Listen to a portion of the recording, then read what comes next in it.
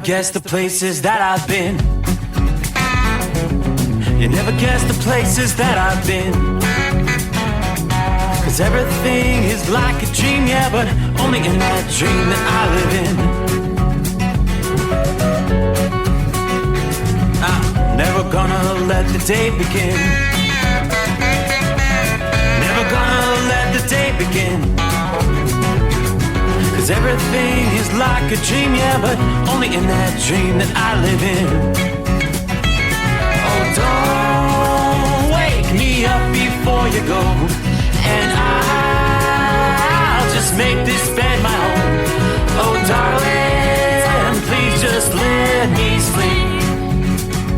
Give me my dreams.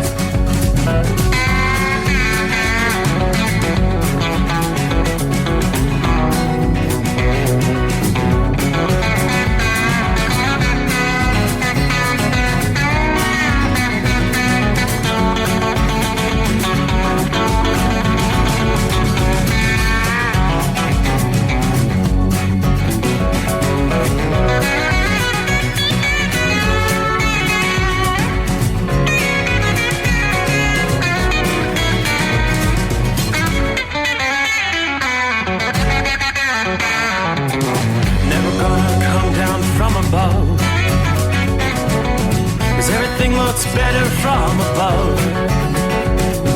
Nothing's ever as it seems, yeah, except in that world that I dream of.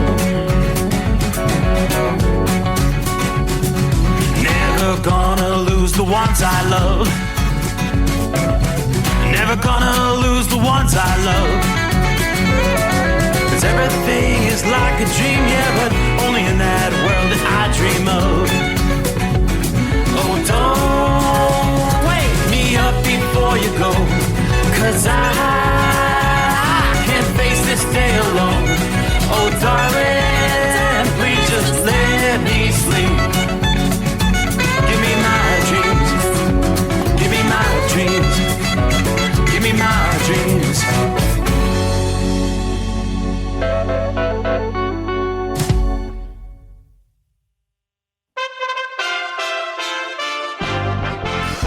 USA Radio News. I'm Tony Maruso reporting. A lawyer for former President Donald Trump described Supreme Court Justice Clarence Thomas as key to Trump's plan to delay Congress's certification of President Joe Biden's victory through litigation after the 2020 election, according to emails recently turned over to the House Select Committee investigating January 6th. We want to frame things so that Thomas could be the one to issue a temporary order putting Georgia's results in doubt, Trump attorney Kenneth Chesebro wrote in December 30th, 2020 email, adding that a favorable order from Thomas was their only chance to hold up Congress from counting electoral votes for Biden from Georgia. John Eastman, another attorney for Trump, responded to that email saying he agreed with the plan. Having a case pending in front of the Supreme Court, Chesebro wrote, would be enough to prevent the Senate from counting Biden's electors. Thomas would end up being the key here, Chesebro wrote. There's a plan to hold up a cash dividend to Albertsons shareholders. Washington State's Attorney General Bob Ferguson has filed a lawsuit seeking to block supermarket chain Albertsons from paying a $4 billion cash dividend to shareholders on November 7th. Mr. Ferguson said the payout would hinder Albertsons' ability to conduct business normally. Kroger announced it would be acquiring Albertsons for $25 billion on October 14th. From the West Coast, USA Radio News Bureau, I'm Lance Pry. More loved ones of the 17 people murdered by Parkland school shooter Nicholas Cruz got their chance after almost 5 years to verbally thrash him face-to-face Wednesday in the second day of a hearing that will end with Cruz formally sentenced to life without parole. Samantha Fuentes was shot on that day and survived. During her remarks in open court, she spoke directly to Cruz with heated emotion. Without your stupid gun, you are nothing. My name is Sam Fuentes, and you will not forget me. I'll never forgive or forget what you've done. And to say I won't be angry for the rest of my life would be a lie. This is USA Radio News. Finding great candidates to hire can be like, well, trying to find a needle in a haystack. Sure, you can post your job to some job board, but then all you can do is hope the right person comes along, which is why you should try ZipRecruiter for free at ZipRecruiter.com/free. ZipRecruiter doesn't depend on candidates finding you. Its powerful technology identifies people with the right experience and actively invites them to apply to your job. You get qualified candidates fast. So, while other companies might deliver a lot of hay, ZipRecruiter finds you what you're looking for. The needle in the haystack. 4 out of 5 employers who post a job on ZipRecruiter get a quality candidate through the site within the first day. ZipRecruiter, the smartest way to hire. And right now, you can try ZipRecruiter for free. That's right, free. Just go to this exclusive web address, ZipRecruiter.com/free. That's ZipRecruiter.com/free. ZipRecruiter.com/free. A day after 2 New Jersey police officers were shot while responding to a 911 call, a man identified as the prime suspect who had eluded the authorities during a chaotic day-long search was arrested on Wednesday, according to the Essex County Prosecutor's Office. Just after noon, the authorities announced that they apprehended the suspect, Kendall Howard, 30, and charged him with 2 counts of attempted murder. Pep talks for consumers ahead of midterm elections that could be a game-changer in Washington. For the first time in U.S. history, President Biden says we have high-paying jobs and not enough people to do them. That upbeat message Wednesday as the president celebrates the Infrastructure Talent Pipeline Challenge that provides job training across the country with the help of unions and private employers. The country's been through a tough 4 or 5 years, and folks are still hurting. Granted that we inherit a 6.5% unemployment rate, it's down to 3.5%, but guess what? Inflation is still hurting people. But we're making real progress. Think you're a sure bet for Wednesday night's estimated $1.2 billion Powerball jackpot?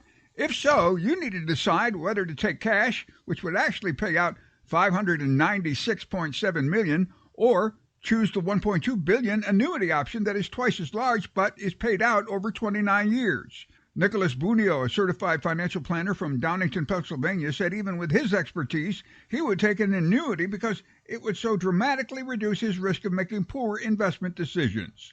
Good luck. For USA Radio News, I'm Tony Maruso. Now you can fly anywhere in the world and pay discount prices on your airline tickets. Book a flight today to London, Paris, Madrid, or anywhere else you want to go. And pay a lot less guaranteed. Call the International Travel Department right now at Low Cost Airlines. 800-215-5141. 800-215-5141. That's 800-215-5141. At Hot Shot Secret, we share the science behind common diesel problems and their solutions. For example, diesel particulate filter regeneration. The DPF catches particulates left over from combustion. The DPF regeneration cycle cleans the filter with temperatures exceeding 1,000 degrees Fahrenheit. A computer sensor triggers the DPF regen, which is often accompanied by a loss of power and fuel economy. The frequency of DPF regens are in correlation to the cleanliness of the fuel burn. Under heavy operation with the dirty burn, DPF regens can occur multiple times per day. Hot Shot Secret Diesel Extreme Fuel Additive promotes a more complete combustion, creating fewer emissions and therefore fewer DPF regens. Vehicles using Diesel Extreme experience 83% less DPF regens. Hot Shot Secret Diesel Extreme is available nationwide at truck stops, fine farm and auto stores, and online at hotshotsecret.com. Hot Shot Secret, powered by science. Well, that midnight hour is upon us, and we really got a long, long way to go. How will we stay awake? Thanks to Chris, for goodness sake. We got Steve Summers on the radio. We got that Hot Shot Secret in the diesel. You know, it really makes that Detroit come to life. We're gonna hear from all our friends. We're gonna do it all again on this overnight drive. How about you, Big Ed? Are you with me? Break 1-9 for that Carolina monkey gouger. Negatory there, hillbilly. Get clean clear to Flagtown. Let it roll.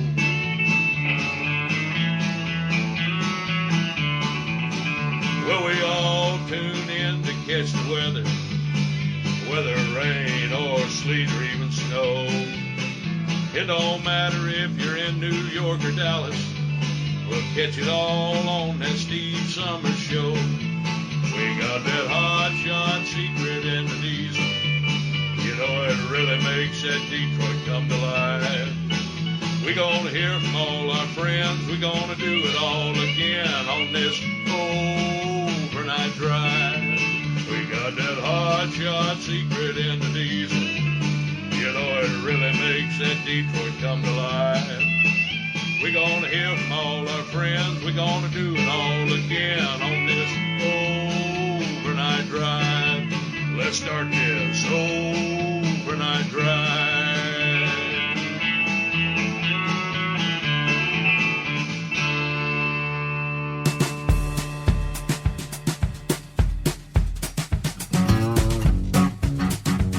Are we ready for this? Well, ready or not. Here we go.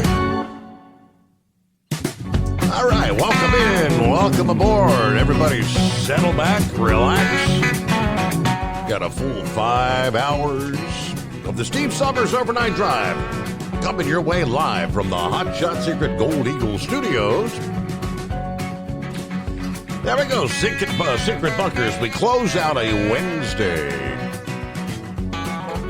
It's a hump day in the books. That means it's Friday Eve, technically, right?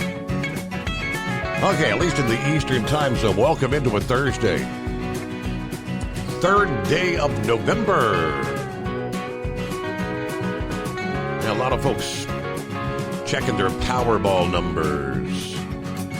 I didn't even see that they update what the jackpot was going to be. I was $1.2 billion. I guess here in a few short hours, we'll know if there was any winners in the mix. Now, Steve Summers is behind the mic. He was not the winner, if there was one. I didn't even get my tickets. I forgot to go out and purchase my tickets, so don't even have any numbers to check. But a little over an hour ago, the numbers were drawn, and if you've got your tickets in hand, $1.2 billion jackpot. Your numbers were 2, 11, 22, 35, and 60. Now, those were your white Powerball numbers. The actual Powerball was number 23. So again, you've got 2, 11, 22, 35, 60, and 23.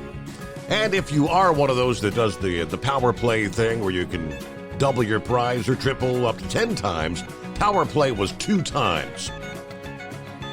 So that kind of comes into play. People that maybe did not win the jackpot, but if you match all 5 of the white balls and miss the Powerball, normally it's a $1 million win. It would be a $2 million win if you match the 5 white balls. Again, it'll be a few hours. I tried to actually log into the Powerball website, but typically when the numbers get this big, they are inundated with so many people trying to get it. Couldn't even open the website, so they are overloaded with people trying to check what the Powerball numbers were. But good luck to you. And if you're a winner, don't forget to share the wealth with your friends. You know, I'm your friend, right? Everybody's your friend if you won the Powerball. So there you go. All right, I did get to tune in to the last inning, Game 4 of the World Series that wrapped up here just a short time ago. A late-running game, but very interesting. It had only happened one time prior to this past evening, and that is a World Series no-hitter. It's amazing what a difference a day can make after the Phillies trounced the Astros 8-0 Tuesday. It was a complete turnaround. Wednesday night's game had the Astros with a no-hitter. Only, again, second time in World Series history, a no-hitter takes place. Final score 5-0. Astros over the Phillies. As Philly Dan said, Philly's got a beating tonight. We got a win tonight. Yep. So the series is now tied at 2 games apiece. It's almost like starting fresh and anew. Yeah, you've got 3 games remaining. Somebody's got to win 2 out of those 3 to actually win the World Series. We'll see. So that makes for an interesting series, right? We know it's going to be at least a 6-game series. If one team can win 2 in a row, it may very well go to a full 7-game World Series. You know, and as far as Major League Baseball is concerned, that's what they're pushing for. That's what they want. They want all those, they don't want to be refunding tickets and all the advertisement dollars they would lose if it's a shortened series kind of thing. But they got to be pleased with how things are going right now. Meanwhile, around the country, for our drivers out there moving the freight tonight, you know, the big picture, it's a pretty darn good night. Most of the country is precipitation free. Just a few spotty showers I'm looking at down into portions of West Virginia there. It's more like sprinkly activity there. The heart of the country is high and dry. All's quiet. Even out west, things are definitely going to begin changing pretty dramatically later today, Thursday, as this big, powerful storm drops out of the Rockies. But at this moment in time, we do see a little bit of snow activity, lighter snow in parts of south central Montana, little bit of snow down there in south central Wyoming, some spotty snow towards Salt Lake City and on down into southwestern Utah, a little bit of rain toward the Colorado-Utah line. But again, the big picture, not a whole lot of precip in the mix. That, again, is going to change dramatically. One of the strongest storms of the fall so far is going to make its way out of the southern Rockies into the upper Midwest. And it's going to spawn some fast-moving, severe thunderstorms in the process. Forecasters tell us the severe thunderstorms that ignite across the southern plains will be capable of spawning up or spinning up tornadoes, as well as other threats. Yeah, the storm's going to take advantage of a strong temperature contrast. The surging warmth over the plains and that plunge of cold air out west. At the same time, a strong jet stream is going to shift eastward as more tropical moisture flows northward out of the central USA. Heavy rains will be produced over the Mississippi Valley as we head into the early portions of the weekend. That would be both beneficial on one hand, because as we've been talking ad nauseum about the low levels of the Mississippi River, problems would be in the form of flooding. Not only will the storms raise concerns for travelers, or like you moving the freight out there, could also trigger power outages, property damage, and pose some risk to lives in extreme cases, a.k.a. tornadic activity.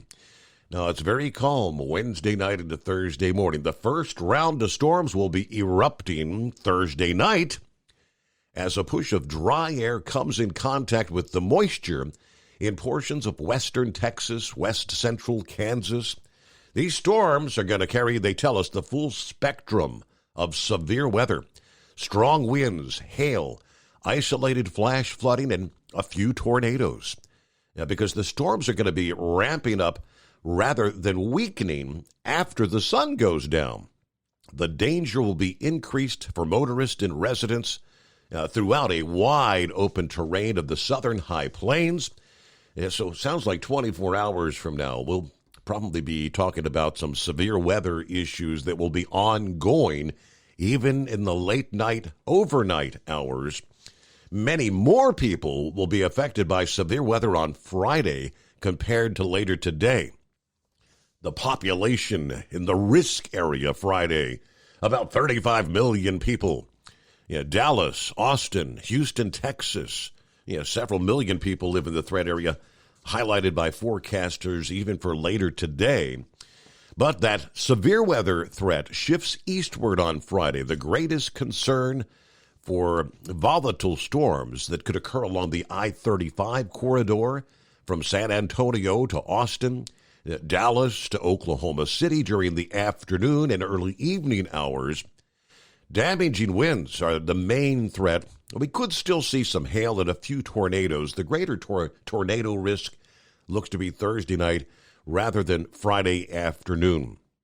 There is the risk of some of the worst weather in that corridor during the Friday afternoon and evening rush hours which will pose an elevated risk for those commuters out there. The risk of severe weather continues beyond the daylight hours Friday as well into the overnight hours. A line of thunderstorms, some severe, should race eastward across Missouri, Arkansas, eastern Texas, and Louisiana Friday night. Damaging winds could impact those locations during the overnight hours, probably reaching the Mississippi River by about daybreak Saturday. Now, even as the changing conditions in the atmosphere may take some of the edge off the severe weather during the daytime and evening hours Saturday, the storm system overall will still indeed be packing a punch. Gusty showers bringing gusts 40, 50 miles per hour as far north as Chicago and Milwaukee Saturday morning. Forecasters note people want to secure those loose objects, trash cans, lawn furniture around the neighborhood. A lot of people still probably have Halloween decorations out in the yard. Tents and grills may be set up for some of the upcoming football games, big college football games there on Saturday. Same storm will not only tap into Gulf of Mexico moisture, but it also may draw in some moisture from 1,000 miles further to the south from Hurricane Lisa. Now, even though Lisa will have diminished by the weekend, the moisture is likely to get strung out well to the north of Central America and southern Mexico by this weekend. So we're going to be talking several inches of rain in the mix across Missouri, eastern Iowa, southern Wisconsin. Some areas may see 3 to 4 inches of rain in that region. That would be enough to cause some isolated flooding issues, where the thunderstorms associated with the cold front overlap with the soaking rain from the main part of the storm. Could be talking rainfall totals approaching maybe 7 inches in some areas. If there's any good news, the fast motion of the storm should limit the duration of the rain, but otherwise we'd be talking much higher numbers. Aside from the flooding threat, ponding on the highways that are going to slow you down on the roadways, obviously this will be very beneficial rainfall. Much of the plains, the Mississippi Valley, soil conditions that range from abnormally dry to exceptional drought conditions. The lack of rain that's caused the main stem of the Mississippi River and many of its major tributaries like the Ohio, the Missouri, and Arkansas rivers are all technically dipping to historically low levels in recent weeks. Now, a water level rise maybe a few feet over the next several weeks has the potential to be enough to allow some increased barge traffic on the Mississippi. It doesn't happen overnight. All this rain comes through, has to work its way down through the tributaries into the main waterway. It looks like the overall long-term pattern, though, through the end of this year doesn't really favor a lot of rain events. Water levels, after rising several feet, could very well fall again after that temporary rise. Prior rain events in the past month haven't really had much of an impact on the water levels there on the Mississippi. There's been a slight increase in levels, generally maybe a foot or less. Most of the rain from the recent storms being absorbed by the dry ground there. Now, rainfall with this upcoming storm could be sudden enough to lead to some more substantial runoff. In other words, rain coming down so quickly, ground doesn't have time to absorb it all, so it will indeed run off. But that would be, I guess, some good news as far as the Mississippi is concerned. We've actually got some updates on what's going on along the Mississippi. And even after the rains, it's going to be several weeks before things really improve along the southern stem of the Mississippi River. Welcome aboard. It's 844-844-3388, a Thursday, the Steve Summers Overnight Drive. It's coming. Crisp fall mornings turn bitter cold. As you fire up your diesel, you can see your breath on the inside of a cab. Imagine looking deep into your engine. Freezing temperatures impact your diesel's fluids, especially fuel. On a 23-degree morning, the paraffin wax in your untreated fuel starts to morph from fluid to large crystals. These crystals clump together and form a gel. At minus 10 degrees, your fuel hits the point where it no longer pours like a liquid. It's so dense that the flow through the fuel filter will slow, causing hard starts or no starts. Get prepared now for the cold that is coming. Hot Shot Secret Diesel Winter Anti-Gel is a premium fuel additive that lowers your fuel's pour point to minus 65 degrees. If it's that cold out, you shouldn't be on the road. You ought to be at home in front of the fireplace. Hot Shot Secret Diesel Winter Anti-Gel Premium Fuel Additive. Available now online at hotshotsecret.com. Hot Shot Secret. Powered by science. Dean Michael, the tax doctor here. I have one question for you. Do you want to stop worrying about the IRS? If the answer is yes, then look no further. I've been around for years. I've helped countless people across the country, and my success rate speaks for itself. So now you know where to find good, honest help with your tax problems. What are you waiting for? If you owe more than $10,000 to the IRS or haven't filed in years, call me now at 888-557-4020 or go to mytaxhelpmd.com for a free consultation and get your life back. If you're looking to improve fuel economy, try Hot Shot Secret's everyday diesel treatment. Order at hotshotsecret.com. And don't forget, use the coupon code Overnight Drive to get 10% off your entire order.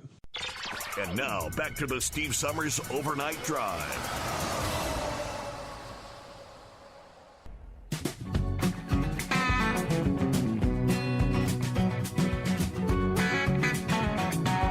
All righty, I mentioned Philly Dad is on board, kind of licking their wounds tonight. Those Phillies are no-hitter. Wow.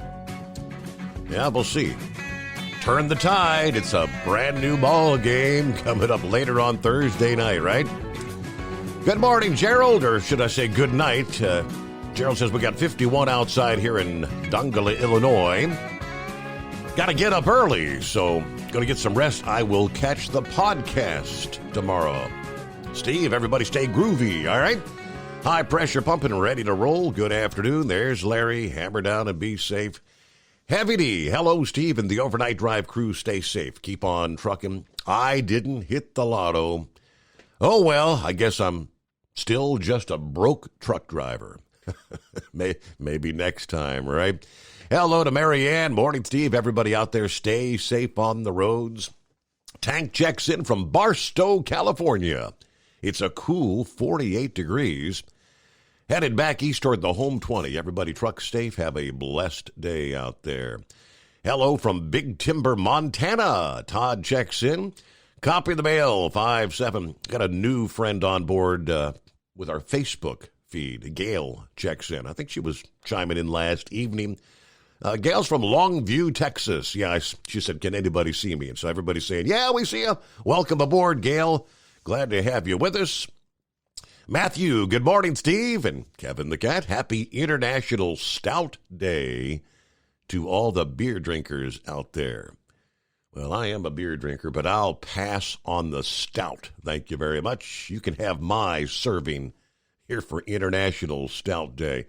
Good morning to Bolt, checking in, 48 degrees at the State Police Barracks in Romney, West Virginia. Well, let's see, just 2 more days and I'll be doing work pretty much on my own. So I guess the training's all about wrapped up. That's good. Making progress. Hope all's going well. Have a wonderful, safe night, all the listeners out there. Very good. Hello to Scott, checking in. Deborah's on board there in Indiana. Morning, a nice 50 degrees here in Indiana tonight.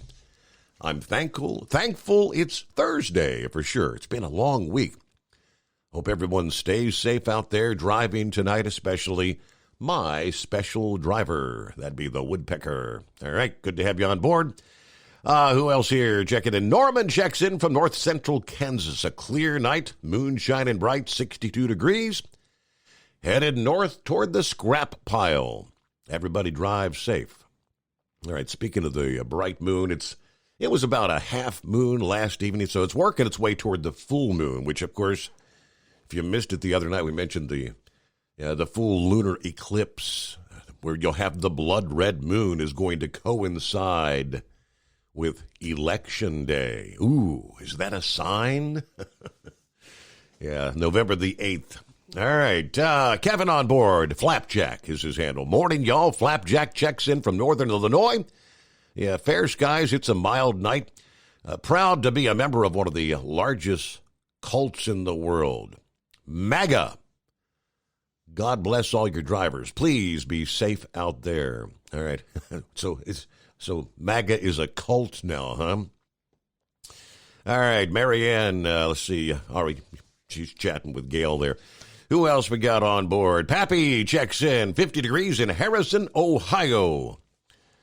T-minus 5 days and counting. Election day. Hammer down and be safe, drivers. Very good. Let's see. Jeff says, are you on iHeartRadio? We are on iHeart via the podcasts. You cannot listen to the show live via iHeart. Yeah. Catch us on the Android, the iPhone app. Obviously, here we are live on YouTube, live on Facebook, live on tncradio.live. Yeah, all the various streaming applications. Yeah, once we download the podcast, you can tune into the previous shows. But if you want to catch us live, you got us on Facebook, I see right there. You can download the app, as I said, on your smartphone. That's what a majority of the drivers don't like to have the screen lit up on their phone via Facebook or YouTube. They download the app, overnightdriveradio.com, and you can listen with the screen dark there. All right, looks like we got to get a news break in here. 29 past the hour as we roll into a Thursday, the Steve Summers Overnight Drive. USA Radio News. I'm Tony Marusa reporting. President Joe Biden's threat to impose a windfall profits tax on oil companies is unlikely to pass in the U.S. Congress, even if Democrats defy forecasts and manage to maintain their razor-thin majority in midterm elections on November the 8th. Congress passed big retroactive tax breaks for big oil when former President Donald Trump was in office as fuel demand dropped during COVID lockdowns.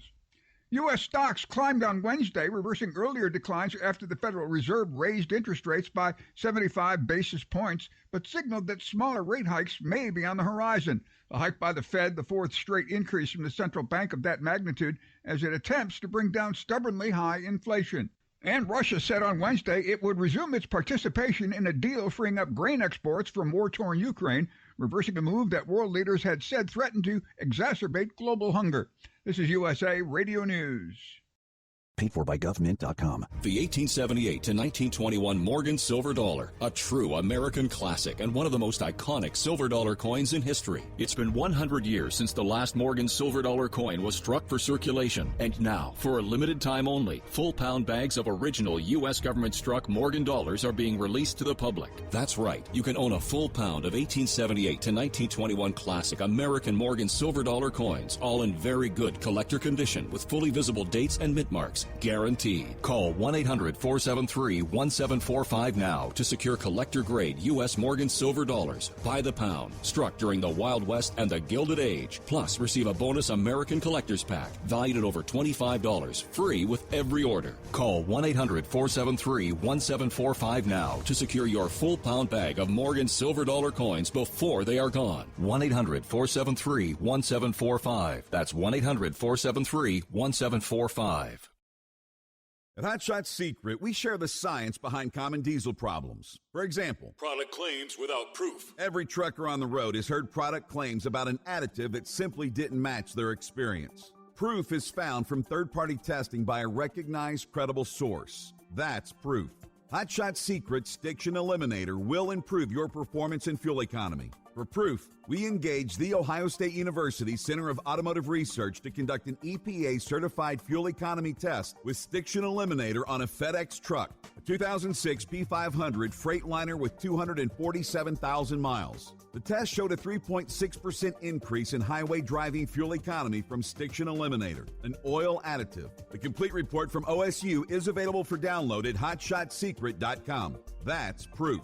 Hot Shot Secret Stiction Eliminator, available at truck stops, Tractor Supply, O'Reilly's Auto Parts, and online at hotshotsecret.com. Hot Shot Secret. Powered by science. For anything diesel, take it to Scheid Diesel. They provide a wide variety of services and diagnostics to determine what the problem is with the latest technology. From simple oil changes and preventative maintenance to fuel system diagnostics and repairs, engine rebuilds and cylinder head repairs, and rebuilds with our in-house machine shop. They also have on-site DPF cleaning for exhaust issues and DOT inspections. If your diesel is asking for some attention, Scheid Diesel has the specialist you need for anything diesel. Located in Terre Haute and Lafayette, Indiana, and Effingham, Illinois, Scheid Diesel has you covered.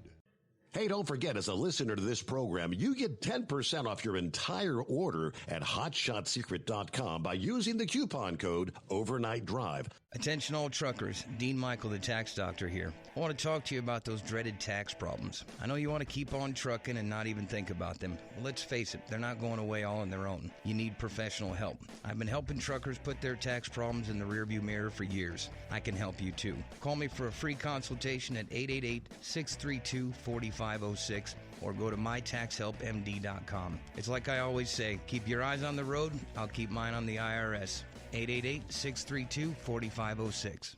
How do you sleep on the road? After downtime, do you wake up well-rested and invigorated or tired, achy, and sore? Well, if it's the latter, you're not sleeping on the Big Rig Mattress. The Big Rig Mattress is a hybrid with an individually pocketed spring core that's engineered to deliver the best restorative sleep for your time on the road. Many drivers have said they sleep better over the road on the Big Rig Mattress than they do at home. Learn more about the Big Rig Mattress at thebigrigmattress.com or call 877-736-4233. Most standard sizes ship within 72 business hours. The Big Rig Mattress, 100% made in the USA since 2009. Because Channel 19's a little congested. Call Steve now at 844-844-3388. The Overnight Drive.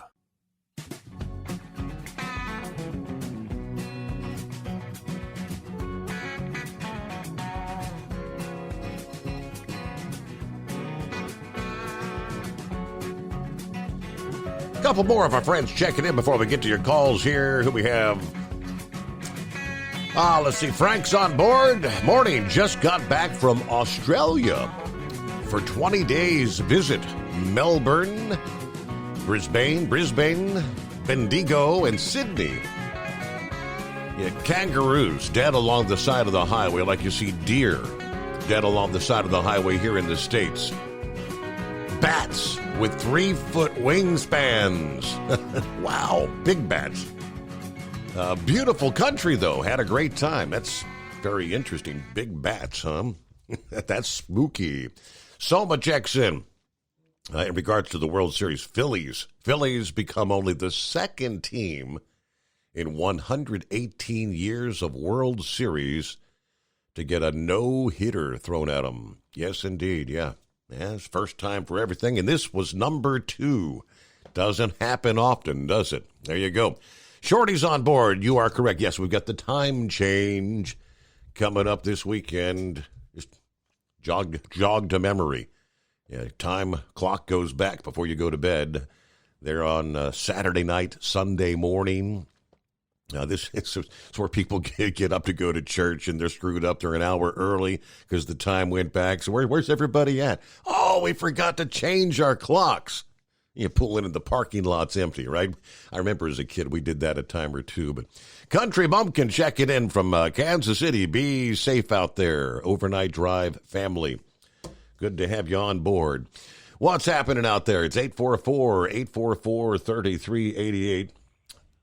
Horsefeather's got something for us out of the box. What's happening? Morning, Your Honor. Morning. Yeah, when I crossed into Pennsylvania this morning there, they got the electronic sign put up, and, of course, it blinks like 3 different screens of message to you, and you can't read it all when you go by. So I guess there's going to be an upcoming closure on Interstate 83 up in the Harrisburg area. So it said exit 41A, 41 as A as in apple, to exit 46. So I didn't know if you can check with PA 511 maybe, see if they have anything upcoming. But I didn't see when it was for, but it looked like there was going to be some sort of happenings going on there. So that would be, I believe, the 41 where it's A and B, and I don't know if there's a C or not, but it's right there where 81 and 581 split, the Lemoyne exit, and that's it's on the west side of the Susquehanna River, but really for the way the roads run is south. And then you go across Susquehanna River, and then it's a couple exits up past Susquehanna River there, so up to where like 283 comes back into 83. So, and 322 splits off to go to Hershey. Gotcha. So I don't know exactly what's going on in that area, but upcoming. So if you're planning travels, plan ahead, plan wisely, and maybe plan on going around. But you know how all that goes. So I had a little interesting conversation with the proprietor that owns the property where I park my truck at. He's got a little small business store that goes on there and that. And we got talking a little bit about, the economy and the way things are. And he's like, yeah, that big oil, boy, the government ought to do something about that big oil. And I said, well, the government already did something about that big oil by not letting them do their job. Yeah. He's like, what do you mean not letting them do their job? I said, well, they're a regulated industry like what I do, they can only do what the government allows them to do, they regulate the refining, regulate the production of oil being brought out of the ground, the transportation of it.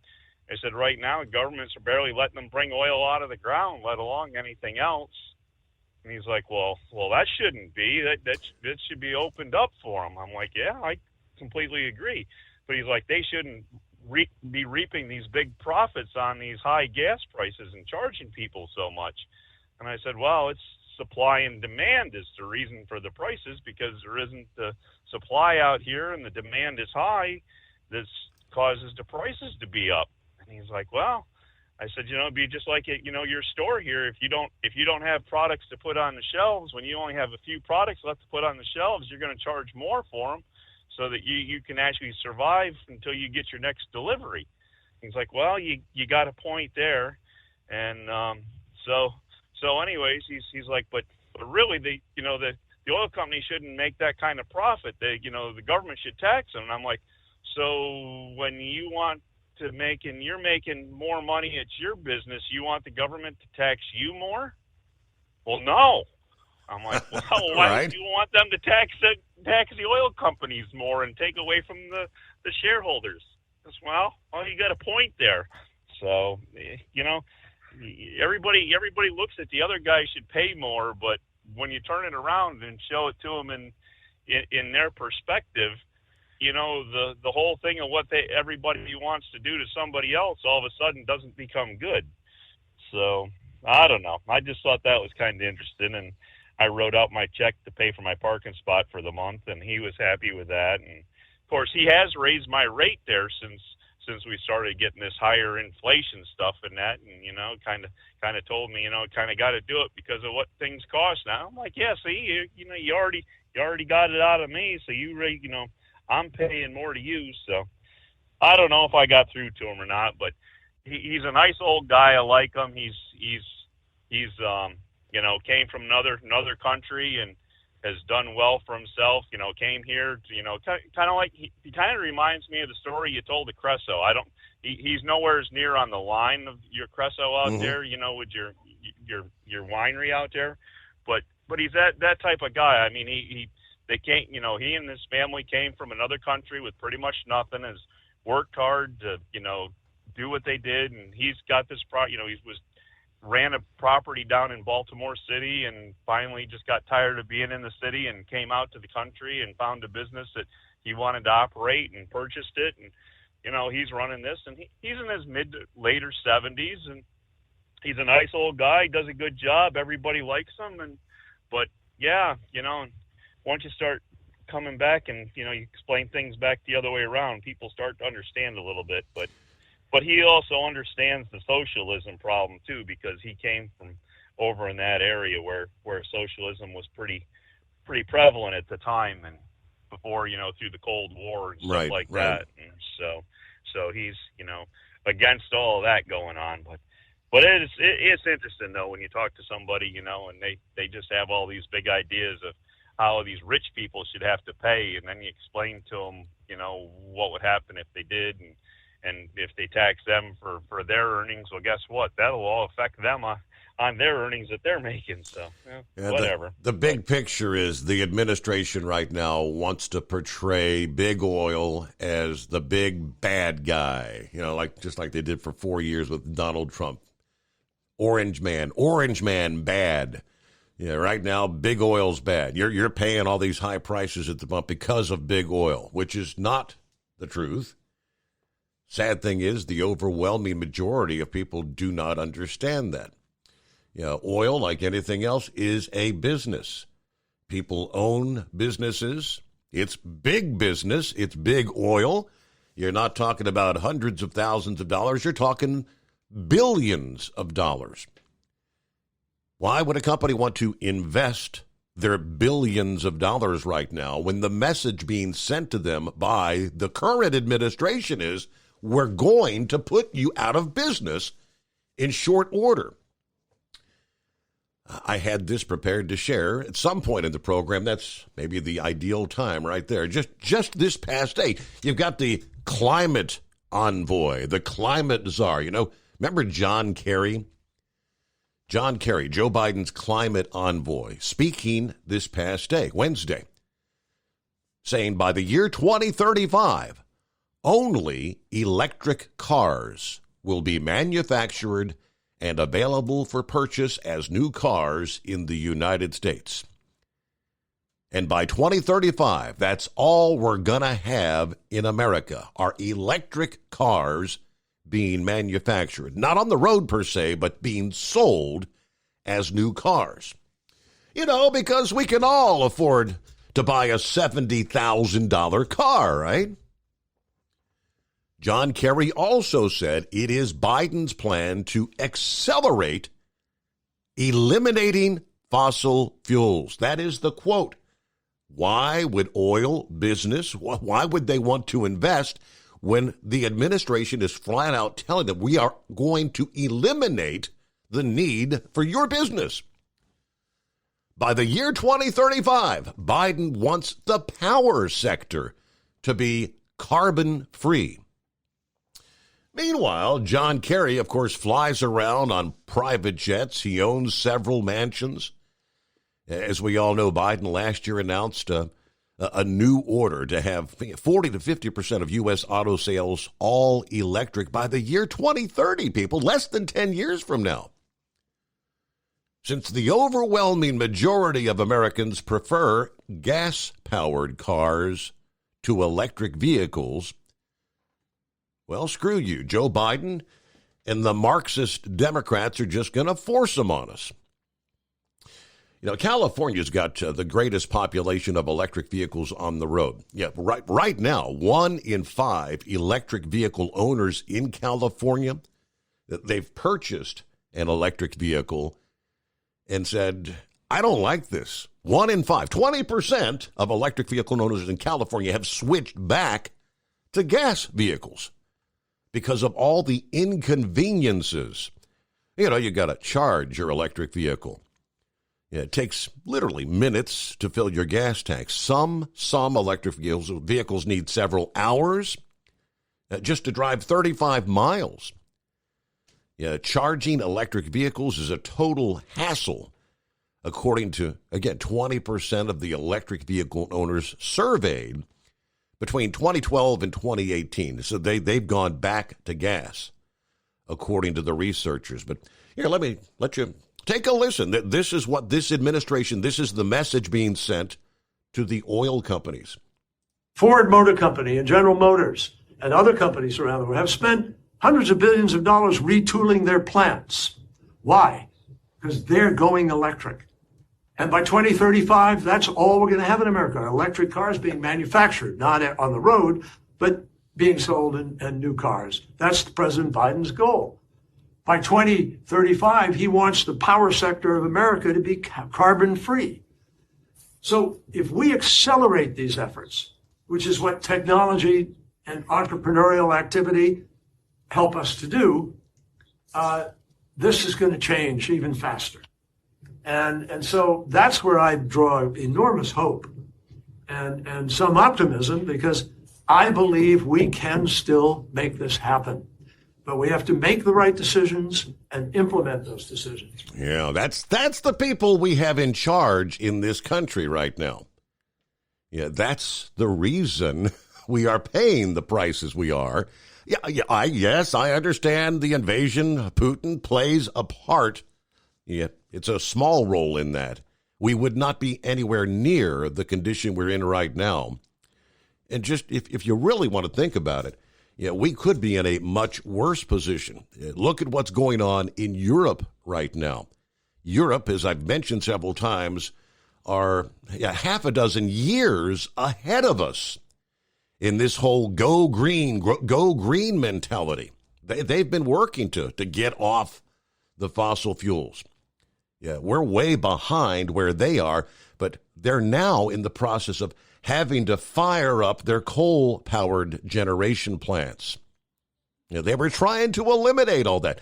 They're having to revert back to fossil fuels. They've got themselves in way over their head.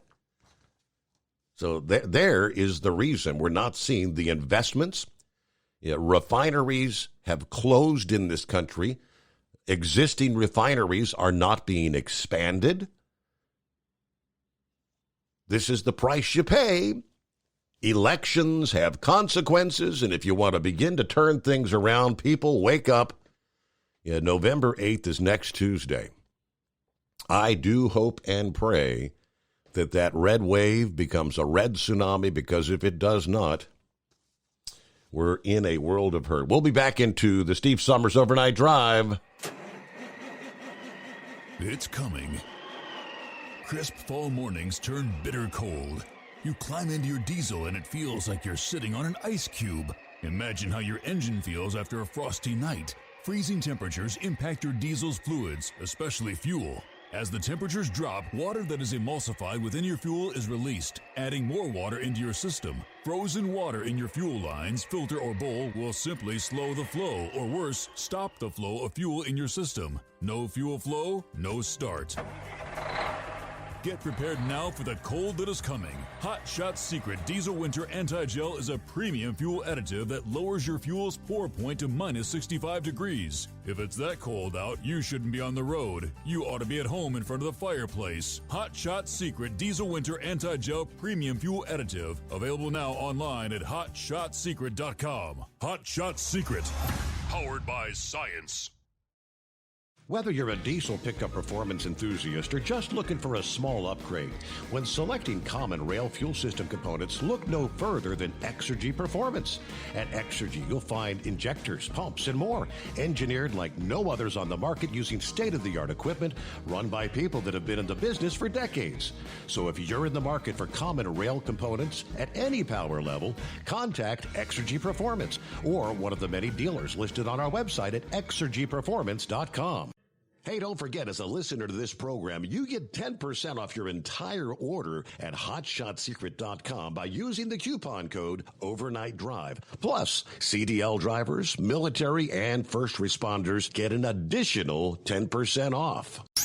The Overnight Drive with Steve Summers. Live from the Hot Shot Secret Studios. Call Steve now. 844-844-3388. That's 844-844-3388. Yeah, real quick, so as I was just mentioning there, the message this administration wants the people to hear is this is all the fault of big oil. Look, they're reaping these massive profits while we all suffer the pain at the pump. Representative Mace kind of addressed that earlier this week. Nancy Mace on Tuesday said Biden's threat to pursue a windfall tax on oil and gas companies to push them to use their record profits to increase production and lower prices just shows he doesn't know anything about business or how energy prices work. Long before Russia invaded Ukraine, and in fact, due to the pandemic and disruptions in the supply chain, one of the reasons prices have gone up over the last 2 years is there's also scarcity in the market. When there is scarcity in the market, prices are going to go up when there's greater demand. It's supply and demand. These all contribute to the prices we're seeing when they go up and down. Now, the oil companies are dealing with lawsuits filed while trying to get their drilling permits enacted once again. So there's a number of different drivers that go into the pricing. Biden's policies already aren't good for oil prices. Now, if we move on and do this windfall tax, all it's going to do is make you pay more, and inflation is going to go up. Now, they go into the whole election thing and whatnot, but there's it's supply and demand, scarcity of the product. Well, let's just pile on right there. South Carolina earlier this week declared a waiver, an emergency situation waiver for the hours of service, saying that scarcity of gas and diesel and oil products. Let's add Nebraska into the mix. Now, keep in mind, last week it started in the Northeast, and then it was down the Mid-Atlantic, and now it's the warning for the Southeast. Be aware you may have terminals running out of product. Fuel shortages due to high demand for petroleum products have resulted in Nebraska issuing emergency relief, according to the executive order day before yesterday. Commercial motor vehicles and motor carriers are engaged in the business of transporting fuel from further distances and waiting longer at terminals in order to meet the needs, according to the order. Under the order, temporary waiver of the hours of service requirements is now in place through November 30th for drivers hauling gas or gasoline blends, diesel, fuel oil, ethanol, propane, and biodiesel. Carriers operating under the terms of this emergency declaration shall not require or allow an ill or fatigued driver to operate a motor vehicle. But you know the drill. It's the same in all these emergency declarations. Let the drivers, let them roll. Let them do what they got to do. Screw the 14-hour clock and all that. It's an emergency. Drivers operating under this proclamation shall carry a copy with them as evidence of their direct support during this emergency period. As I mentioned, South Dakota issued a similar emergency last week due to the low inventories and outages of liquid fuels within that state. And I think we're just going to continue to see more of these scenarios cropping up around the country. You gotta love the Biden administration. And I want to move over to the Mississippi River. And something that really gets me is time and time again, especially if you tune into the likes of the Weather Channel, they are in lock, stock, and barrel that all these things that are happening along the Mississippi, or of course, Hurricane Ian, the big storm, everything. It's all because of climate change. Climate change. It's our fault. It's the internal combustion. Yeah, you've heard it all. Trying to make it sound like these things have never happened before, which is an absolute lie. What was going on in 1908? How many internal combustion engines, how many coal-fired power plants were in existence in 1908? Take you to the photographic evidence is there. 1908, you could look, the Ohio River was all but gone. Very, very eerily reminiscent of what you see along the Mississippi River right now down south. Walking across the Ohio River was actually possible due to a 2-month drought. Navigation along the Ohio River was suspended. The river hit a record low stage of 2 inches in Wheeling in October of 1908. Climate change must have been a real issue in 1908. No, the climate changes. There are droughts. There are famines. The weather constantly changes. Take you to the trucker this past day. Adam Thomas harvesting the soybeans on his Illinois farm. When the dew burns off in the morning. This year, dry weather actually accelerated the work, allowing him to kind of start early. His problems now are getting the soybeans to the market. Come back and give you more on the story, but we're up to the clock here, looking at the news break ahead here. Of course, after which we'll get back to your calls at 844-844-3388. They always try to make it sound like this is something that's never happened before.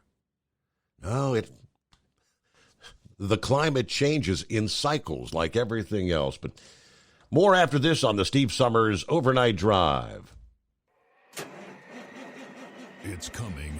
Crisp fall mornings turn bitter cold. As you fire up your diesel, you can see your breath on the inside of a cab.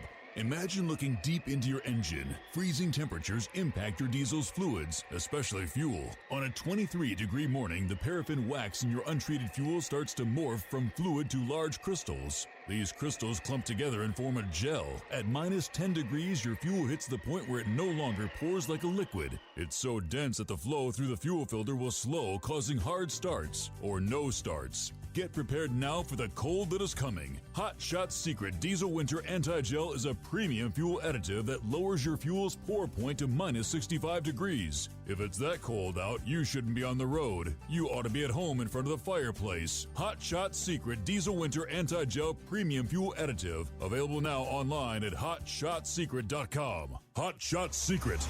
Powered by science. Whether you're a diesel pickup performance enthusiast or just looking for a small upgrade, when selecting common rail fuel system components, look no further than Exergy Performance.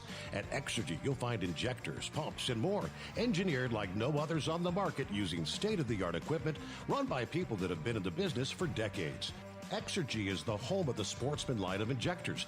These injectors are designed for use in pickup trucks with no other modifications and offer a 15 to 20 horsepower gain while being calibrated to tighter tolerances than factory stock injectors. With a product lineup of injectors from Sportsman to 700% over, pumps from Sportsman to 14 millimeters, and complete engine control systems, Exergy has you covered.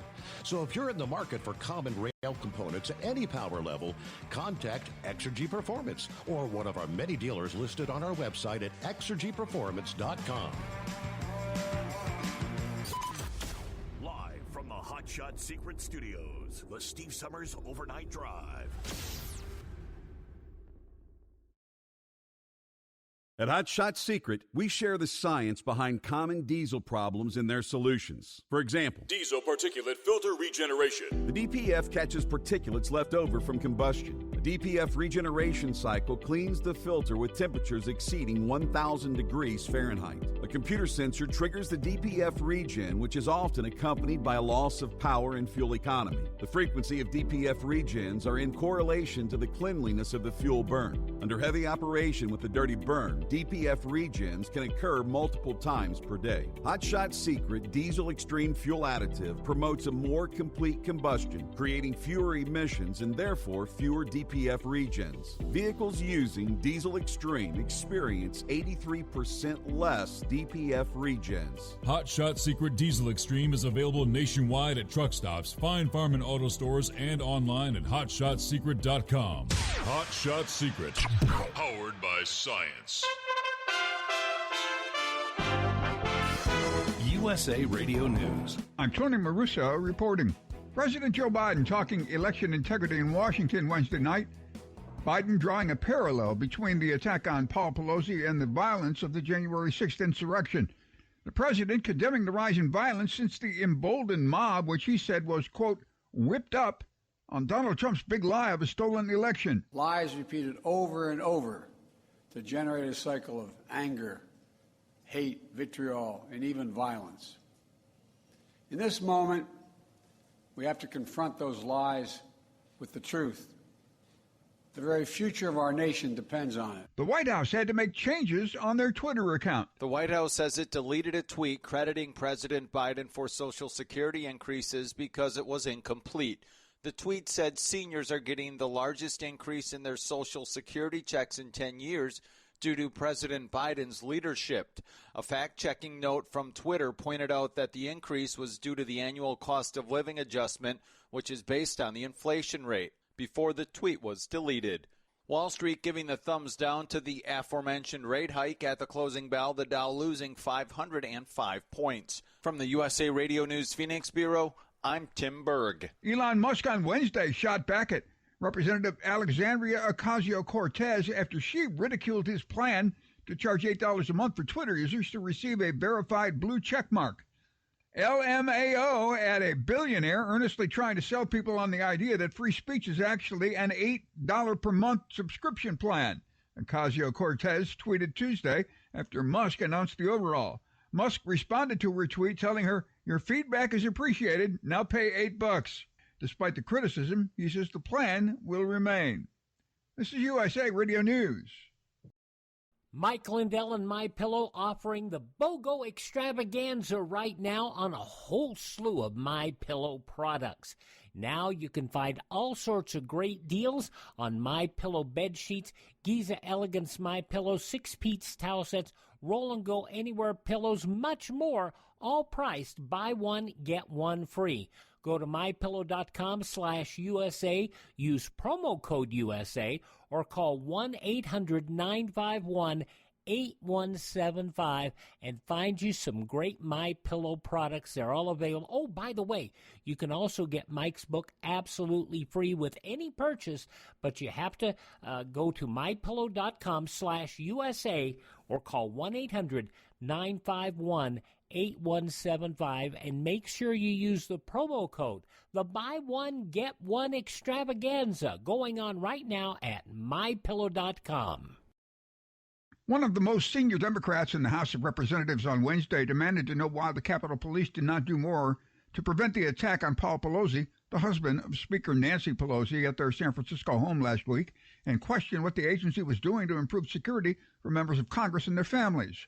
Representative Zoe Lofgren, Democrat of California and the chairwoman of the Administrative Committee, questioned several of the department's policies and practices. The department has previously reported to the committee that the Speaker receives the most threats of any member of Congress.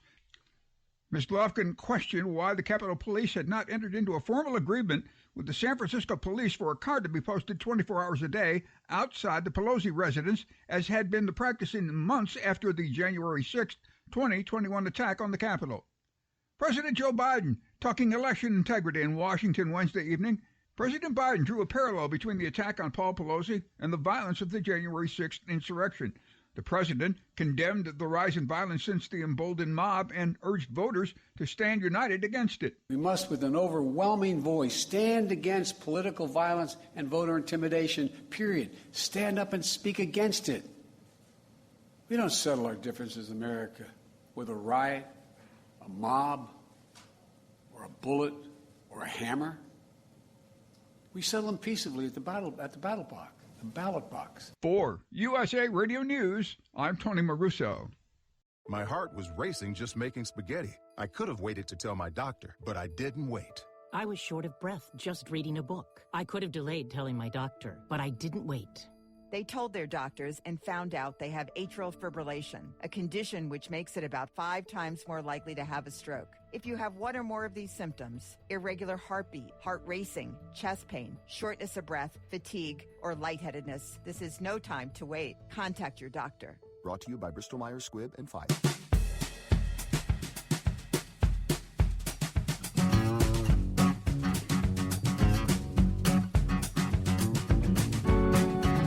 All right, welcome back. Hour number 2 already off and rolling here. Thursday coming on. Hope you've had a good week so far as we look toward the weekend. Yeah, we know about 60% of the Midwest and northern Great Plains states are in drought right now. Yet nearly the entire stretch of the Mississippi River, from Minnesota to the river's mouth in Louisiana, experienced below average rainfall over the past 2 months. Yeah, that means the water levels on the river have dropped to near record lows. And we've talked about the shipping and the barge traffic, which we know is critical to moving the agricultural goods, your soybeans, your corn. Got to get it down the river for export. Although scientists say climate change is raising temperatures and making droughts more common and intense, one weather expert says this latest drought affecting the central states it's a short-term weather phenomenon. These things happen. Yes, we know the lack of rain has seriously affected commerce. I mean, that river moves more than half of all the grain exports. But the drought has reduced the flow by about 45% right now. Now, prices for rail shipment, the alternative, is also up. According to the Illinois Farm Bureau, it just means lower income, basically. Thomas, who farms at the confluence of the Ohio and Mississippi River, says he doesn't own enough grain storage to wait this out. In other words, I just have to pay the higher cost to ship it. Yeah, I've had to take a price discount. Yeah, the price you pay, all right? Climate change is generally driving wetter conditions in the upper Midwest river region. But in recent months, lower water levels have revealed parts that are usually inaccessible. Down in the Mississippi, that Tower Rock, as you know it, where you have people, thousands of visitors last weekend walking out to a part of the river that's typically submerged by the river. Now, again, it's not like this has never happened before. I take you back to the 1908 story. On that October 23rd, yes, more than 110 years ago, the National Weather Service in Evansville recorded an official river reading of 2 feet. Alarming as it was actually a slight improvement from the period of October 11th through the 16th, when the Ohio River was at 1.3 feet. National Weather Service records at the Greater Cincinnati International Airport list more than 160 Ohio River floods dating back to 1773. There have been many occasions when the Ohio River was shallow enough in the Covington-Newport area for a person to literally wade across the river. About 10 times, the river has dipped to less than 3 feet deep. There was an occasion where the Ohio River was 1.9 feet deep. In other words, you could literally wade across the river in knee-deep water. According to the Weather Service, October of 1908, the Ohio River officially was listed at less than 3 feet deep. The river had dipped to 2.6 feet on October 6th. After a long dry spell that back in those days, it was the tobacco farmers. It hit the tobacco dealers especially hard. The dry spell not only stunted the crops, but the shallow river level hindered the farmers from being able to get their crops to the market. Since 1908, the yearly low river mark has gradually increased, with only a few exceptions, like 1927, when the Ohio dipped to 5.3 feet. It hasn't dropped below 10 feet since 1935. Now, things have changed since then. The main reason we tend to take the Ohio River for granted today is the locks and the dams that were designed to keep a more constant water level for navigation and to control floods. These man-made controls have helped prevent some of the extremes, whether it be high or low water levels, that at one point in time were simply determined by nature. It happens. It will continue to happen. We can do all these things in the name of the new Green Deal. We can go all electric, whatever you want to do. It's not going to change a blasted thing as far as Mother Nature is concerned. And that's the fact that people just will not wake up to. But all right, what's going on with 5-7 here? Good morning. Good morning. Yeah, I imagine that your support crew already let you know that the recording didn't come through. We just got dead air, at least on Facebook. But I got up this morning. It's probably about the same thing. I got up this morning, drinking my coffee, and there's Joe Biden standing there, and feeding a line of bowls. I mean, if you ain't got nothing, then I guess you just lie. And it's just amazing to me. I'm sitting there. Can you imagine being Steve Scalise sitting there and listening to Biden talking about just now about attacking members of the government? I mean, him being shot for no reason and the others being shot for no reason other than they're Republicans, but no action taken. Paul Pelosi was just the husband of Nancy. It had nothing to do with the actual function of government, and now it's a major issue. It's all stinking politics. Yep. It's just absolutely ridiculous. I love the fact that all because of the oil companies' major profit gains. Well, they've got the profit gains because they're not able to reinvest into the system to go and reminding everybody. We're talking to the choir here. I know they spent millions and billions and millions of dollars, probably billions, on checking out and exploring for oil, and there's no return. I mean, there's no oil there. Boom, the leases were paid for. They've already spent the money to look, or there's just not enough oil to invest all that equipment out there. So they spend a lot, but to make a lot more, I guess you would say. But there's no windfall profits here. It's the fact that they're being held up in finding more. And apparently they haven't learned in Washington yet that we live off of oil. That's our bloodline. Another thing, last night or early this morning, your news feed was great because it talked about the lie they're saying about Republicans are going to end your Social Security, end all this stuff. Goes down this list, and the newscaster right after that was the politician said what they were saying, that Republicans were going to take away from the people. Made note that no Republican even mentioned about doing such, taking stuff away from the people. So I think the people by this time, they pretty well got their mind made up.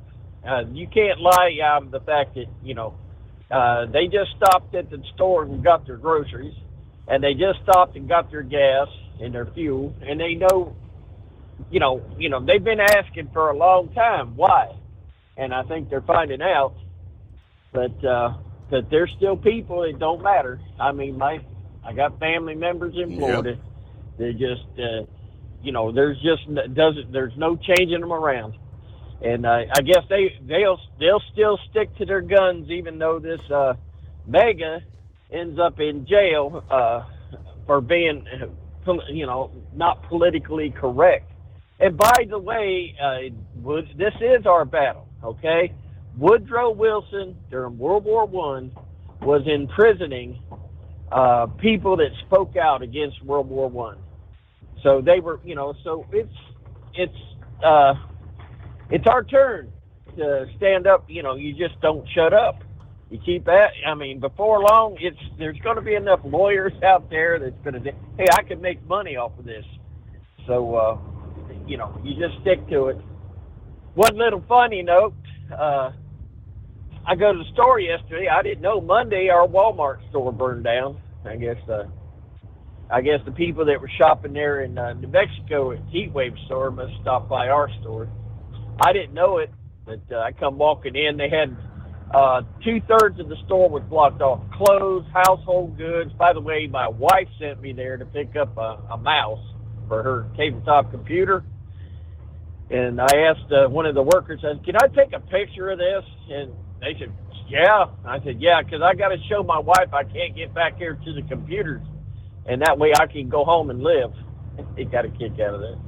As I was walking out, I called Heatwave and told him about the situation. I'm walking through the parking lot. There's a man walking along with me about 2-3 yards off to my right and behind me a little bit. Heatwave says, well, did you find out what caused the fire? And I said, yeah, I don't know what. Shoot, I haven't heard it. Didn't even know there was a fire.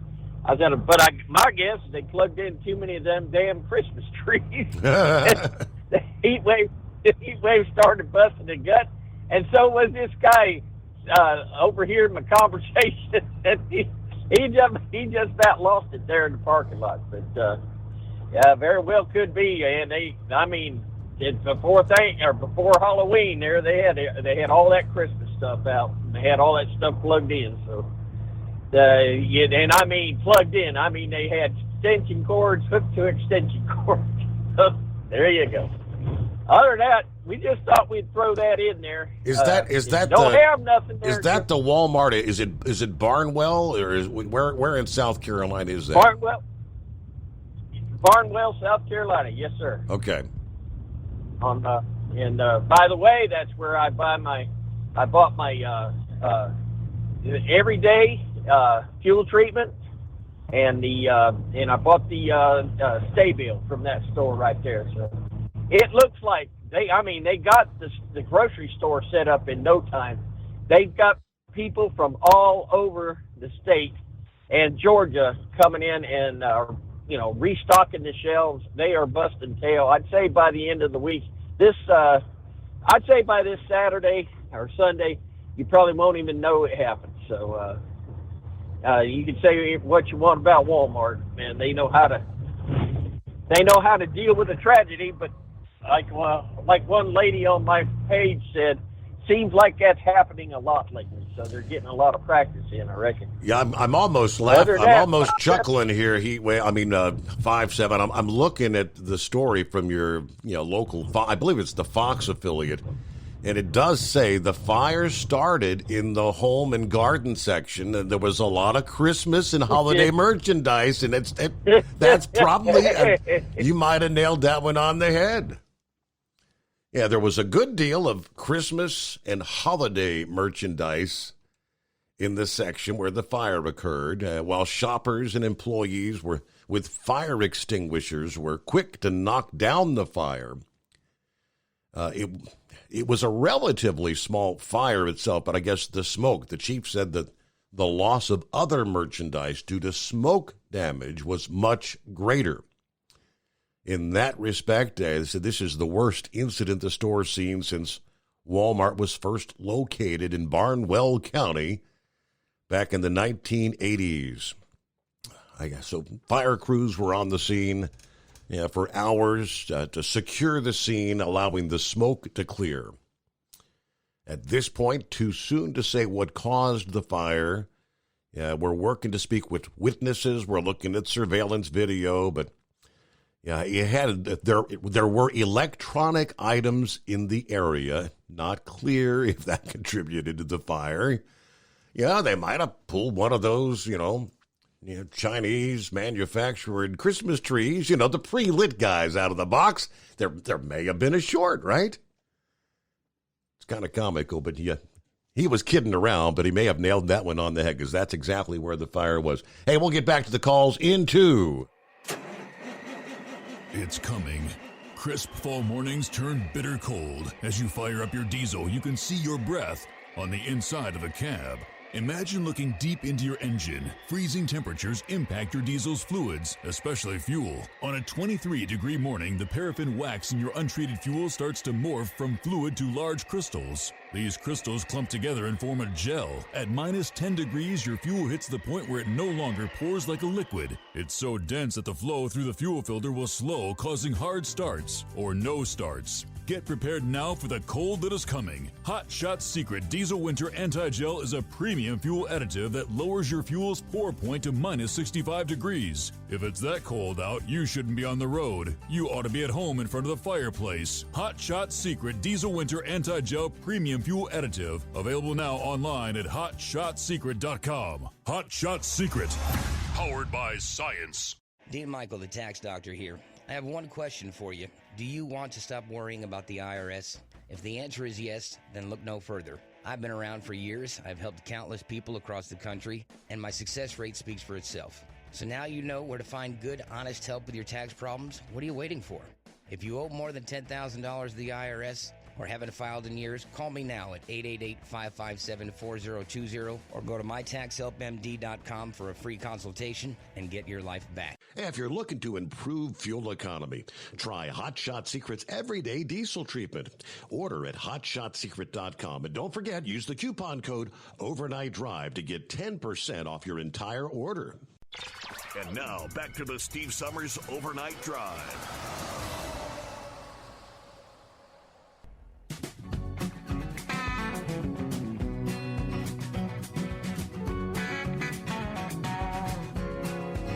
Yeah, I'm looking at Buckeye Boy's post. That's pretty comical. Buckeye Boy, we actually had a cat with the exact same name as that dog you loved so many years ago. Buckeye Boy said, checking in from Fort Pierce, Florida this morning. 78 degrees. I'll take that. Got my delivery off in Bluffton, South Carolina. Headed south. I'm at the hotel till Friday. Do my pickup in Vero Beach, Florida. I'd probably head back to Bluffton to do my pickup on Sunday. Looks like the puppet in charge can now talk to deceased people. In a Florida speech, he said that he had actually spoke to the inventor of insulin when he was overseas one time. Yeah, that's kind of odd because that guy died a year before Biden was even born. That's a true story. It's another comical, the comedy of lies from Joe Biden. But then he says, my Facebook account was on a 30-day restriction for about 6 hours until they realized they were wrong in doing it. I had made a comment on a post that someone had made about what was the name of your favorite pet. Well, years ago, I had a dog that I named after the Greek goddess of the elements. You'll have to look it up because if I say it, I may get in trouble because it also happens to be the 4-letter name of a very bad group in the Middle East that went by that name 30 years after my dog had passed away. Anyway, I had posted the dog's name and said that I had loved that dog, and it got flagged. They said I went against community standards, banned me for 30 days until I appealed it, and I guess someone actually looked at it. They reversed it once they actually read my post. Unbelievable. Have a great night, everybody. Be careful out there. And I know what his dog's name was because, as I said, we had a cat. My grandfather had named the cat. It's a cat that was a stray that actually had no ears. At first, he was going to name it No Ears, and we called it No Ears for a while, but it was Isis. I-S-I-S. Isis was the name of the cat. Yeah, beautiful female kitty cat. And going back when, you remember that group, the group by the same name was something that was in the news every single day. And I assume the artificial intelligence or whatever that's monitoring things you post. If you post, you use the word ISIS, and he said he loved, so they're thinking hey, you had ties to terrorists or something. That's what the algorithms thought until if you don't appeal, you don't get out of jail. He made the appeal. I guess at that point, someone physically has to go look at what was posted, how it was said, and they said, oh, okay, that was the name of his pet. Okay, sorry about that. But, yes, indeed. Yeah, President Biden. Another noteworthy gaffe on Tuesday while campaigning for Charlie Crist there in Florida, in Miami. While addressing the crowd, the president noted that he had spoken with the man who invented insulin, Frederick Banting. Biden says, quote, "How many of you know somebody with diabetes and needs insulin? Do you know how much it costs to make that insulin drug for diabetes? It was invented by a man who didn't patent it because he wanted it available for everyone. I spoke to him." No, Joe, you didn't. Yeah, problem with that antidote is Banting died at the age of 49, February the 20th of 1941, just shy of 2 years before Joe Biden was ever born in 1942. Maybe in his mind he had spoke with them. I don't know. Sleepy Joe. I think he just makes things up as he goes, right? Oh, yeah, that guy. Yeah, I talked to him years ago. Great guy. He had died before I was born. All right, real quick, before we hit our bottom of the hour news break, transportation officials are scheduling a 9-day closure of an Ohio River bridge. And this is going to cause some headaches. I'm going to get the rest of the story. This is connecting Indiana and Kentucky. I-64 eastbound lanes that connect New Albany, Indiana to Louisville, the Sherman-Minton Bridge. Yeah, mark your calendars. It will close on November the 28th. It's, I believe, a 9-day closure. The 59-year-old double-decker bridge undergoing a long-term renovation that they say will probably add up to 30 years to its lifespan. They're going to be doing some demolition work during the closure. Transportation officials said the suggested alternate route during the closure would be I-265 in Indiana to I-65. All right, there you go. Closure in Kentucky. Mark your calendar, November 28th. That'll begin. It is the Steve Summers Overnight Drive. USA Radio News. I'm Tony Maruso reporting. Chief Justice John Roberts temporarily blocked a House of Representatives committee from gaining access to former President Donald Trump's tax returns, effectively pausing the fight over a request from lawmakers that he claims is politically motivated. Pennsylvania's highest court ordered officials to disallow mail-in ballots with the wrong date marked on the envelope, potentially throwing out numerous votes in close races that could determine control of Congress. Israel's former premier Benjamin Netanyahu was poised for a dramatic return to power, claiming a huge vote of confidence from voters and declaring that his right-wing camp was on the cusp of a resounding election win. And President Joe Biden's approval rating edged higher with just a week to go before midterm elections, according to a Reuters Ipsos opinion poll. This is USA Radio News.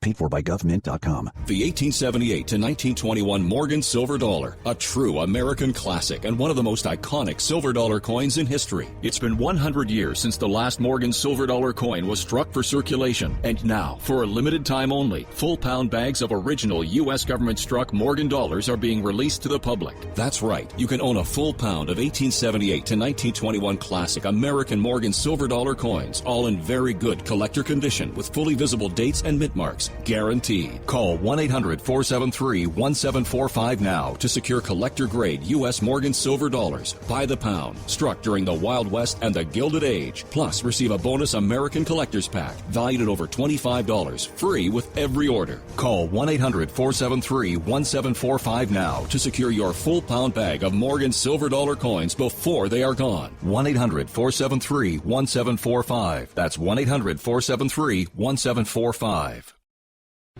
Do you have a Dodge pickup and hate your automatic transmission? Of course you do. LaVon Miller at Firepunk Diesel here, and we specialize in heavy-duty and performance transmissions for your 3/4 or 1-ton Cummins-powered truck. So if you're interested in turning your stock slush box into a towing monster, call us today at 614-733-3744 or visit us online at shop.firepunk.com. At Hot Shot Secret, we share the science behind common diesel problems and their solutions. For example, Diesel fuel cetane levels. In many states, the cetane rating in diesel fuel is 42 to 45. Most diesel engines operate more efficiently with a cetane rating of 48 to 50. One treatment of Hot Shot Secret Diesel Extreme will raise your cetane 7 points, increase fuel economy, and improve cold starts. Due to a cleaner burn, there are less hydrocarbons and particulate matter in your exhaust. This reduces the blockage of your diesel particulate filter. Using Diesel Extreme generates 83% less DPF regeneration. The 6-in-1 Diesel Extreme formula also includes the most concentrated detergent on the market, lubricity enhancer, water demulsifier, rust and corrosion inhibitors, and a fuel stabilizer. Hot Shot Secret Diesel Extreme is available nationwide at truck stops, Fine Farm and auto stores, and online at hotshotsecret.com. Hot Shot Secret, powered by science. Hey, if you're needing to stock up on Hot Shot Secret products, don't forget, use the coupon code Overnight Drive at checkout. You'll get 10% off your entire order at hotshotsecret.com. Over $5 a gallon for diesel? Wow, it's the highest it's ever been. Now, what if you could get paid to use a fuel additive? Hear me out.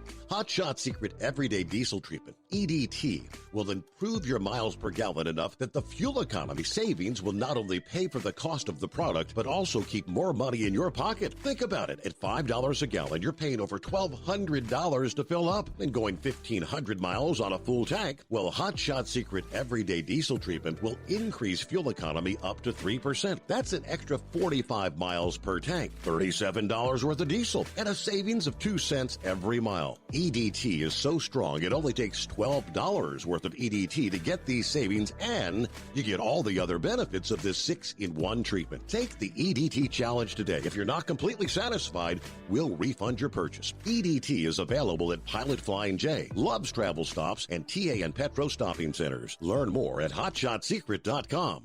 At Turbo 3000, our founder Andy Matouche firmly believed you should challenge yourself. Put the most money back in your pocket, where it belongs. Four Wheeler Magazine took our challenge, and they wrote it did exactly what we said it would do. As fuel prices keep going up, get your Turbo 3000 from manufacturer direct. Call us at 888-311-9993. Always free shipping in the USA, and for a limited time, save $45 off total purchase using coupon code STEVESAVES at turbo3000.com. And now, back to the Steve Summers Overnight Drive, live from the Hot Shot Secret Studios.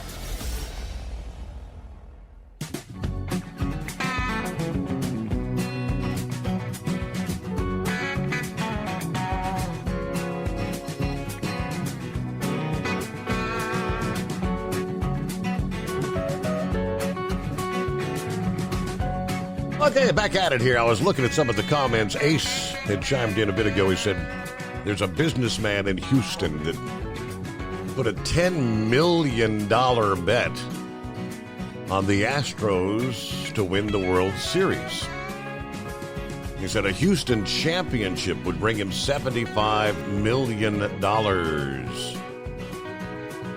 First thing I thought, I wonder if there's that big businessman, the furniture guy that makes all these crazy big bets on sporting events. I said, I wonder if that's the same guy. Yep, sure enough it is. Mattress Mac, as he is known. $10 million wager. And he, of course, now that he made that wager earlier this year on the Astros to win the World Series. If indeed the Astros do regain the Major League Baseball crown, Mattress Mac, Jim McIngvale, is that his name? Jim will win an eye-catching, eye-watering $75 million, which has been widely reported as maybe the largest payout in sports betting history. Mattress Mac said the excitement is real in Houston. The entire town is fired up about the Stros, adding that he had high propensity for risk. He does this a lot. All right. That's pretty incredible. $10 million. I guess if you got money to burn, what the heck? You can't take it with you when you're gone, right? Just what's going on, High Tech? You got $10 million to spare on a bet? No, I got him beat, though. I have put a $2 bet on a $1.5 billion payout. Powerball flipped over again. It's $1.5 billion. So I got $2 in on that. There was not. I had not yet seen that. There wasn't a winner last night. Wow. So if nobody gets it next time, we're in world record category or territory. I can't believe you. Okay, so the website did come up. Yeah, even the dogs are getting excited about it. $1.5 billion, $1.5 billion. I mean, I think they've gone like 50 draws. No, it's got to be over 40 draws without a winner now.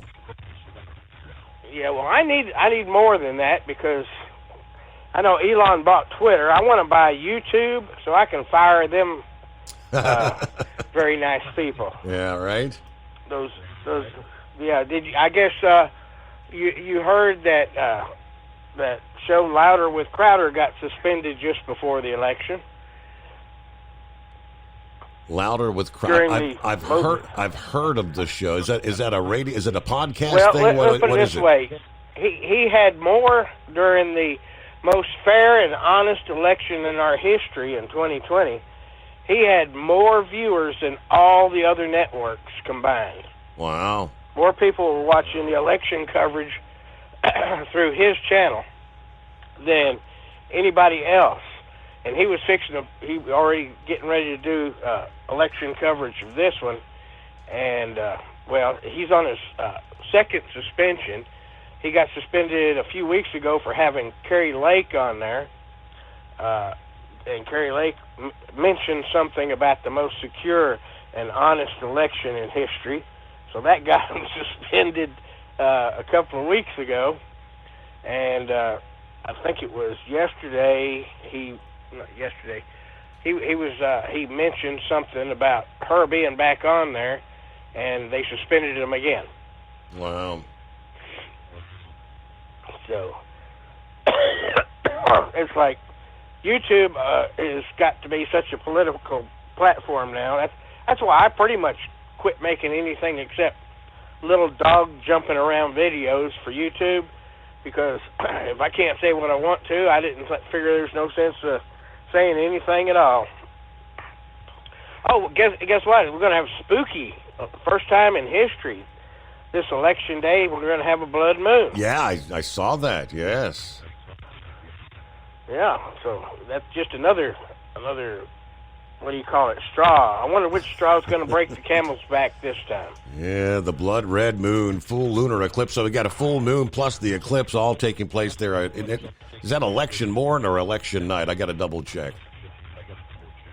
I'm not sure. I think it's election night, but yep. So we got that, and then you're talking about our fearless leader up there. Did you notice he's been getting IV transfusions in his hand? Oh, Vladimir, that's the speculation. I saw that, yes. No. Our Ours? leader. No. Yeah, President Poopy Pants. Oh? Yeah, they've been getting pictures of him. He said, yeah, he's got IV marks in his hand. And, I was wondering what kind of IVs they have. He has two in the big veins in the back of his hand. He's got two of them, and it's swollen up enough where it can't be from just one occurrence. So he's been getting multiple IV treatment for something. Don't know what it is, but something's left marks on his hands right there. Maybe he's battling. Photographs don't lie. Maybe he's battling dehydration or something. Yeah. Well, he's battling something. He's battling senility. So I hate to say I told you so, but I knew this year's election time is going to be a fiasco. And there's only one thing's going to top off the 2024 or 2022 election, and that'd be the 2024 election. And I guess you heard Kavanaugh didn't let them have Orange Man's tax records. Yeah, I saw that they put that off. Yes, sir. Yep. And let's see, what was it? What was that other judge? Anyway, they had the affirmative action thing going on in North Carolina, and we have to now, all of us white folks, we get to get reparations because the Asian man, apparently he is so smart that they had to dock him. You know, they had to lower his points because too many of them were passing the SATs. So the Asians had to be knocked down a few points so all the rest of the people could get into college because there was too many Asians. So the Asian man is so much more smarter than the rest of us. So I think he needs to pay us all reparations. Oh boy. And so yeah, that's the way I see it. You know, if you need reparations, that must mean that you're mentally not able to compete in the real world. So we got to have reparations. We got to feel sorry for all those people that aren't smart enough, and they need equity. That's what they're using the word for it. So we got to have equity now because people aren't smart enough to compete anymore. All the social justice majors and stuff they go to college for. So anyway, what else is new up there in your end? You got your bunker all stocked up with food and everything for the diesel fuel shortage? I think we're in pretty good shape. We'll be all right here. Yes, sir. And I know you're all stocked up. Well, I don't know if I'm stocked up or not, but I would say I am better than most. You know, I got a new toy the other day, a few days ago, and it just shows me how paranoid the world is. I got me one of those little toy drones. Yeah.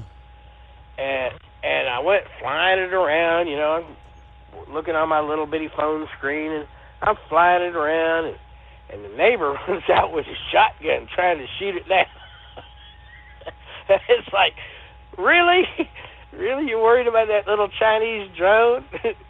I mean, have you ever looked at Google Earth? The government flies over your house every couple of years and takes high-resolution photographs. Yeah, I see the photograph. They still got the Firebird out in my driveway when they took the last photograph, which I haven't had that in a couple of years. Well, Tennessee does it every 2 years because they use it for the tax assessors, and so they actually have airplane that it's not satellite. They have aircraft that fly over the whole state and photograph everything. So you can look at mine, and I think there's still a horse out in my front yard. But she's been gone for a couple of years, so they're due to update that photograph again. Right on. So yeah, all a drone is it's not the camera on most of the cheap ones. The camera on your phone is better than the camera on the drone. So it's like a little toy flying around. It's not like they do make some that are $7,000-$8,000, but the ones you see flying around, they're not that good. It might be a good thing for a truck driver, you know, if you could figure out a way to launch it out your window and check out the loading dock before you ever get to it, or fly it. You're at the pump, you know, fly it over and find your parking space before you ever get in there. You can just fly that drone over there and say, "Yep, there's a parking space back there in the back. I think I'll get to that." So it might be a use for. You need to get on top of that. You got to get a patent on that. Truck driver special. Parking lot, find your space. All right. It's 844-844-3388. What's going on with the Lone Ranger? Hey there. Good morning. Well, I was watching a program last night, and I didn't know he was coming on, but Dementia Joe came on. And it was so pathetic that the show host actually apologized for airing it because it went for 25 minutes, and he thought it was only going to be 10 or 15, because what does Biden actually have to say? He doesn't have any accomplishment to talk about. Spent the whole 25 minutes blaming Republicans for everything. And he kept saying, I wish somebody would have counted how many times he said the word democracy over and over and over. It was, I couldn't wait for it to go off, but yet you have to pay attention to what's going on. So I watched the whole thing. It was just repetitive. Blame Republicans for everything. Never talked about any accomplishments, why you should vote. He said you should vote Democrat because if you don't, we're going to lose our democracy. Correct. Now, I don't even know what that means. How do you lose your democracy? Democracy is a form of government we have. So I said, well, let's see. I wonder if I can figure out how we can lose our democracy by voting for Republicans. So I looked up the definition of democracy, and here's what it says. It says, a system of government by the whole population of all the eligible members of a state, typically through elected representatives. So that means basically we have a government of by and for the people, which is what it says in the Constitution. So if you vote for Republican, how can you lose that? How would you lose a government of by and for the people? Now, of course, the way things are going now, it looks like we almost did lose it, but not because of Republicans, because of the socialists that took over the Democrat Party. But one thing that really jumped out at me was what he said. Now, it's my opinion that the 2020 election was rigged. And the reason I have that opinion is because in June of 2020, Nancy Pelosi came to the podium and she demanded that we have mail-in ballots, and she demanded that we have ballot drop boxes. Well, we all saw when Biden had a rally, about 30 people showed up. And when Trump had rallies, tens of thousands showed up. Correct, yeah. So when I went to bed on election... Yeah, we got to be real careful about talking about that, because that's what got me kicked off of YouTube on 2 occasions now. So you can't say... That's misinformation, according to the algorithms. Ballot boxes and misinformation? Oh. So anyway, what he said that jumped out at me was that we are not going to know for a few days who won the election. I said, uh-oh, here we go again. Counting them after the election, here we go again. So that's a little bit of a warning sign, in my opinion. And that is a factual statement from that was in your state of Pennsylvania, because I shared that the other night. That is a fact that they said. We may not know the results on election night. It may take a day or two because of the rules of how they count things in your state of Pennsylvania. Well, what I was getting at was when I went to bed on election night, Trump was ahead, and when I woke up, Biden was ahead. That was my point. And something happened through the night. We don't know what that was, but something happened. So anyway, he's all about he blamed Pelosi's hammer attack on. He said the guy that attacked him was probably a Republican. Now this guy lives in a school bus, got BLM signs in front of a school bus, and he's a nude protester. He's a hippie, pothead, druggie, but he never mentioned that the guy was an illegal alien. Never said that. And that's what started the problem. If the guy would have been deported, Pelosi's attack wouldn't have happened because he wouldn't be here to do it. But he never said that. Mm-hmm. So, if he wonders why Democrats are doing so poorly, you can just listen to his own speech and that'll explain it. But he's all about these conspiracy, they're always about conspiracy. If you disagree with him, you're a conspiracy theorist. If you disagree with their point of view. Now, I saw a guy put an interesting thing on Facebook the other day. He said Noah, when he decided to build the ark because he thought the end of the world was coming, he was declared a conspiracy theorist. And then it started to rain. And that's about all I got, I guess. But people have to get out and vote. Apathy can kill us.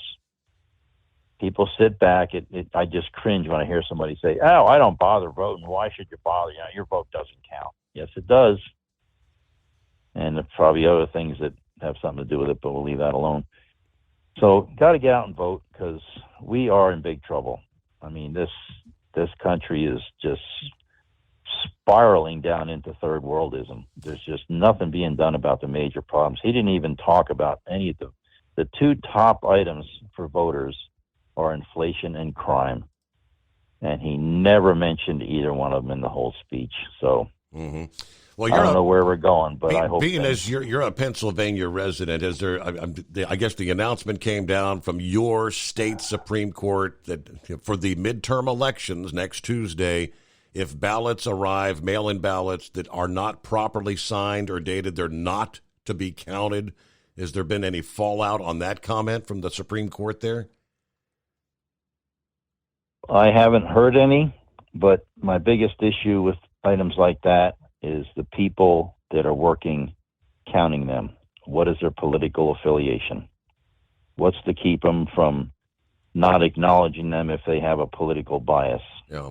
The only way to vote is in person, check the signature, check the ID, and have a paper ballot. That's the only way to have a fair election. All this stuff that happens after Election Day and these ballots, there's no way to determine what the person counting the ballots, what's in their head, what's in their mind.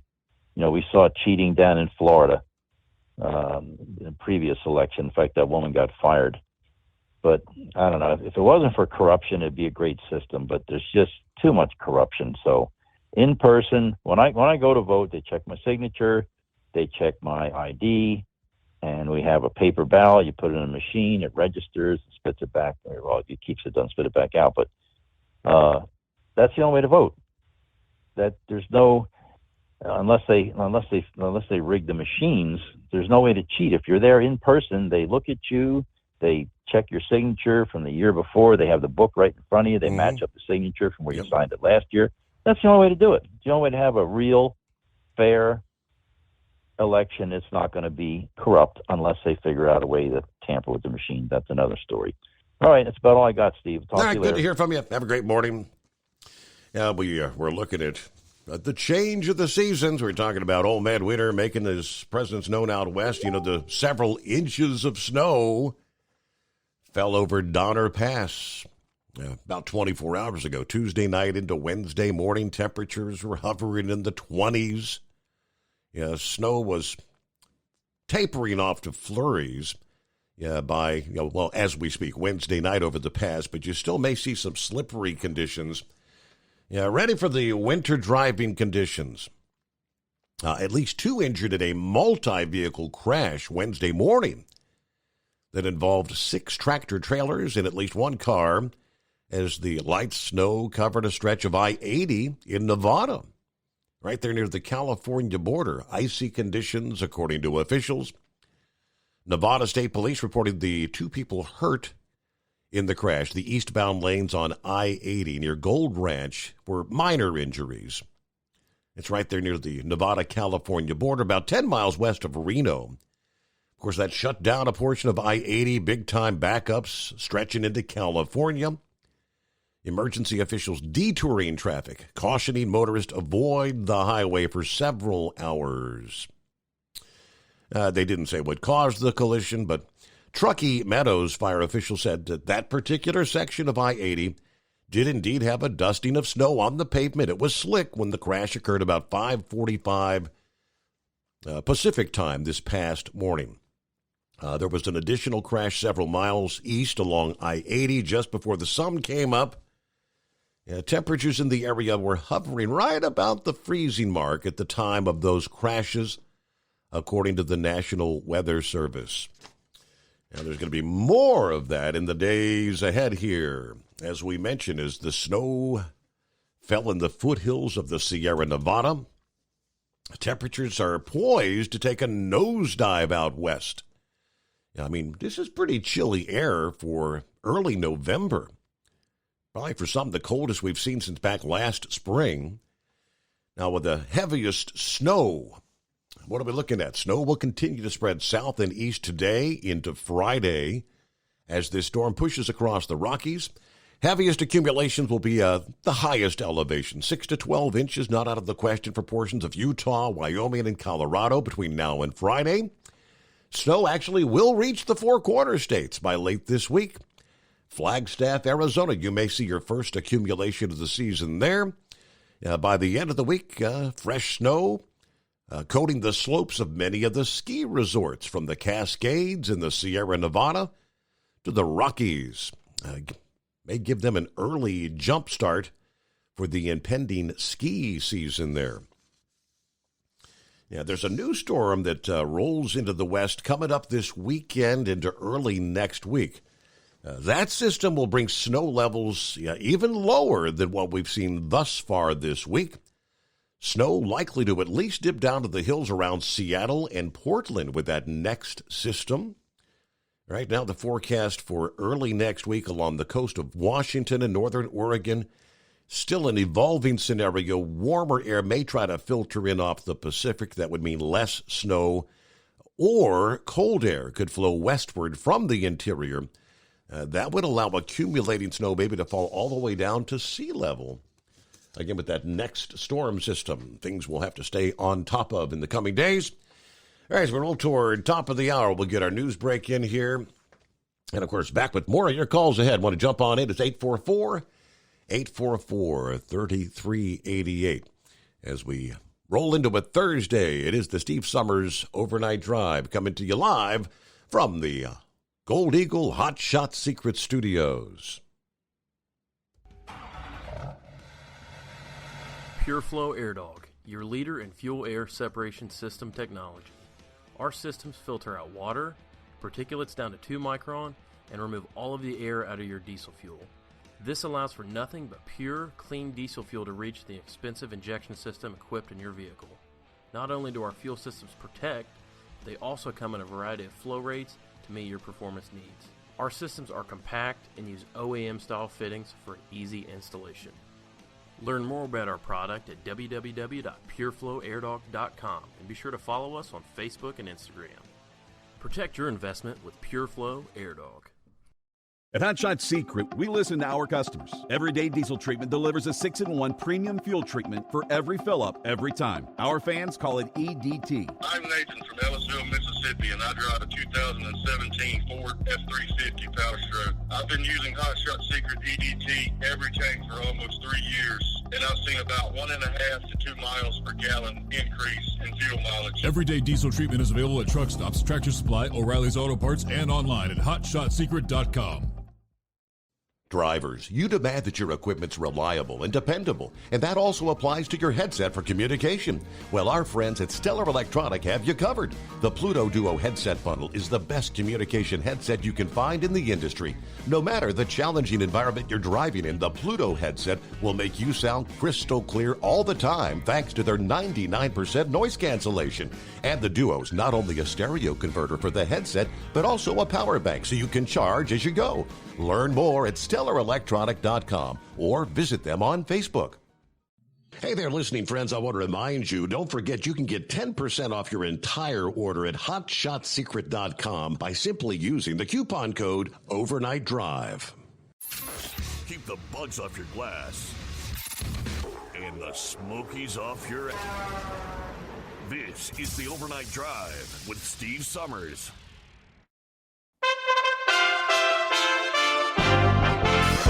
USA Radio News. I'm Tony Maruso reporting. President Joe Biden talking election integrity in Washington Wednesday night. Biden warned that a significant number of election deniers are on the ballots nationwide this year, and they may try and stir up discord in the process. We know that more and more ballots are cast in early voting or by mail in America. We know that many states don't start counting those ballots till after the polls close on November 8th. That means in some cases we won't know the winner of the election until a few days after the election. It takes time to count all legitimate ballots in a legal and orderly manner. There's been a change atop the Space Force. On Wednesday, Space Force Lieutenant General Bradley Saltzman assumes a position of Chief of Space Operations during a Space Force transition ceremony.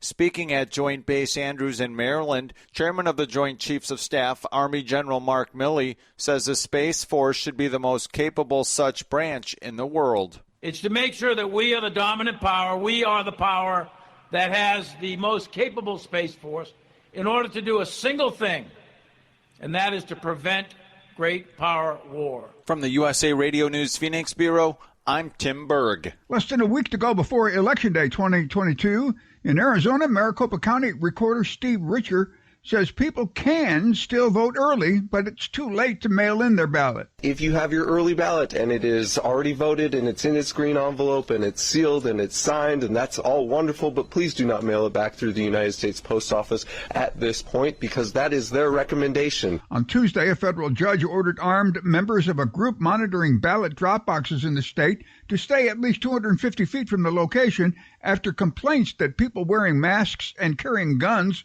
were intimidating voters. This is USA Radio News. Mike Lindell and MyPillow offering the BOGO extravaganza right now on a whole slew of MyPillow products. Now you can find all sorts of great deals on MyPillow bed sheets, Giza Elegance MyPillow, 6-piece towel sets, Roll and Go Anywhere pillows, much more, all priced buy one, get one free.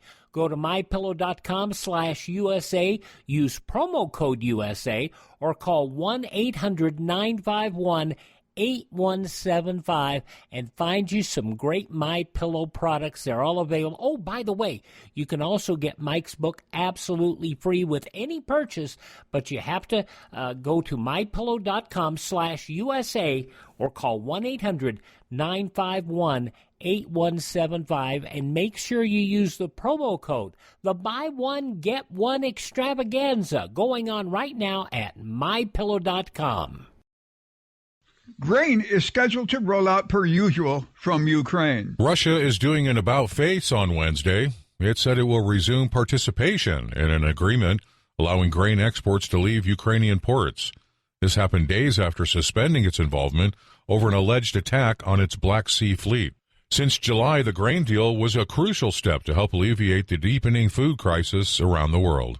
From the West Coast USA Radio News Bureau, I'm Lance Pry. Kyrie Irving is trying to make amends. The Brooklyn Nets star and his team will each donate $500,000 in the wake of his social media post about an anti-Semitic book and movie. In a joint statement with the Anti-Defamation League, the point guard said, "I'm aware of the negative impact of my post towards the Jewish community, and I take responsibility." The Holocaust Memorial and Tolerance Center's Alan Mindel says that anti-Semitic posts like the ones from Kanye West and Kyrie Irving have a real-life impact on how Jewish people are viewed. All this propaganda absolutely does have a real-life impact. It absolutely hurts people, and the hurt is going to continue. Christina Applegate says she was diagnosed with MS last summer. She's put on 40 pounds and has to walk with a cane now. The actress told the New York Times there were signs she ignored. One day, while she was shooting a dance scene for season 1 of her Netflix show, Dead to Me, she fell off balance. Production for the show stopped while she got treatment. Season 3 will premiere on November 17th. For USA Radio News, I'm Tony Maruso. Do you owe the IRS $10,000 or more in back taxes? Are you being audited or investigated? Has the IRS sent you a letter demanding payment? You may not owe what they claim. Make this free call to the tax doctor now. Let them negotiate with the IRS on your behalf. Call 800-631-9123. 800-631-9123. That's 800-631-9123.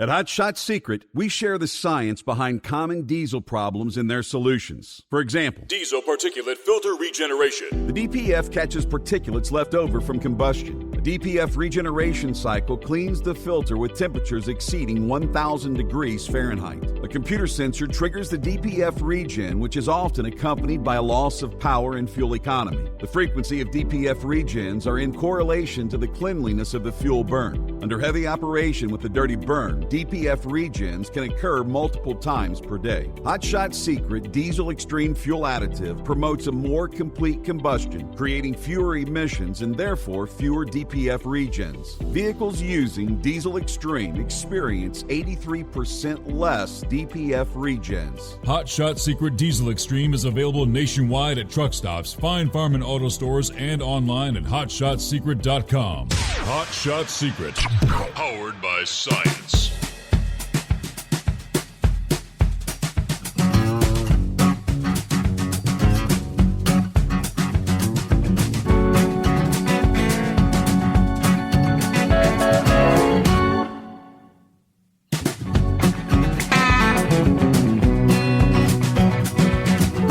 So, yeah, High Tech was correct.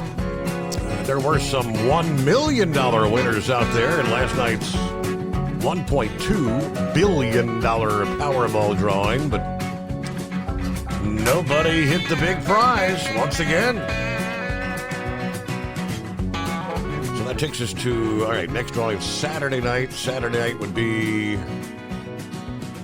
$1.5 billion. We're getting close to the all-time Powerball record, which was $1.586 billion back in 2016, which ultimately had 3 winners. So they split that one up 3 ways. So how big's the cash option? $1.5 billion. If the winner takes the cash option, it would be a lump sum of $745.9 million, minus taxes, of course.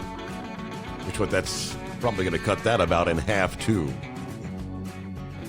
So I'm looking at a report out of the ABC affiliate out of California there, which I guess there were several $1 million winners, got the 5 numbers, but missed that Powerball number. There were actually, they say, 16 tickets across the country that had the $1 million prize, 3 of which actually had the power play, which the number 2 came up to. That'd be 3 people won $2 million. All right, so yeah, seeing as I forgot to purchase my tickets for the Wednesday drawing, I guess I get a retry. I get a chance again. Unbelievable numbers. All right, back at it here. Out in the country, it's 844-844-3388. Plenty of room for you. Hello to Eskimo Mom checking in from Indiana this morning, who says, our election rules are spelled out clearly and everything is checked and has some sort of a paper trail. I'm on my regular run tonight. It's clear and 54 degrees. Rolling along I-64. Okay, there you go. Rick in Columbus, up and at 'em. First cup of coffee, right? Yes, indeed. Yeah, I had some big-time fog in Columbus this past morning, and the forecast is for more of the same. Yeah, there are some dense fog advisories from central Ohio, right up to north central and northeast Ohio, northwestern Pennsylvania. As we roll through the overnight hours, visibility's down to less than a half mile at times. Especially watch out for some of those river valleys and things like that. All right, thanks for the heads up. And Scarecrow checks in here on a Thursday morning. What's going on, Scarecrow? Well, Steve, I don't know if this is purely coincidental or if there's something more at play here. It was after, I think, Monday's call from Ranger. I was thinking, that boy needs to call in more often. There's just too many of us listeners that miss his routine calls and all. And I was thinking, he needs to actually settle an alarm and get his retired ass out of bed a couple times a week and call in there. Yeah. And like I say, I'm thinking maybe there's some type of a telepathic link we have going on here that just coincidentally I come in right on the tail of his call there.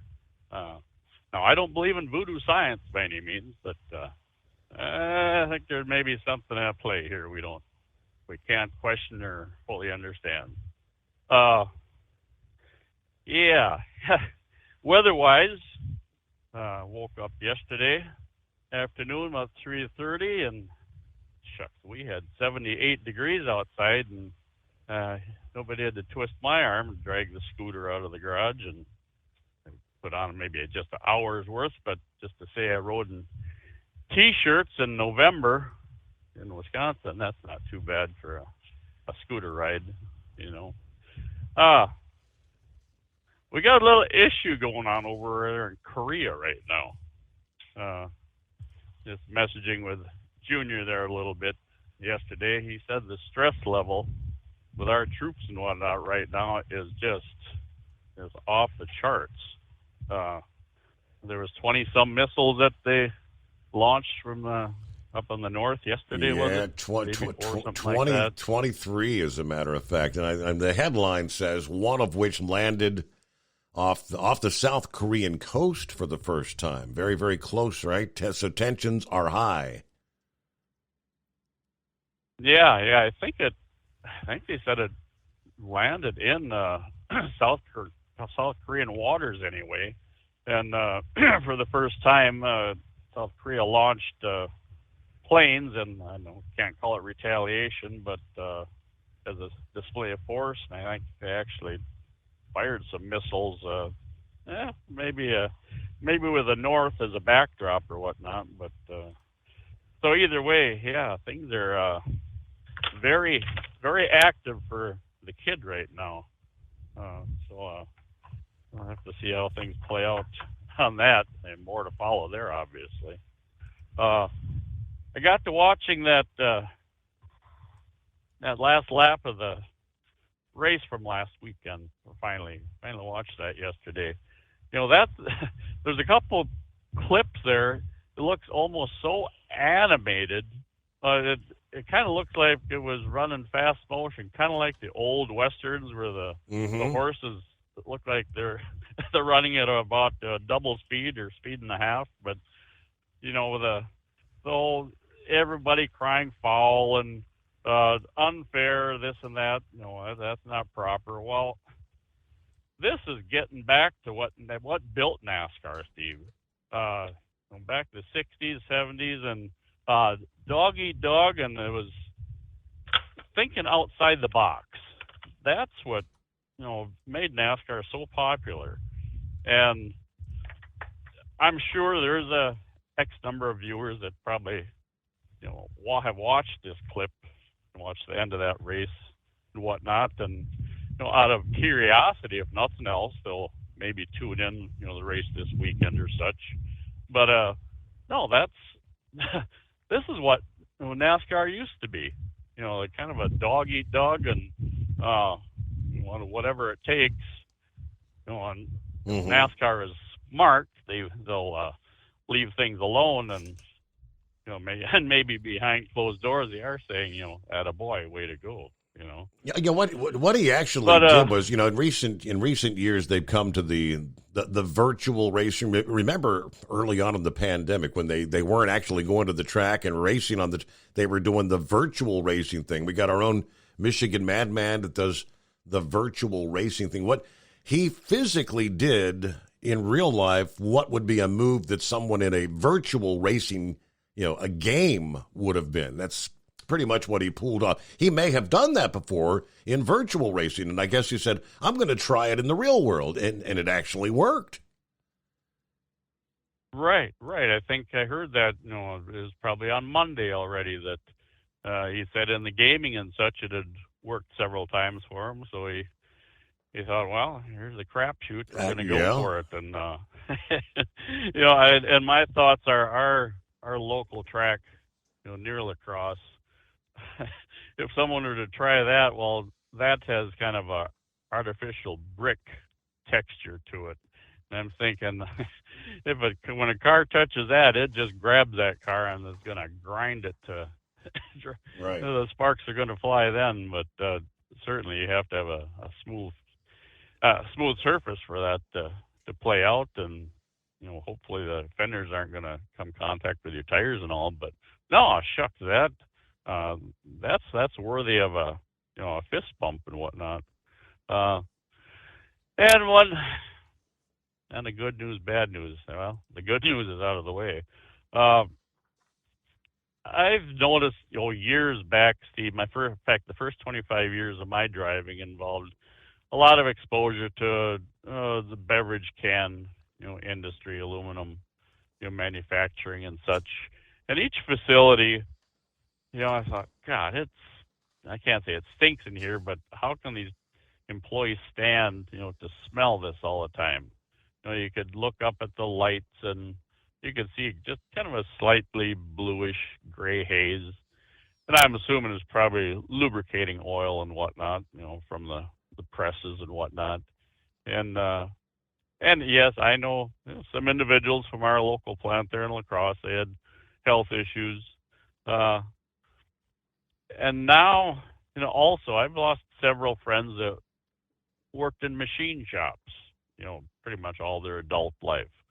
I really think exposure to, cutting oils and whatnot, the industry will obviously deny it, but and this is my personal opinion, and from my witnessing what has happened to those around us, both friends and family now, much like those in the coal industry and whatnot. That it come to light last week.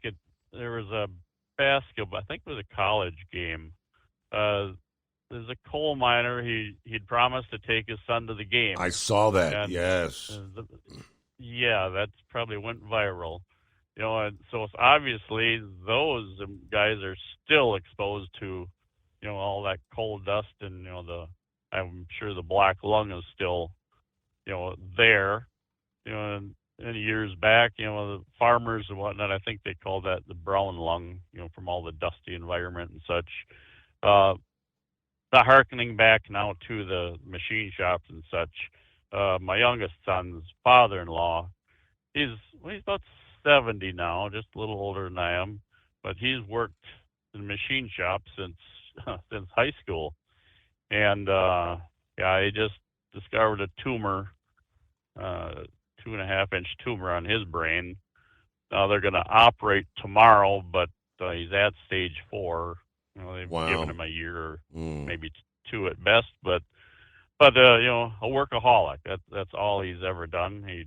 He hasn't done any hands-on, labor for several years now. He's kind of the point man, the go-to man if there's any answers that need, any questions that need an answer too. But so that it's my opinion that that exposure, not to say there aren't some other extenuating circumstances that had a bearing on this, but I really think a person exposed to, in that case, cutting oils and lubricating oils, and there's just that certain environment there, Steve, that I would think there's probably some other listeners out there that could, say, yes, I know somebody that could very well fall into that same category and such. But so anyway, yeah, that's basically what I had for the moment here and whatnot, I guess.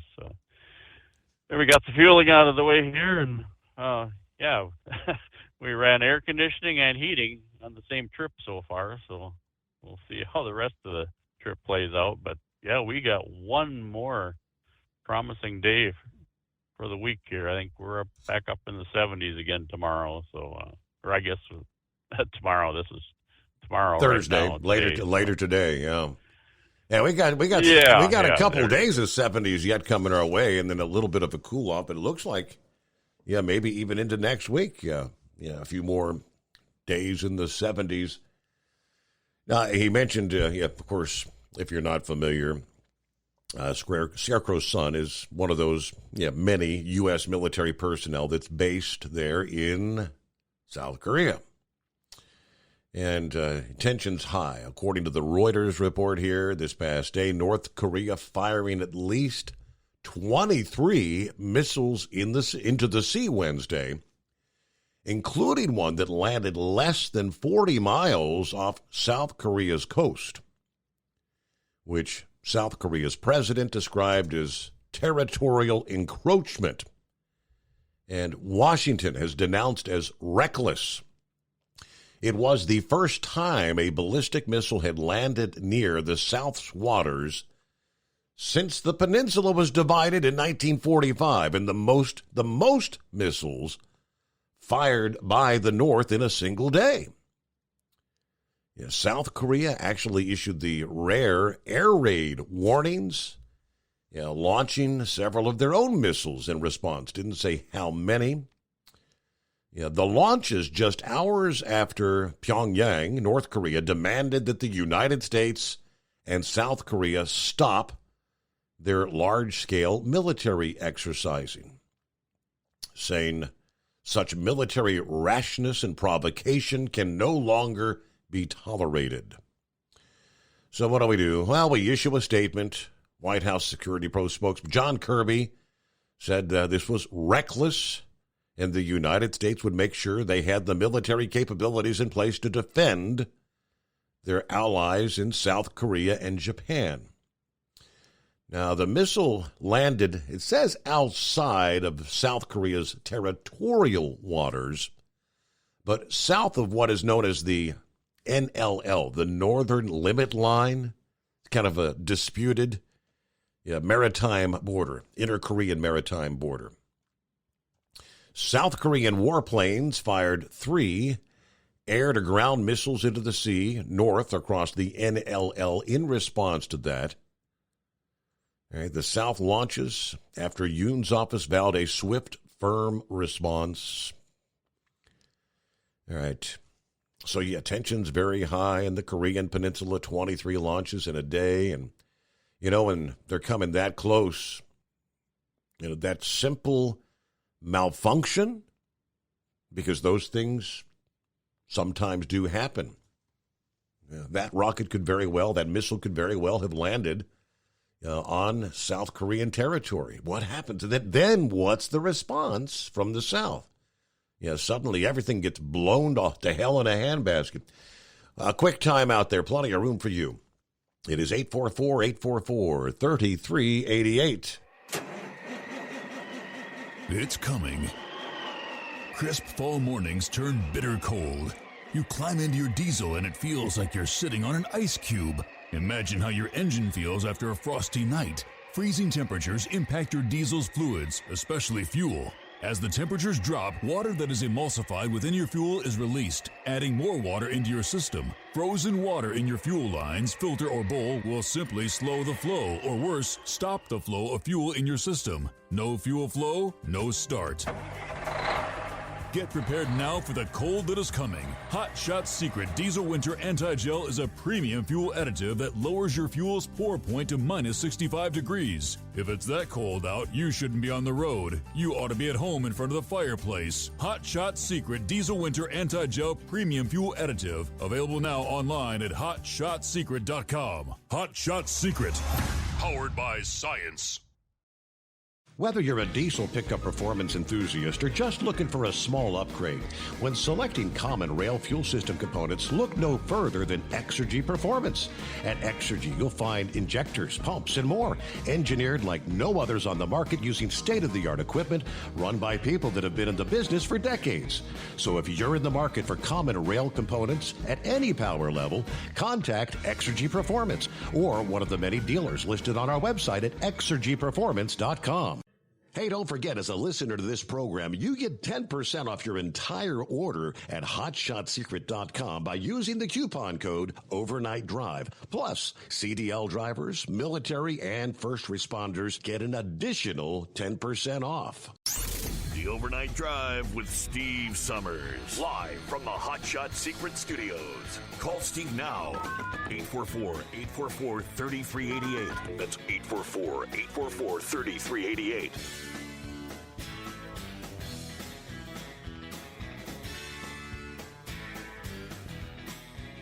Yeah, if I jump back over to the email bag, couple of updates to throw your way, as the case was 24 hours ago, talking about winter driving conditions out west. Again, I-80, portions of I-80 there in California, high wind advisories at the San Francisco-Oakland Bay Bridge.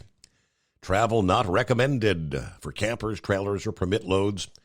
The chain laws are up, and they are inspecting for the chains as well. The screening on both sides, east and westbound. In the northern California area, the Sierra Nevada, chains are required on all vehicles except four-wheel drive vehicles with snow tires on all four wheels. Pretty much identical again to where we were 24 hours ago. Please research your chain control locations as Caltrans is working to update their chain control descriptions for consistency with internet mapping like Google Maps and MapQuest. And they're also requiring all trucks to stop at the brake check areas to reduce the risk of brake fires there. Prices at the pump. Someone advised us here a couple of days ago that prices did like a 40-cent jump up toward the Dayton area, whoever that was. They said, just so you know, Steve, you'll probably see an increase here in the next few days. And, well, sure enough, Doughboy checked in here a few hours ago. He said down in Florence, Kentucky, the price for regular unleaded went from $3.36 yesterday to $3.80 per gallon today. There you go. There's that 40-cent jump, right? Scooter checking in. Steve, I've not researched this in depth, but I do know there's a handful of politicians, bureaucrats, and some of the talking heads that are all screaming the loudest about this transition. We have to transition to electric vehicles, many of whom are heavily invested in the companies that actually build the electric vehicles or their components. Same goes with all the wind and solar stuff. I mean, really, the people that are setting the policies and making the legislation, they should not be allowed to invest in these markets. Why in the hell should they push this crap and actually funnel the taxpayers' dollars to pump up the portfolios of theirs and their donors?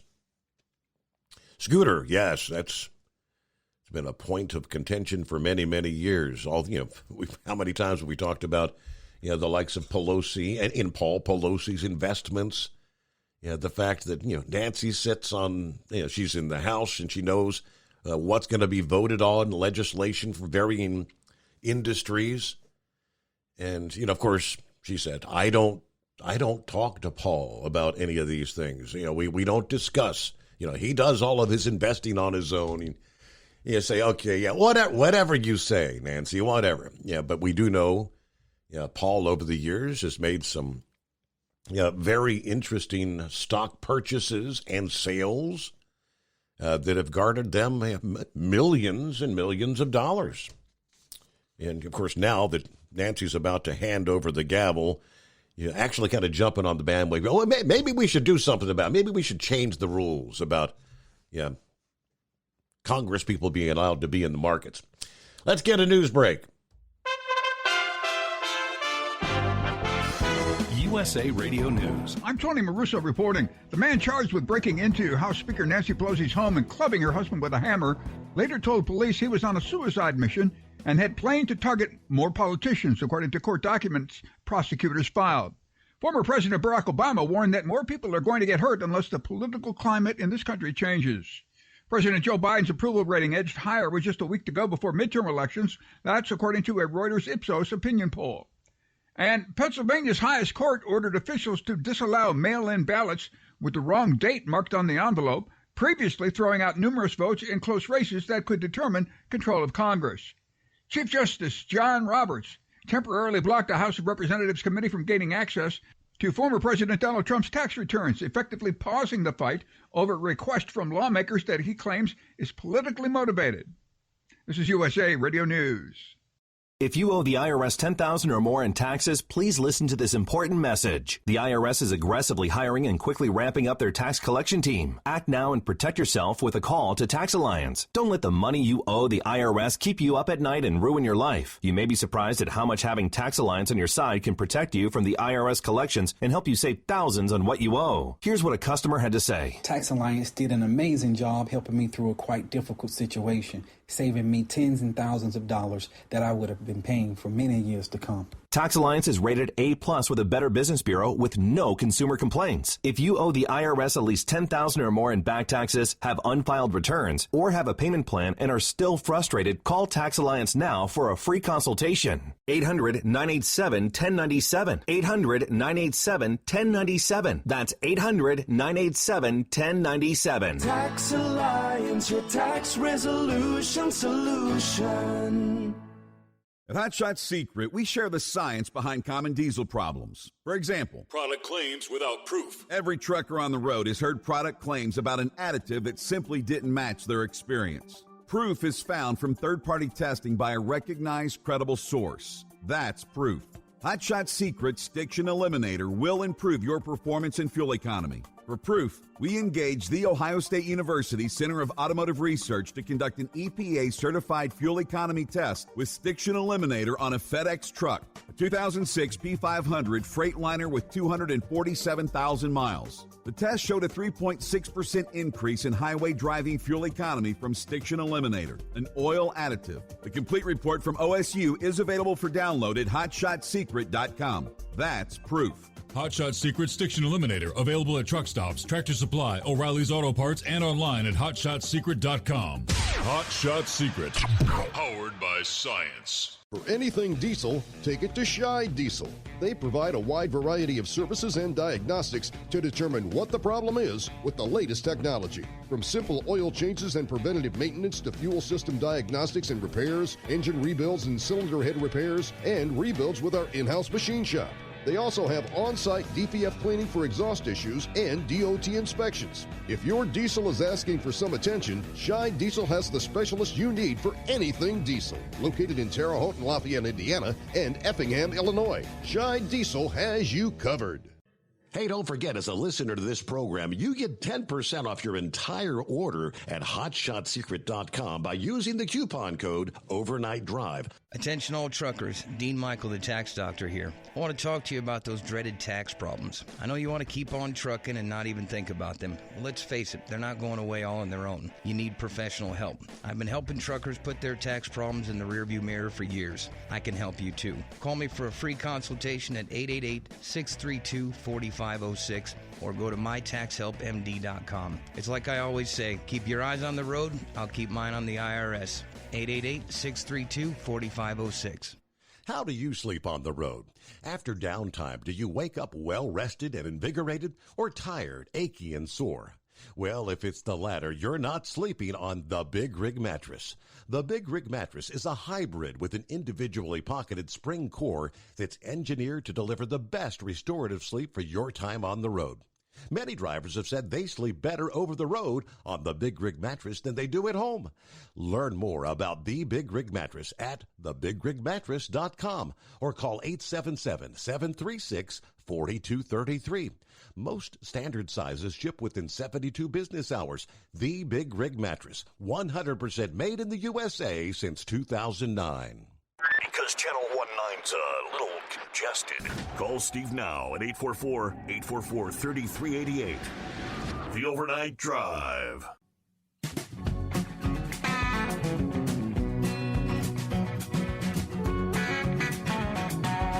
Hey, how you liking those warmer temperatures up there in the Northeast? Yeah, November kicked off with above normal temperatures in much of the East. And it looks like, the thermostat's going to be cranked up even higher this weekend. Oh, we could actually be talking about some record-challenging high temperatures.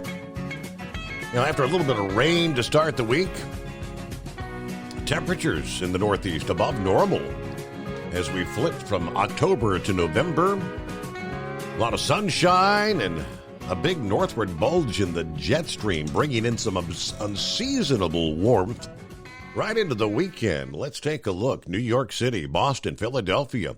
You're going to have weekend temperatures more typical of May in the 70s. Yeah, Sunday's high predicted to be in the upper 70s in Philadelphia. That's what you'd normally expect closer to Memorial Day weekend, not early November. A southerly wind flow ahead of that cold front could boost temperatures even higher. The daily record of 79 degrees is definitely within reach Sunday. Similar in New York City, the projected high, the mid-70s. More common for the last week of May in New York City. Could tie the daily record of 74 degrees. It'll be even more noteworthy in Boston. The daily record of 73 degrees is in jeopardy of being tied or broken Sunday as well. Elsewhere, highs could approach the monthly record of 82 degrees in Pittsburgh on Saturday. The current forecast for Saturday in the Steel City has temperatures topping out right around the 80-degree mark. Wow.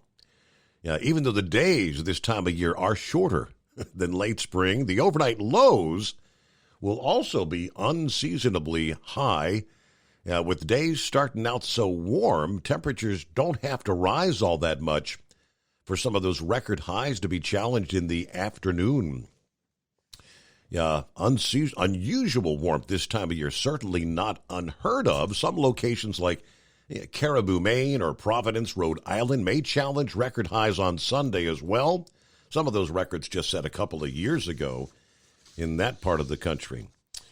All right, there you go. Enjoy that warm weekend coming your way here in November, no less.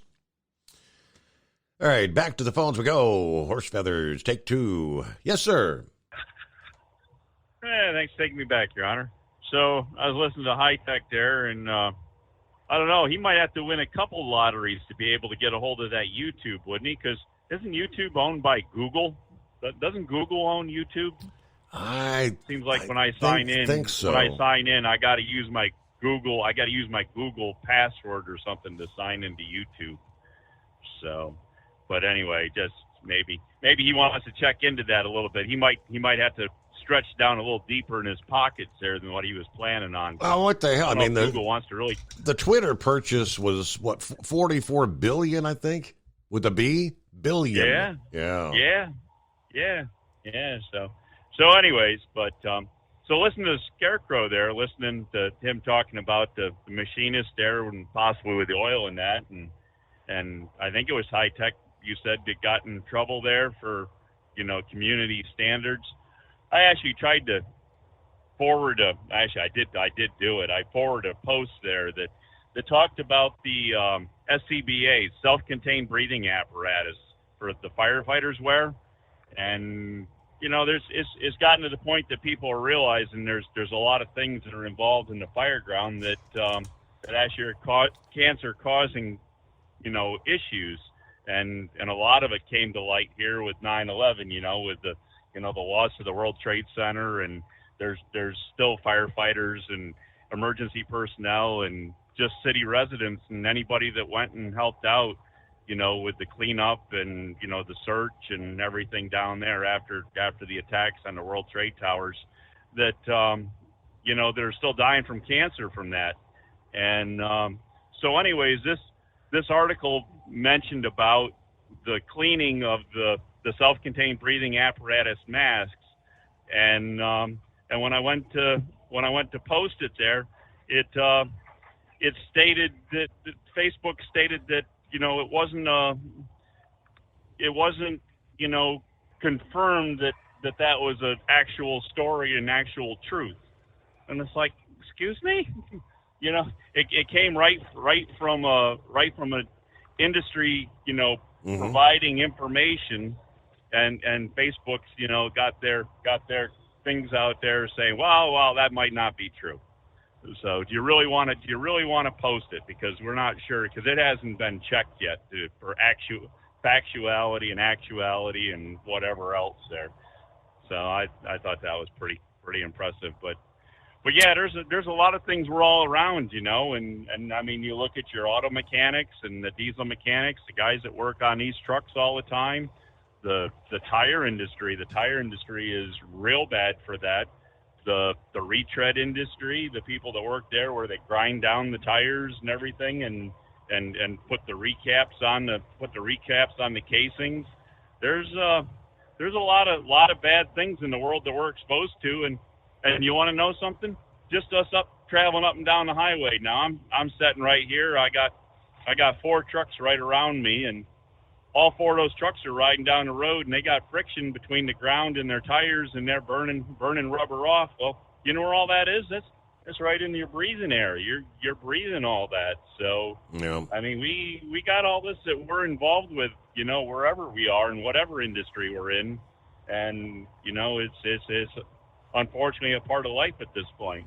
How about all the old painters? My grandfather was a painter by trade for many years, and he used to, absolutely, lead paint. He would scrape the lead paint. He'd burn the lead paint off the gutters of people's houses and stuff. Of course, he ended up with lung cancer, pancreatic cancer, and we believe that it's all that lead paint that he dealt with over the years that got him the cancer. Yeah, well, my grandfather was in the sign business, and he was a brush man by trade. I mean, he brush painted signs, and I remember multiple times there. You talk about the oil-based and lead-based paint.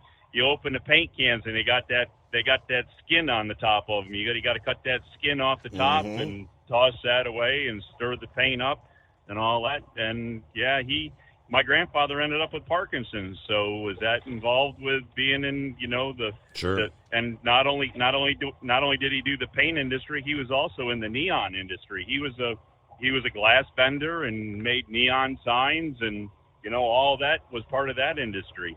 So what a dying trade that was, but it's actually coming back in a different age, kind of like vinyl albums are coming back. But anyways, where'd that go? Completely off topic. But anyways, hey, one last thing about the racing here and that race last weekend. Now, I don't know if it's been confirmed yet or not, but I'd heard something about kind of like a Batman type thing of having caster wheels deployed out of the side of the car. So when the car went up against the wall, there was caster wheels that were riding the wall, and then they were retracted back in. Has there been any confirmation of this alleged, type of action that made the car roll against the wall better? Yeah. I don't know. I'm just thinking that's a heck of an idea, though. Put caster wheels on the side of the car so you can just kind of scoot along the wall. I don't know. Maybe we'll see more of this. Don't know. Anyways, I guess that's about what we got going for you there. And just, watch out there. And, boy, I tell you, good thing you both put the brakes on Ranger. Boy, we were headed to talk about community standards. We were going off the Niagara I know. Falls. It's walking on eggshells. You know the drill. Yeah, that's right. Well, you just keep up there, because you know where the fine line is, because we've broken it enough times. Anyways, all right. Hey, with all that, you know the drill there. Funny Time thing. to go look for one of them. Intelligent callers. The whole, the misinformation, it works both ways. It's almost comical. Let's do a little Twitter update here. Yesterday, the White House, Joe Biden's official White House Twitter account, deleting a tweet after being fact-checked through Twitter's new crowdsource fund fact-checking feature. Now, they tell us this is at least the third time a Biden administration Twitter account has been fact-checked by Elon Musk since he took over the platform. And so it's been less than a week, right? Tuesday of this week, the White House tweeted, quote, "Seniors are getting the biggest increase in their Social Security checks in 10 years through President Biden's leadership." Right? All the old people out there, hey, thank you, Joe, thank you. Inflation is killing us, right? That's the idea. Well, using the new crowdsourced fact-checking mechanism dubbed Birdwatch, users then added some context to the White House's tweet. According to Twitter, the context is written by people who use Twitter and appears when it's rated helpful by other people. This is, again, a new feature.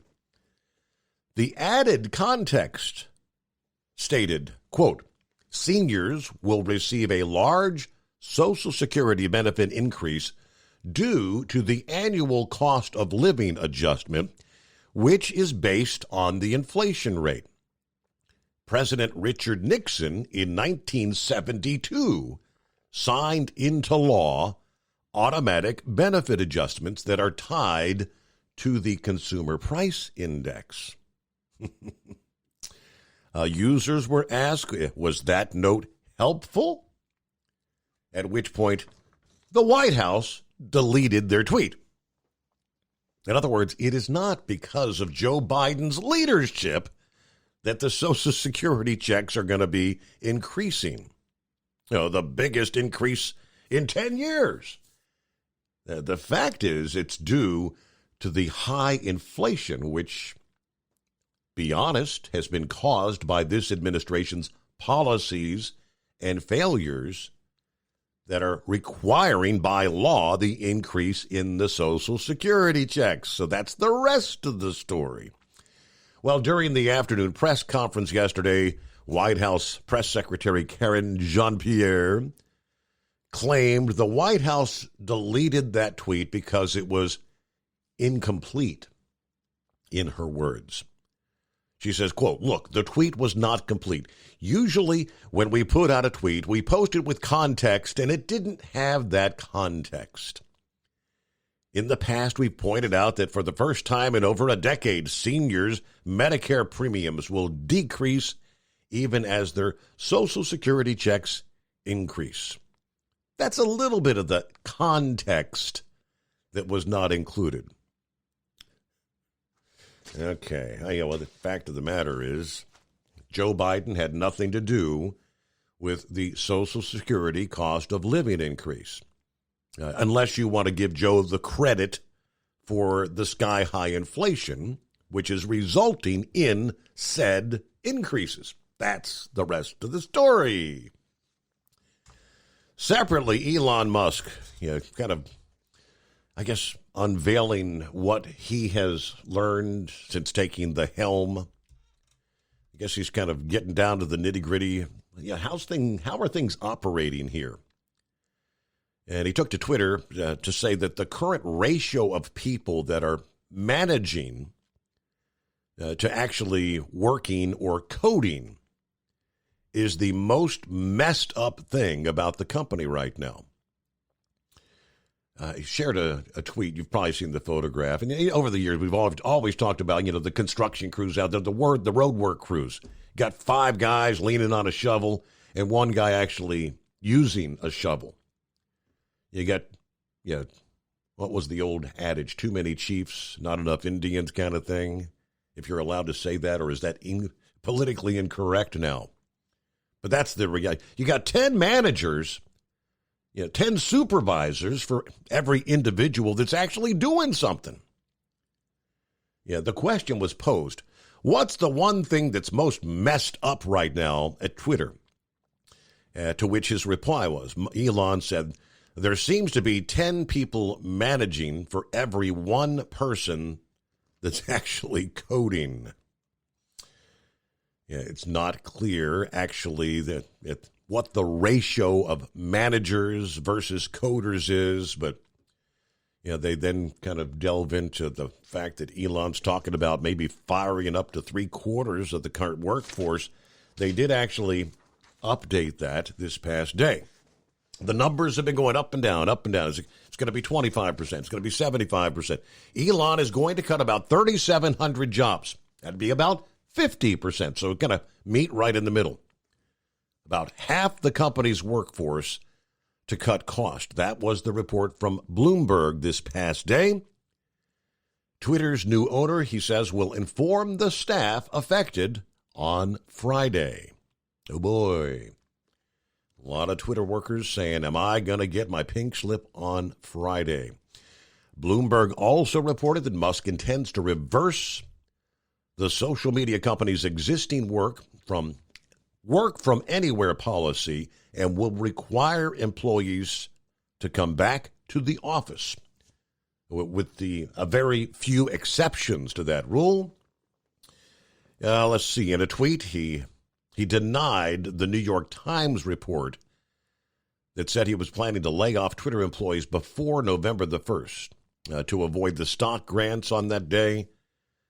Reuters, of course, reported earlier this week, citing sources that the plan to cut 1/4 of Twitter's workforce would be part of the first round of layoffs, as he has now officially acquired the company. So the official word, 50% as of Friday. About 10 before the hour, Jolly Green on board. Morning, Jolly Green. What's happening? Good morning, Steve. I got a thought. I want to know, how come no one has even thought about this electric agenda? Has anybody thought about why we are continue on racing NASCARs with gasoline engines? Why not electric engines? And what about dragsters? What about them? I mean, if they're so diehard on electric cars, why are they not talking about it in NASCAR and dragsters? There is electric racing going on right now. In Europe, I can't remember what tier of racing it is, but there is electric racing. And by the way, I've heard, I watch a lot of car shows, and I've heard one that I watch is Gotham Garage, and I don't know where he's located, but they were doing a car that was strictly electric for someone that was in the area of racing, and I think it was drags racing, and I believe that they had to do so many seconds for a quarter mile for them to get the maximum amount of money that he wanted for that car. And actually, they did achieve that time that in the quarter of a mile. They actually achieved it, but I think they did it with 2 or 3 electric engines, believe it or not. And they say that they are fast, very, very fast, compared to some gasoline engines, which I really don't know. I don't know anything about it. Also, you were talking about the Ohio River in the early 1900s, and after getting back from Niagara Falls, and I have been to Michigan, and I've been to Wisconsin, and Michigan, Wisconsin, evidently, and New York evidently have stricter environmental laws concerning the water. The Ohio River is by far one of the dirtiest rivers that I've ever seen, and I've actually swam in the Ohio River, and it stinks. On top of that, all the pollution that's being dumped into it. So, and I've heard the same thing. They've had a problem with Lake Erie. Same thing. Well, Niagara Falls, the river that feeds that fall, which is Niagara River, it was very, very clean and very, very pretty. It was actually green and blue, like you see in the ocean, Mm-hmm. And I was absolutely amazed of how clean that river was, But I'm not suggesting you want to swim in it because you got to worry about undertows. It's definitely not a good idea. But I also wanted to thank you for giving me the information concerning this CPAP problem I'm dealing with. I am going to be researching that problem next week. I definitely think it's a good idea. I go talk to my doctor first and get some of what his thoughts are, and then we're going to take them from there, And you were talking about a home study, sleep study. I may have to do that. So that way I can get a new prescription to be able to get a new machine. So we will worry about that next week. I've got until August of next year, but I'd like to get this done this year if I can. Mm-hmm. The problem is, am I going to be able to get a machine before then? That's the problem. So in the meantime, there is a memory card in the one I've got. The question is, can they read that memory card? If they can, that will actually take care of the part of the problem until I can get a new machine. So that it's just some of the things I'm going through. I also want to let you know there is a new listener who's not necessarily new. He called Sex Maniac, and he put him on with me. And somebody that used to work for our company that's now working for another company. He's a driver right now going to, I think he said he was going to West Virginia, and he used to listen to your dad way back from, in the heyday, used to listen to your dad, and he didn't even know if you were even back on the air. Well, so Kevin told him to download the app. So he downloaded the app, and here's what was funny. When he downloaded the app, he happened to hear me talking to you yesterday How about that? About the CPAP machine, and talking about Popeye's chicken, and talking about Niagara Falls. And so here, Sex Maniac has got me on a conference call with him, and he just said, you know what, it's pretty distressing. I download Steve's app, haven't heard him in in 2-3 years since he'd been kicked off the other station. And he said, Dan, I happened to hear you on there.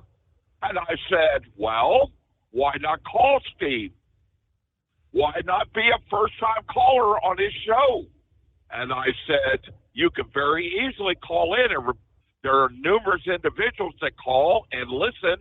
Why not get on there? Why don't you get your feet wet? Absolutely. Stop, criticizing people to get on the show. Why not get on the show? Yeah, give him and a talk to first him about some of your views. Get him a first-time caller code. Introduce him to the Hot Shot Secret products because he may or may not be familiar with that. I told him about that, and yes, I've got some of his Chris's products back at my house. I bought a case of the Gas Extreme, and I've been putting it in my pickup truck. So when I went up to Niagara Falls or whatever, I had treated my gasoline with the Hot Extreme before we went up there. So, and then you were talking about the high gasoline prices. They are going up. They're not going down. I noticed at McDonald's, it shows you how diesel prices is affecting fast food restaurants and the grocery store. A hash brown at McDonald's used to be $2 for $1. Now they are $1.99 for one.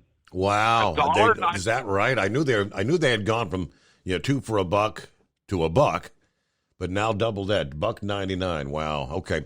Hey, we've hit the top of the hour, the midnight hour on the West Coast, the Steve Summers Overnight Drive. It's coming. Crisp fall mornings turn bitter cold. As you fire up your diesel, you can see your breath on the inside of a cab. Imagine looking deep into your engine. Freezing temperatures impact your diesel's fluids, especially fuel. On a 23-degree morning, the paraffin wax in your untreated fuel starts to morph from fluid to large crystals. These crystals clump together and form a gel. At minus 10 degrees, your fuel hits the point where it no longer pours like a liquid. It's so dense that the flow through the fuel filter will slow, causing hard starts or no starts. Get prepared now for the cold that is coming. Hot Shot Secret Diesel Winter Anti-Gel is a premium fuel additive that lowers your fuel's pour point to minus 65 degrees. If it's that cold out, you shouldn't be on the road. You ought to be at home in front of the fireplace. Hot Shot Secret Diesel Winter Anti-Gel Premium Fuel Additive. Available now online at HotShotSecret.com. Hot Shot Secret. Powered by science. Whether you're a diesel pickup performance enthusiast or just looking for a small upgrade, when selecting common rail fuel system components, look no further than Exergy Performance. At Exergy, you'll find injectors, pumps, and more, engineered like no others on the market using state-of-the-art equipment run by people that have been in the business for decades. Exergy is the home of the Sportsman line of injectors. These injectors are designed for use in pickup trucks with no other modifications and offer a 15 to 20 horsepower gain while being calibrated to tighter tolerances than factory stock injectors. With a product lineup of injectors from Sportsman to 700% over, pumps from Sportsman to 14 millimeters, and complete engine control systems, Exergy has you covered. So if you're in the market for common rail components at any power level, contact Exergy Performance or one of our many dealers listed on our website at exergyperformance.com. Live from the Hot Shot Secret Studios, the Steve Summers Overnight Drive.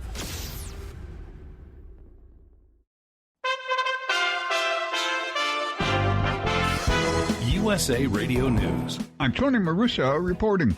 President Joe Biden talking election integrity in Washington Wednesday night. Biden drawing a parallel between the attack on Paul Pelosi and the violence of the January 6th insurrection.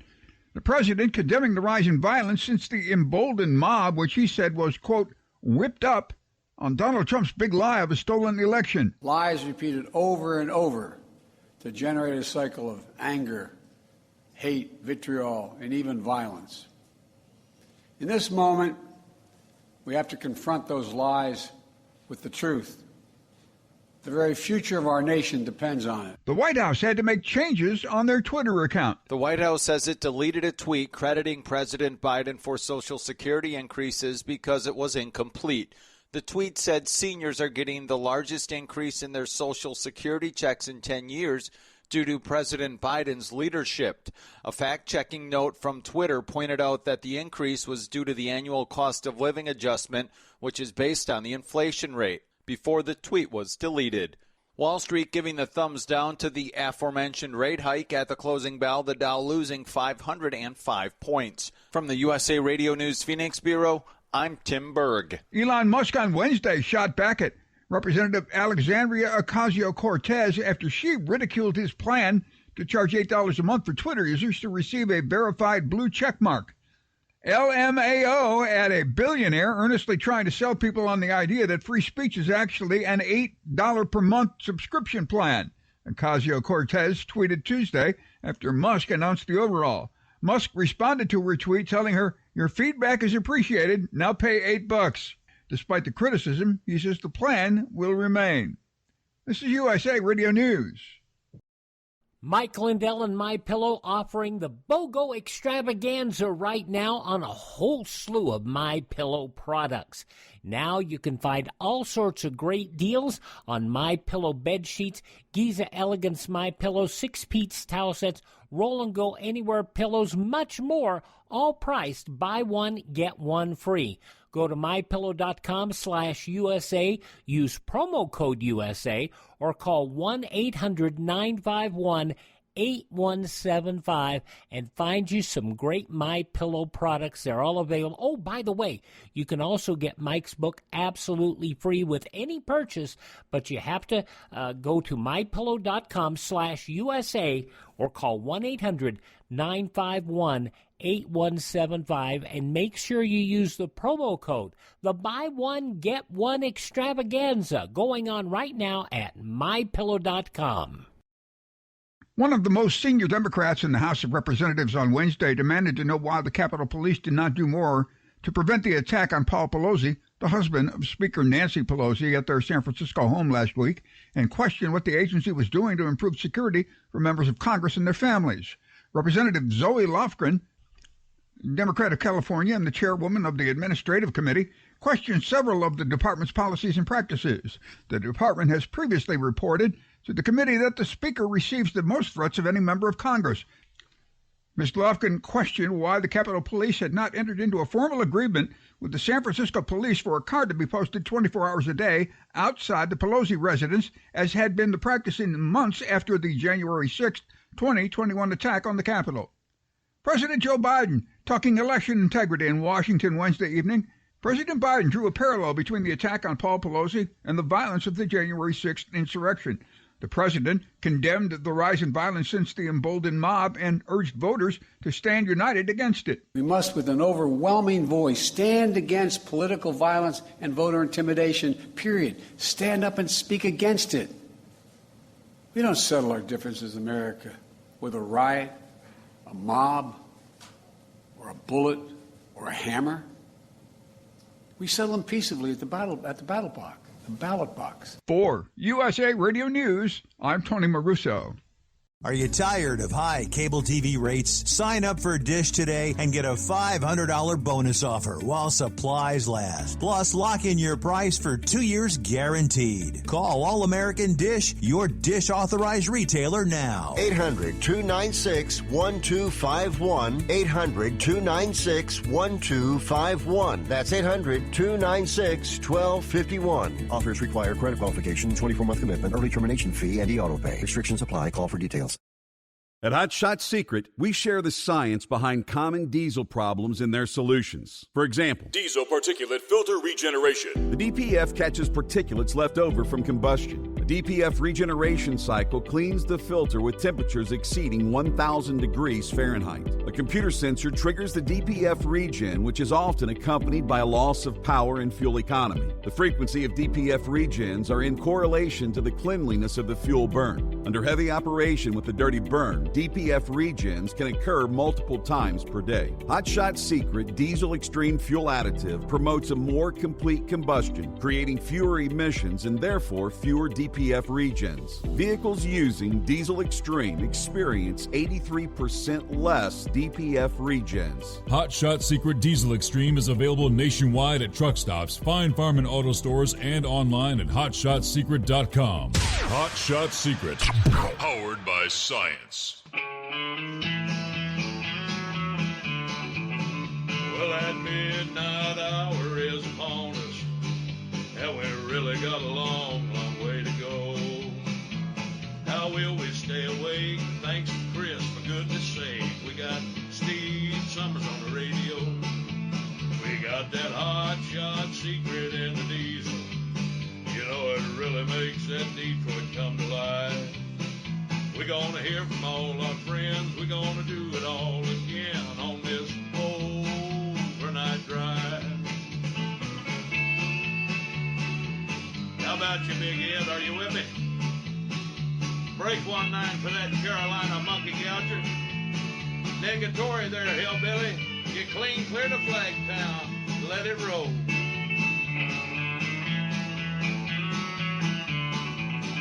Well, we all tune in to catch the weather, whether rain or sleet or even snow. It don't matter if you're in New York or Dallas, we'll catch it all on that Steve Summers show. We got that hot shot secret in the diesel. You know, it really makes that Detroit come to life. We're gonna hear from all our friends. We're gonna do it all again on this overnight drive.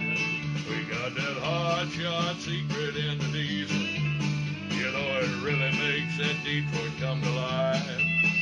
We're gonna hear from all our friends. We're gonna do it all again on this overnight drive. Let's start this overnight drive.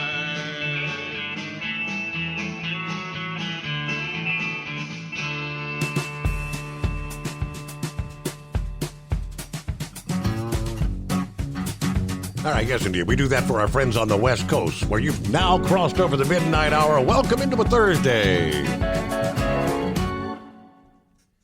Everybody on the same page now. Third day of November. Here you go. All right, before we get back to the calls, real quick here. Jolly Green mentioned electric racing.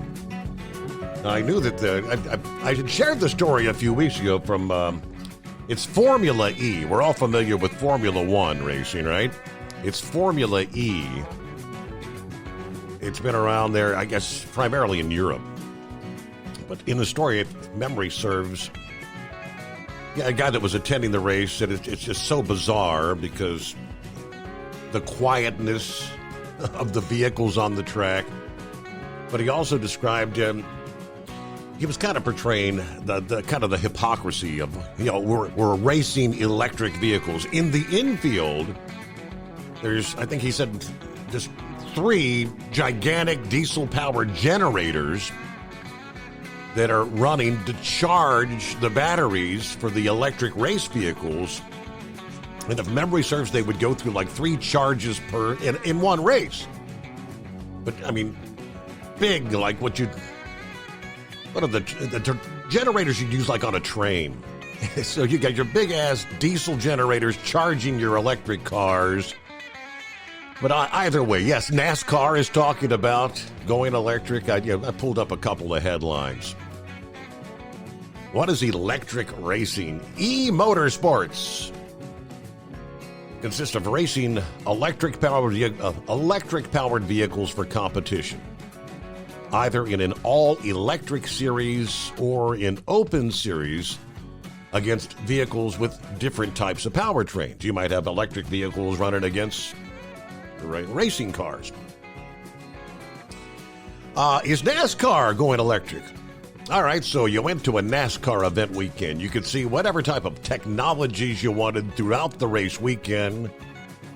Yeah, we take a look at an electric series. NASCAR did officially announce they're moving to a hybrid powertrain starting in 2024. That's kind of like your Prius scenario, right? You get the combination. Headline from Inside Electric Vehicles. NASCAR may launch an electric racing series with a demo race coming up in 2023. The demonstration of the electric vehicle prototype, followed by participation of this electric vehicle in the 2023 Busch Clash at LA Coliseum, will take place in the third quarter of next year, 2023. A total of 6 venues will be aligned with the Cup Series events for the new electric vehicle race. So they are looking at that stuff. Okay, hello, Lone Ranger, what's going on? Well, Steve, you mentioned that the race car can't complete the race without being recharged. So if you're in first place and you got to go in, oh, by the way, I got my night guard in because I got to sleep with a night guard so I don't grind my teeth. So don't think I moved to San Francisco because I have a little bit of a lisp when I had this in. If you're in first place and you have to go in the pits to get recharged, how do you hold your position? Honestly, what happens to your position when you come back out? I don't know how the electric... half hour. It takes a half hour to charge. I don't know if my ex-boss had a Tesla. It takes a half hour. I don't know if they're charging a battery. Or I don't know if I'm kind of envisioning where you'd go in. Normally where you put that fuel nozzle in to fuel it up. I'm thinking maybe they have a battery that they can unplug and plug a charged-in battery in for a pit stop kind of thing. I don't know. Oh, brother. My God. Well, they are fast. I can tell you that from personal experience. Correct. They are fast. Tesla is coming out with a new Roadster. It does over 250 miles an hour, and it will be, the day it comes out, it'll be the world's fastest production car without any question at all. It does 0 to 60 in a couple seconds or something. It's just incredibly fast, but it's not out yet. But they're $200,000, and you have to put $50,000 down if you want to order one and get on the list for one. And so far, there's a whole bunch of people that want them. But anyway, what jumped out at me here, this press secretary by the way, you don't have to go on Twitter to find misinformation from the White House. Just listen to the speech. He made a speech not long ago, maybe a week ago, and his comment was that when he took office, he was bragging about how gas is coming down. And he said it's coming down, way down from where it was when he took office, when it was $5 a gallon. That is absolutely a flat-out lie. But that is misinformation. And nobody said anything about it. Now, her comment, she's totally unqualified. She's there because she's black and she's lesbian. That's her claim to fame. She reads out of a loose leaf binder. She gets the questions in advance, and somebody else answers them for her because she knows nothing except that she's black and gay. And she reads the answers that were prepared for her. If you look at her, and it jumps right out at you because she has some kind of white makeup on her eyelids. And you're constantly seeing that white makeup because her eyelids are always going down to look at the loose leaf to answer the question from the press corps. Now, her comment was, the tweet was incomplete. Now, immediately, somebody should have said to her, okay, what is it that was left out of the tweet that makes it incomplete? What's the rest of it? Why didn't anybody answer that question? Because she would be stumped because a question off the hip, she doesn't have a prepared answer. I would love to hear her answer to that question. Okay, you're saying it's incomplete. It's a law that they have to increase your Social Security based on the inflation rate. That's why when Trump was in office, we got small increases, 1%, 1.5%, whatever. Mm-hmm. Now, this latest one is 8%. Okay. Now, there's people, there's retirees, what you get with Social Security is based on what you made while you were working. They take the highest year in the last 35 years of working, and that's how they determine what you get per month on Social Security. So anyway, when you retire at 62, now maybe it's changed now, but when you retire at 62, the most you can get is $1,800, but you had to have pretty good income to get that. So there's some people that get $1,000, $1,200, whatever, because they didn't make that much money when they were working. So let's say you're the guy that gets $1,000 a month. Now you got your 8% increase, right? So that comes out to $80. Now at $6 a gallon for heating oil, that gives you 3 gallons of heating oil, which when it gets cold out, your furnace will use more than that in one day. So that 8% increase, if you live in the Northeast, is nothing. The food cost, whether you're in a restaurant or at the grocery store, people buying weekly groceries or eating in diners, whatever, that comes out to $20 a week. That doesn't even cover the increased cost of a hamburger and a soda. That is just, change that you lose out of your pocket is what that amounts to. It's a big nothing. But Biden made a big deal out of it because his whole thing is looking for votes. He thought that would get him some senior votes by trying to take credit for this increase. And the only reason the increase is the highest is because the inflation is the highest. Bingo. Which is caused by who? Which is caused by Biden. Biden did that. Yeah. Now, right. But the problem in this country is there's a lot of damn stupid people.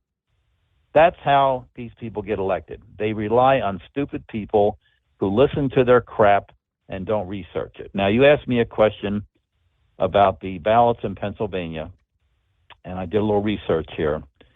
And what it is any ballot, I guess ballots have to be in by a certain date or filled out by a certain date. So in Pennsylvania, they have the people write the date on the outside of the envelope that the ballot comes in. Saves them the trouble of opening it up and looking at, just put the date on the outside. So the ballots that are getting rejected are the ones that either have the wrong date or a date that's too late or no date. They get thrown right in the garbage, and the Democrats are having a fit over that. Now, I was not aware of the censorship that came your way. What is it that we can't talk about? Because I don't want to get you in trouble here. What is it we can't say? Can't say anything in regards to the a stolen election. That nothing. You can't. That's all misinformation. To even suggest that the election was stolen, that is false information. Whether you believe it or not. Okay. To suggest there were improprieties that took place in Pennsylvania or Arizona or any of those states that they looked into, to suggest that something nefarious happened in your state is misinformation. Well, it's only misinformation because we can't prove it, but that's another story. But anyway, up until 2 years ago, we had freedom of speech in this country, but apparently that's changed too. So I just wanted to be careful because I wasn't aware of the censorship that took place. So anyway, the last thing I have, I forgot it before. This guy in Houston that bet $10 million that the Astros were going to win, he must have missed this last game where the Phillies won 7-0. I mean, that's a blowout. So I would suggest to him that on the last game that determines who wins the World Series, he better have one of his mattresses close by, because when the Phillies win, he's going to pass out and wind up on the floor. So he better have one of his mattresses close by. The Phillies won 8-0 on Tuesday night, but then Houston came back last night here. So that the game that ended about 11:45, the Phillies lost 5-0, and it was the second time in World Series history that there was a no-hitter. Philadelphia didn't get a hit last night. Well, Steve, one thing I've noticed, I'm not really into sports. When they did the whole kneeling down thing, I kind of lost interest. Same with NASCAR, with the whole thing with Bubba and all that. Right. When they bring wokeness into sports, I just completely lost interest. But I've noticed over the years, there's a lot of money in advertising on these big series, whether it be the Super Bowl or whatever. And I've noticed, now maybe it's just a conspiracy theory on my part, call me Noah, but we see quite often that the World Series goes to 7 games. And I can't help but wonder if it doesn't have something to do with all the advertising dollars that are involved. Now, you watch the game. I mean, I don't think the game is rigged, but it just seems like a coincidence to me that they always go into a whole bunch of games. It's never over in 4, hardly ever over in 4 games. But to me, it doesn't matter because my life isn't going to change no matter who wins. But the mattress guy, I think, better get ready to fall on one of his mattresses. That's all I have to say. Okay. I'll see you later. Have a good morning. Yeah, of course, in the playoff sets, you had 2 or 3 of them that were won because they were best of 5, right? So, 3 straight games. I think 3 out of the 4 were won in a sweep. Kind of funny. I alluded to that in that first hour when I said, amazing what a difference a day can make, where Philadelphia wins 8-0, and 24 hours later, in the next game, they could not muster a single hit, let alone, I think they had 5 home runs in that 8-0 win. They didn't even get a single hit in last night's game. Again, that goes in the record books, only the second time in 118 years of World Series history that a no-hitter has occurred in a World Series game. So they're tied up 2 games apiece. And I mentioned, you're going to have at least 6 games because one of those 2 teams has got to win 2 out of the 3. And I'm thinking it's probably going to be a 7-game series. I suspect that'll be the case. We'll find out, though. We'll know in a couple days, won't we? All right, back to the calls in 2. It's coming. Crisp fall mornings turn bitter cold. You climb into your diesel and it feels like you're sitting on an ice cube.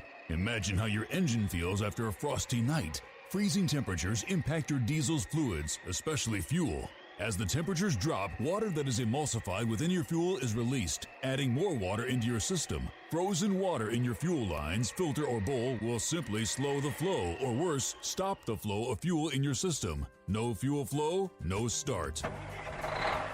Get prepared now for the cold that is coming. Hot Shot Secret Diesel Winter Anti-Gel is a premium fuel additive that lowers your fuel's pour point to minus 65 degrees. If it's that cold out, you shouldn't be on the road. You ought to be at home in front of the fireplace. Hot Shot Secret Diesel Winter Anti-Gel Premium Fuel Additive. Available now online at HotShotSecret.com. Hot Shot Secret. Powered by science. Whether you're a diesel pickup performance enthusiast or just looking for a small upgrade, when selecting common rail fuel system components, look no further than Exergy Performance. At Exergy, you'll find injectors, pumps, and more, engineered like no others on the market using state-of-the-art equipment run by people that have been in the business for decades. So if you're in the market for common rail components at any power level, contact Exergy Performance or one of the many dealers listed on our website at exergyperformance.com. Hey, don't forget, as a listener to this program, you get 10% off your entire order at HotShotSecret.com by using the coupon code Overnight Drive. Plus, CDL drivers, military, and first responders get an additional 10% off. The Overnight Drive with Steve Summers. Live from the Hot Shot Secret Studios. Call Steve now. 844-844-3388. That's 844-844-3388.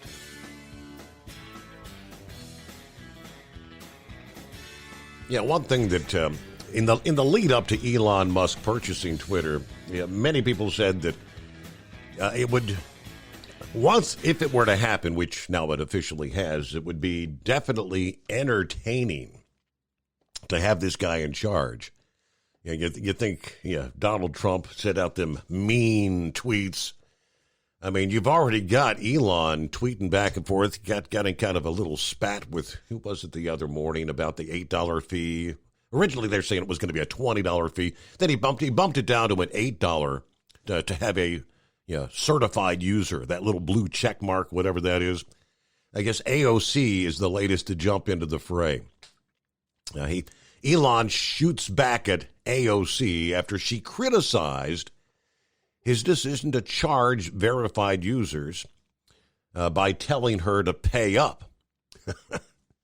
His comment directed at AOC, the latest response to a long list of complaints from verified users over the policy to charge them $8 a month to get the blue check mark. AOC says, LMAO, laugh my ass off. A billionaire earnestly trying to sell people on the idea that free speech is actually an $8 per month subscription plan. To which Elon says, your feedback is appreciated. Now pay $8. A few hours later, she joked on Twitter that she seemed to have gotten under a certain billionaire's skin with a laughing emoji that she posted. Just a reminder that money will never buy your way out of insecurity, folks, she says. To which Elon fires back. Tweets a screenshot of a sweatshirt from AOC's merchandise line with a price tag of $58, circled with a thinking emoji. So AOC is selling $58 sweatshirts while taking the opportunity to get in another jab at the billionaire. So back and forth they go. This could really be entertainment. Cheap entertainment, right? All right, who we got coming up here? Philip, got you coming up next. Eagles on board and on down the line. We roll into a Thursday. Wheelchair Dave did chime in via email here a few minutes ago. He said, a little info for Jolly Green Giant. Steve, you might look up old Big Daddy Don Garlett. I'm not sure how old he is. Maybe pushing 90 now, I think. But he is setting world records in his electric dragster right now. I remember Big Daddy Don Garlett, but didn't realize he had an electric dragster, so I'll have to do a quick search on that. I'll take care of that. All right, other industry headlines coming up here as we roll into the early hours of a Thursday. Let's see, as far as the SEMA show is underway, anybody going to be heading out to the big show? This is day number 3. You got Thursday and Friday of the 4-day show. If you are planning to attend the SEMA show, Hot Shot Secret is there. Make sure to stop by our booth number 20651 in the Central Hall there, and get an autograph from Anthony Smith. Check out his 1972 Nova, which is known as Hercules. Yes, the 1972 Hercules Nova is in the booth there, the Hot Shot Secret booth. Either way, Anthony will have autograph sessions both today and Friday. Autograph sessions at 10 a.m. and 2 p.m., both Thursday and Friday. And then there's an all-new podcast from Two Guys Garage you might want to check out. The Einstein of Additives is back, and this time Chris Gabrelchik is joined by lubrication specialist, chemical engineer Kevin Adams, and Kyle Fisher for a lively discussion. All right. It's the Steve Summers Overnight Drive. USA Radio News. I'm Tony Maruso reporting. The man charged with breaking into House Speaker Nancy Pelosi's home and clubbing her husband with a hammer later told police he was on a suicide mission and had planned to target more politicians, according to court documents prosecutors filed. Former President Barack Obama warned that more people are going to get hurt unless the political climate in this country changes. President Joe Biden's approval rating edged higher with just a week to go before midterm elections. That's according to a Reuters Ipsos opinion poll. And Pennsylvania's highest court ordered officials to disallow mail-in ballots with the wrong date marked on the envelope, previously throwing out numerous votes in close races that could determine control of Congress.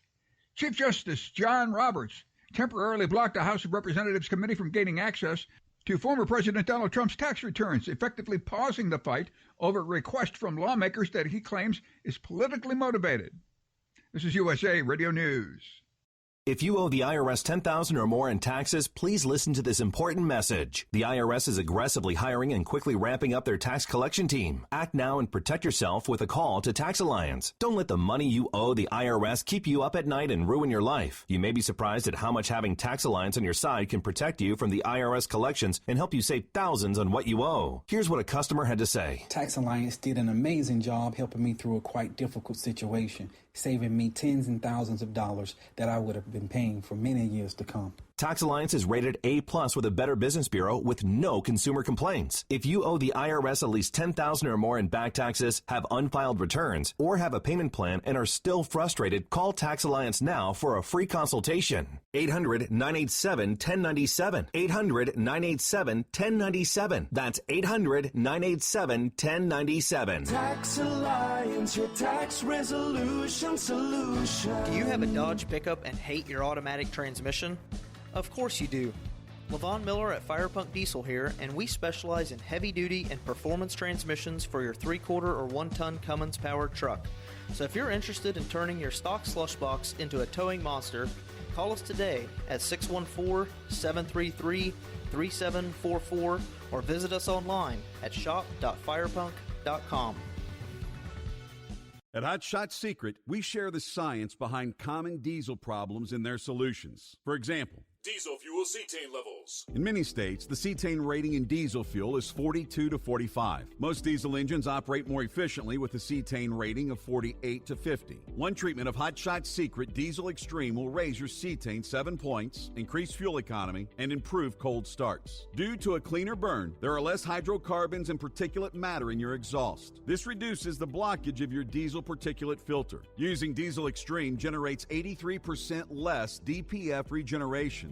The 6-in-1 Diesel Extreme formula also includes the most concentrated detergent on the market, lubricity enhancer, water demulsifier, rust and corrosion inhibitors, and a fuel stabilizer. Hot Shot Secret Diesel Extreme is available nationwide at truck stops, Fine Farm and Auto Stores, and online at hotshotsecret.com. Hot Shot Secret, powered by science.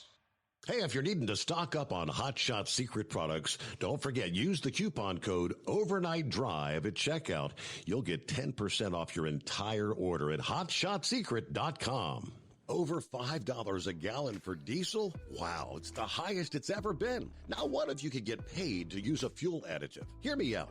Hot Shot Secret Everyday Diesel Treatment, EDT, will improve your miles per gallon enough that the fuel economy savings will not only pay for the cost of the product, but also keep more money in your pocket. Think about it. At $5 a gallon, you're paying over $1,200 to fill up and going 1,500 miles on a full tank. Well, Hot Shot Secret Everyday Diesel Treatment will increase fuel economy up to 3%. That's an extra 45 miles per tank, $37 worth of diesel, and a savings of 2 cents every mile. EDT is so strong, it only takes $12 worth of EDT to get these savings, and you get all the other benefits of this 6-in-1 treatment. Take the EDT challenge today. If you're not completely satisfied, we'll refund your purchase. EDT is available at Pilot Flying J, Love's Travel Stops, and TA and Petro Stopping Centers. Learn more at hotshotsecret.com. At Turbo 3000, our founder Andy Matouche firmly believed you should challenge yourself. Put the most money back in your pocket, where it belongs. Four Wheeler magazine took our challenge, and they wrote it did exactly what we said it would do. As fuel prices keep going up, get your Turbo 3000 from manufacturer direct. Call us at 888-311-9993. Always free shipping in the USA, and for a limited time, save $45 off total purchase using coupon code SteveSaves at turbo3000.com. And now, back to the Steve Summers Overnight Drive, live from the Hot Shot Secret Studios. Yes, indeed. And, of course, for over 60 years, Sta-Bil has been the go-to additive when storing, whether it's lawn equipment, generators, collector cars, anything. Anything's going to be sitting around with gas in it for an extended period of time. Sta-Bil Storage keeps gas fresh for up to 2 years and combats corrosion issues in your fuel system. At the same time, store your engine the right way, obviously with Sta-Bil. There you go. Head on down to the Sunshine State. I guess it's off to work we go. Good morning, Philip. Hey, buddy. Yeah, I'm already at work. I'm just sitting here ready to go in here in a little bit. Hey, about the comment there about free speech. There is no free speech, Steve. You have to pay for this, for your telephone you're talking on right now. I'm talking on. I have to pay for it. You have to pay for the internet if you're at your house. There is no free speech. I don't care what anybody says about it. I mean, if you look at it, you have to pay for all this stuff if you're going to look at it from a monetarily aspect. So, we have no free speech. we have to pay for it. And Elon Musk, he's going to game in on it anyway. Think about it this way, Steve. He had to get $44 billion to pay for Twitter. And this was something that was funny I heard too. When he set up all the loan deals to pay for Twitter, he locked in at an interest rate, and they had to the interest rates have went up, and those banks, because of the situation with the court and everything, had to lock into them rates and had to keep him in those rates so he could get Twitter. And so there was Bank of America was one of the major ones who invested in that deal, and they had to keep him at his interest rate. Just like when you get a mortgage or anything else, you're locked in at an interest rate at the time you apply for it. I mean, we've seen what I think we've seen 2 or 3 3/4 point increases, I believe, since he locked in those rates over 6 months ago. I think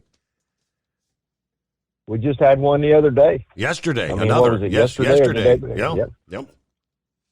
Yeah, I don't know why. I mean, I understand their theory behind it, but the thing that's going to hurt is they're pushing a lot of people into bankruptcy by the way that things are going. I got a feeling we're going to have a lot of bankruptcies happening within the next couple of years if they keep doing this. There's a lot of people out there, credit cards, mortgages, car loans, business loans, you name it. I mean, you're going to have businesses going out. It's a big deal. And about the electric cars, yes, them race cars are fast. I've seen Teslas going against GTRs. They can whoop a GTR's butt. I'm sorry. Those electric motors have more torque. They can get up to the speed quicker than a gas engine. But the thing about it is, it takes a lot of energy for it to do that, and you have to have a heck of a battery to do that. I mean, we've seen that with that Ford Mustang. Did you see the promo for that Ford Mustang at the drag track? Yep. Yeah, it takes a lot of power to make that. I mean, I see it on a daily basis with just the train I drive.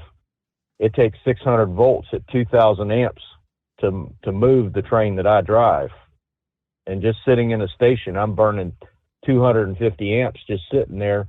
That's what your house uses if everything's on, just sitting there. So it takes a lot of energy when you're talking about electricity. And Horse Feathers was talking about a lot of people in 911 with the cancer and, the first responders and stuff like that. Well, Steve, there's something that a lot of people have, I don't think they've realized it, but what about all the people that have to work on our infrastructure as far as our power, the guys that work out on the power lines, the guys who work in the sewage treatment plants, the guys who work in the water facilities? Those folks are going through a lot of it too.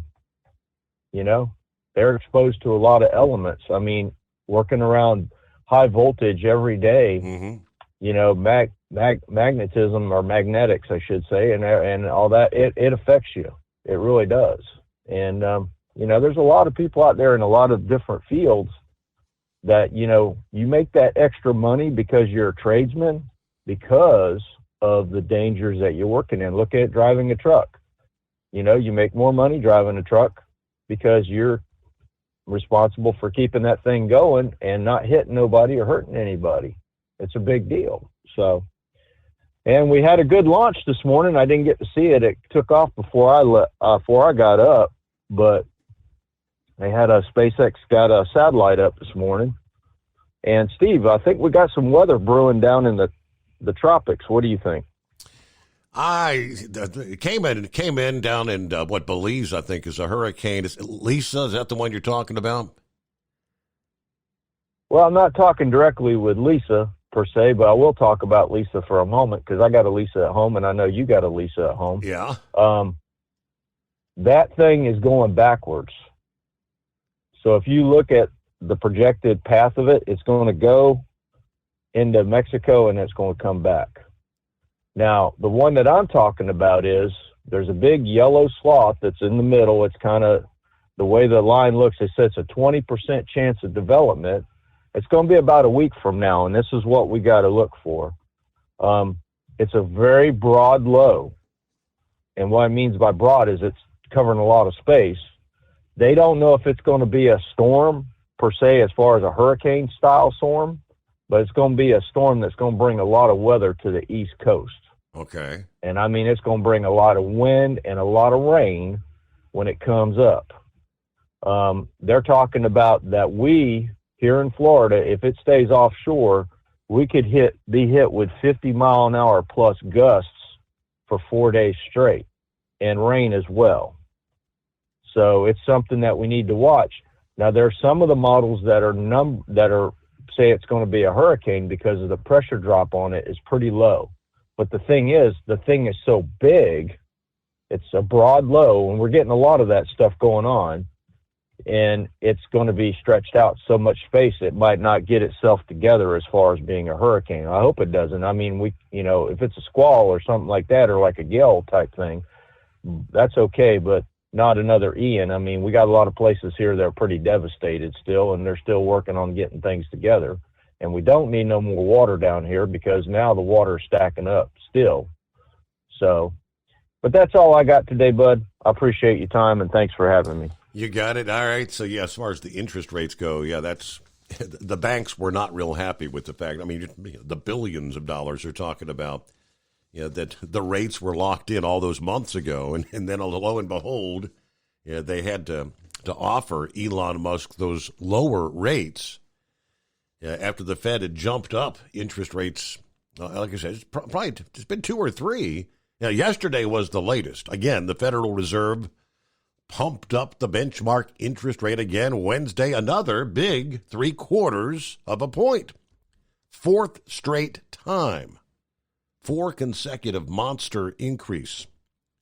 I mean, traditionally they'd raise interest rates by like 0.25 of a point. And on occasion, a 0.5 point increase would be considered rather big.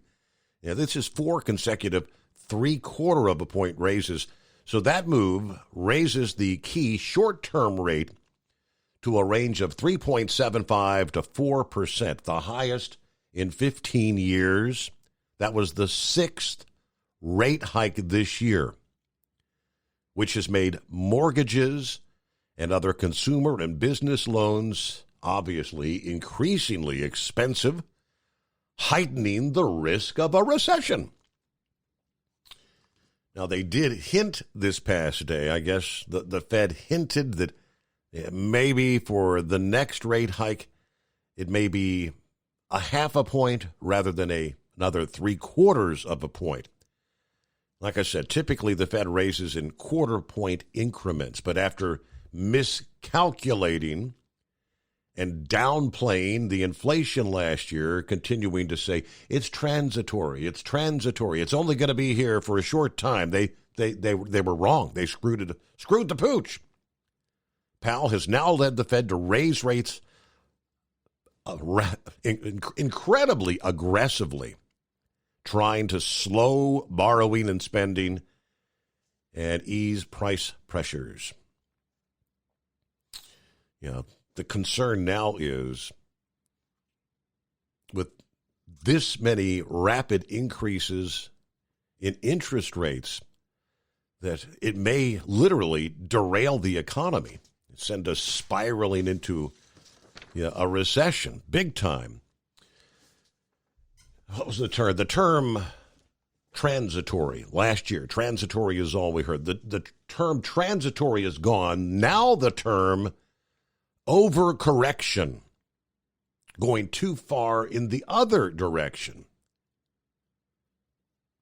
They go into all the numbers here, but one Harvard economist endorsed a column by the New York Times columnist Krugman, said that the Fed is hitting the brakes too hard. Right now, the Fed seems set to pursue further rate hikes, big rate hikes.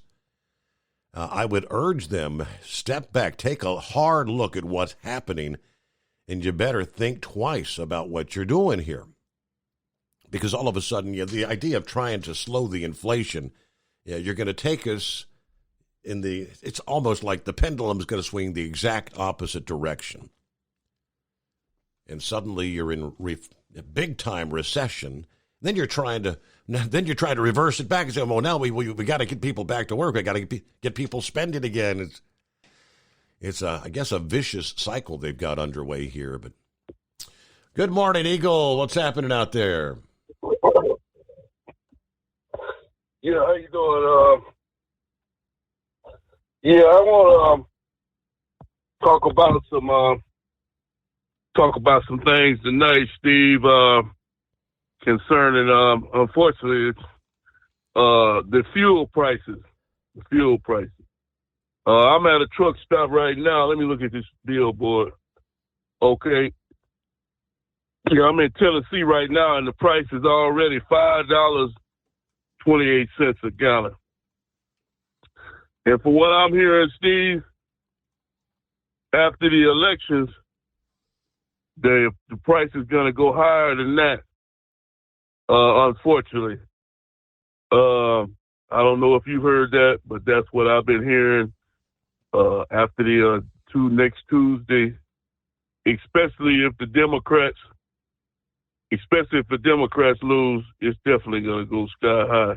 Have you heard that same deal, Steve? I haven't heard anything about if whichever side wins having an impact, but I mean, we are seeing shortages in South Dakota. There's shortages in Nebraska, the East Coast, and if it's all based on supply and demand, there's nowhere to go but up. I haven't had no problem with no fuel over here in Alabama and Georgia, where I've been at the last couple of days. I haven't had nobody tell me they didn't have no fuel, but I've heard that other, up maybe in New York and New Jersey, I heard people was having problems. But the price is definitely higher than it has been the last couple of months.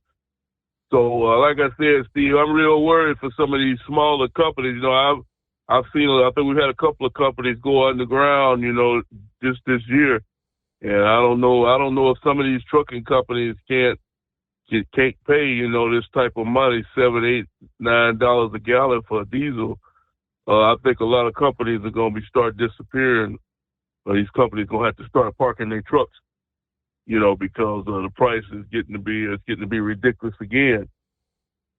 This time it won't be nothing Joe Biden can do about it, Steve. Like I said, the only reason it went down this time is because this guy was using the reserves that's supposed to be for emergency use, and we ain't got that to rely on no more, thanks to him. So I see nothing but the price getting worse and worse from what I'm seeing, Steve. Now let's talk about Nancy Pelosi again, Steve. Again tonight, Steve. I'm hearing a lot of different stories about what happened in this situation, and I'm still not knowing which angle to take on this deal. The Pelosi's, they're not releasing the camera footage of this so-called break-in, so I really don't know. But one thing I do know, Steve, as much as I like Donald Trump, Donald Trump and Donald Trump Jr., his son, I think Donald Trump Jr. might have crossed the line this time, Steve. All I can say is he's lucky that Elon Musk has took over Twitter. I don't know if you've seen the latest thing that he did as a so-called Halloween treat, when he had a picture of some men's underwear and a hammer. Have you seen this? I saw the meme. Yeah, right. Yeah, that's not a good look right there, Steve. That's not a good look, for the Republicans and stuff. That you don't make fun, of the incident, whether it happened like that or not. You can't do this type of deal, especially when you got your father who possibly might be running for president again. You just can't. You might be losing potential voters. You can't make these type of deals. You can't. This is not a game. It's not a joke. I don't know what happened with Pelosi. I don't think we'll ever know the whole truth. But you can't do something like unless you got the truth. Unless you know for sure that's what happened. You really don't need to put that type of stuff out. Now here's the deal, Steve. With the Florida situation, I'm kind of concerned about this deal here. Because I'm hearing some things about Donald Trump and the governor of Florida. I thought these two guys was gonna try to come together in 2024 and try to get in the White House as a team, but apparently that might not be what's in the plan. So I don't know. I don't know if you've heard different or other people have heard different, but it doesn't seem to me like the governor of Florida and Trump are not going to go into the White House as a president and vice president team. If that's, it seems like Donald Trump. You know, there seems to be some kind of animosity between these two guys because they just had something go down. From what I understand, Trump is supposed to be in Florida I think next week or something, and the governor of Florida is not going to be at this same meeting. So I don't understand that because him and Trump need to be working together at this point, Steve. I think that if they try to run together as a team, that they could be unstoppable in 2024. I hope that they can come to an agreement on something because Donald Trump can finish off his last 4 years. DeSantis could be the vice president, and then when he can step in the job after Trump do his 4 years, and we'll have complete control of this deal. Hopefully that they don't get into his power struggle. Now let me say this. This is what I've been waiting to say all day long, Steve, and it still involves Donald Trump again. Now. We got South Korea. We got North Korea continuing to launch missiles. And from what I'm understanding, one of those missiles almost hit South Korea. They launched over 10 to 15 missiles just last night. Now, I've told you this over many times on your show. You and I both know, and guess what? Joe Biden still ain't saying nothing. It's over 20 hours don't went by, Steve. Joe Biden has not said anything about this situation. You and I both know that if Trump was in the White House, North Korea would not be launching these missiles. And like I said before, this guy's put in a dangerous situation, and it could lead to a potential war because South Korea is getting fed up with North Korea. They've launched the missile back. Joe Biden needs to step in and issue a stern warning to North Korea that these missile shootings need to come to a stop. And if they don't, then we might have to take get involved in it. But I want to see what you had to say about that, about these continuous missile launches by North Korea. And I thank you for taking my call tonight. All right, Eagle. Have a good morning. Thanks for checking in. Kim Jong-un, little rocket man, as Trump called him. Obviously he knows we have a weak president. He's been gradually pushing the envelope. The time frame between launches, and it's one missile, then it's two, then it's three. It was actually 23 that were launched this past day. And the one that landed less than 40 miles off the coast of South Korea, technically in international waters, but each one of these, just how far can we push the envelope? The message again from Kim Jong-un is, right now, you've got the U.S. and South Korea that have military exercises going on. It's a game of cat and mouse. Now, you did mention also in your conversation there, Eagle, the oil reserve. Yes. We have now shrunk that to the lowest level since 1984. Of course, several weeks ago, authorized another 15 million barrels of the SPR, trying to bring down gas prices. And obviously some Republicans say that we are now getting into dangerous category. They're putting our country at a greater risk. Marco Rubio said, well, he's doing it to lower gas prices because he's afraid of the impact. And unfortunately, what has happened now is our strategic reserve is at the lowest level, I believe, since 82, 83, something like that. We have a strategic reserve in the event of war or a drastic emergency. It's not there to bail out the president's party in an election year.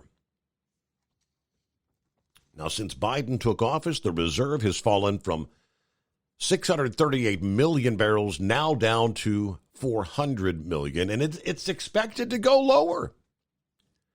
President and CEO of the Independent Petroleum Association recently called Biden's moves purely political. I mean, the SPR is meant to protect consumers against emergency supply disruptions, not politicians during an election year. Now, this not only reduces our capacity to protect ourselves in the event of a true emergency in the future, but it also increases now our reliance on the politically volatile countries that are currently providing most of our oil. You know, we're just kind of digging our own grave, truth be known, one shovel at a time.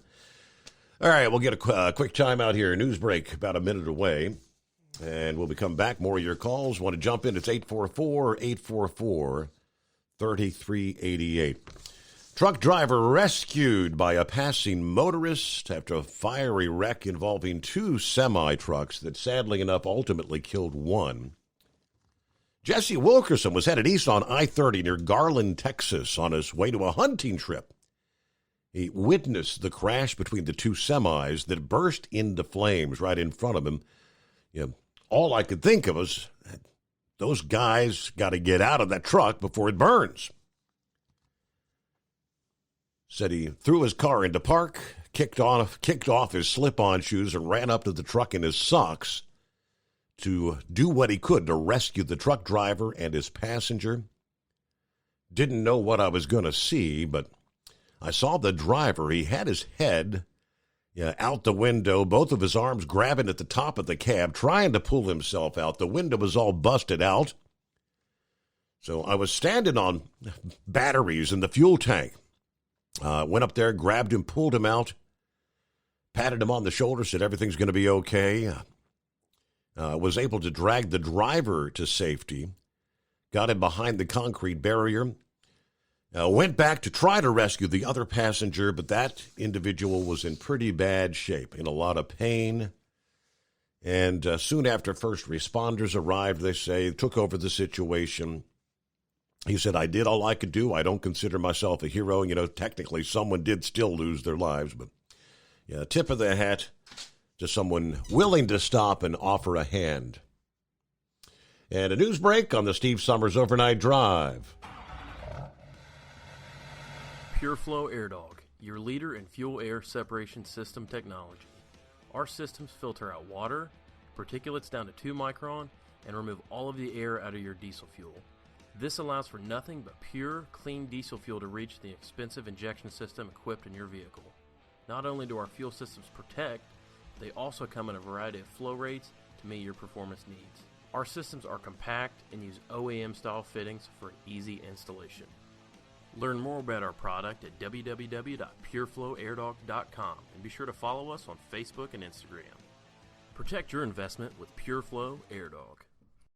At Hot Shot Secret, we listen to our customers. Everyday Diesel Treatment delivers a 6-in-1 premium fuel treatment for every fill-up, every time. Our fans call it EDT. I'm Nathan from Ellisville, Mississippi, and I drive a 2017 Ford F-350 Power Stroke. I've been using Hot Shot Secret EDT every tank for almost 3 years, and I've seen about 1.5 to 2 miles per gallon increase in fuel mileage. Everyday Diesel Treatment is available at truck stops, Tractor Supply, O'Reilly's Auto Parts, and online at HotShotSecret.com.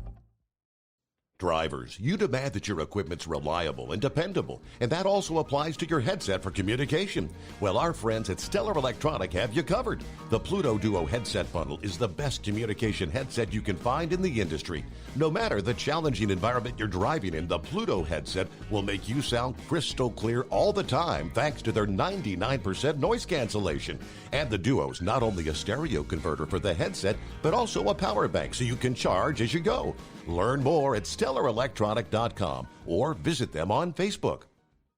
Hey there, listening friends. I want to remind you, don't forget you can get 10% off your entire order at HotShotSecret.com by simply using the coupon code Overnight Drive. Keep the bugs off your glass and the smokies off your ass.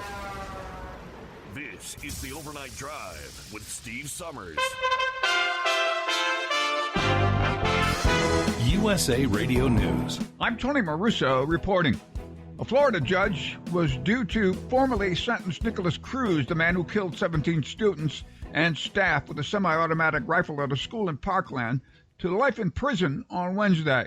A jury voted last month to spare Cruz 24 the death penalty, instead choosing life in prison without possibility of parole for one of the deadliest mass shootings in U.S. history. Cruz pled guilty last year to premeditated murder, then faced the 3-month penalty trial earlier this year.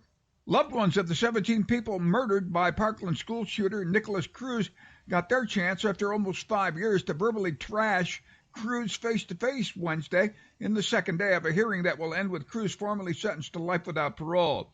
Alyssa Al-Haddad was one of the 17 killed in the shooting, and her mother, Lori Al-Haddad, addressed Cruz, reminding him of the life he stole from them. You robbed Alyssa a lifetime of memories. Alyssa will never graduate from high school. Alyssa will never go to college. And Alyssa will never play soccer. She will never get married, and she will never have a baby. CVS is paying out a lot of money over opioids. CVS Health said Wednesday that it agreed to pay $5.2 billion to settle lawsuits over how its pharmacies handled prescriptions for addictive opioids. CVS is the first drugstore company to reach a nationwide settlement in a series of lawsuits brought on by a group of states and Native American tribes. Now, if accepted by the courts, the company would pay $4.9 billion to states and other municipalities and $130 million to tribes over the next 10 years, beginning in 2023. From the West Coast USA Radio News Bureau, I'm Lance Pry. This is USA Radio News. You know, if you feel like you're stuck with a healthcare plan that isn't affordable or you simply just don't like how it works, well, right now, during open enrollment is a perfect time to switch to Medi-Share. The typical family saves $500 a month when they join Medi-Share, and what's more, they like it. Medi-Share has double the customer satisfaction rate compared to the industry. That's double. And Medi-Share is the most trusted name in healthcare sharing. It's been around for 30 years. It's shared more than $4 billion in healthcare bills. And here's why now is the perfect time to make the switch. If you join Medi-Share Complete by January 1st, they will waive your new member fees and you'll save an additional 10% off your first year. That's right. No fee to join, 10% off every month for all of next year. But again, it's a limited time offer. So yeah, you're not stuck. You've got a great option. Call now. 833-34-BIBLE. That's 833-34-BIBLE. 833-34-BIBLE. The mayor of a small town in Oregon has been arrested for attempted murder following a road rage incident on Halloween that led him to firing multiple gunshots at a family of 4. This all took place about 65 miles east of Portland when they encountered an SUV that was driving erratically, according to a statement from the Hood River County Sheriff's Office. The SUV suddenly pulled over to the side of the highway, and as the family passed the suspect vehicle, a male stepped out of the passenger side and fired multiple rounds from a handgun. It took less than 24 hours for investigators to identify the suspect as Doan Jones, the mayor of nearby Rufus, Oregon. Jones was arrested, charged with 1 count of attempted murder and 4 counts of attempted assault in the first degree. Elon Musk and Twitter won't let anyone who was removed from the service for violating its rules back on the platform until the company has a clear process in place, which he said will take at least a few weeks. Musk, who recently completed a $44 billion takeover of the company, said on Twitter early Wednesday that he had spoken to a number of "We will continue to combat hate and harassment and enforce our election integrity policies." On Tuesday, during the Philadelphia Phillies defeated the Houston Astros 7-0, Tim McGraw donned a Phillies jersey circa 70s and 80s, emblazoned with the name and number of his late father, Tug McGraw, a former Major League Baseball athlete. Tug passed away in 2004 at the age of 59 after being diagnosed with a brain tumor. For USA Radio News, I'm Tony Maruso. Technology lets you access a personal trainer from home, like on this exercise mirror. Less talking, more squatting. But to keep your hybrid workforce in shape, you need more than technology. And kick. And jump. You need PCs powered by Intel vPro, custom configured by CDW. Hardware-based security and remote management make it easy to protect and monitor PCs from anywhere. Wait, don't turn me off. Intel vPro makes secure remote management possible. CDW makes it powerful. Learn more at cdw.com/Intel client. It's coming. Crisp fall mornings turn bitter cold. As you fire up your diesel, you can see your breath on the inside of a cab. Imagine looking deep into your engine. Freezing temperatures impact your diesel's fluids, especially fuel. On a 23-degree morning, the paraffin wax in your untreated fuel starts to morph from fluid to large crystals. These crystals clump together and form a gel. At minus 10 degrees, your fuel hits the point where it no longer pours like a liquid. It's so dense that the flow through the fuel filter will slow, causing hard starts or no starts. Get prepared now for the cold that is coming. Hot Shot Secret Diesel Winter Anti-Gel is a premium fuel additive that lowers your fuel's pour point to minus 65 degrees. If it's that cold out, you shouldn't be on the road. You ought to be at home in front of the fireplace. Hot Shot Secret Diesel Winter Anti-Gel Premium Fuel Additive. Available now online at HotShotSecret.com. Hot Shot Secret. Powered by science.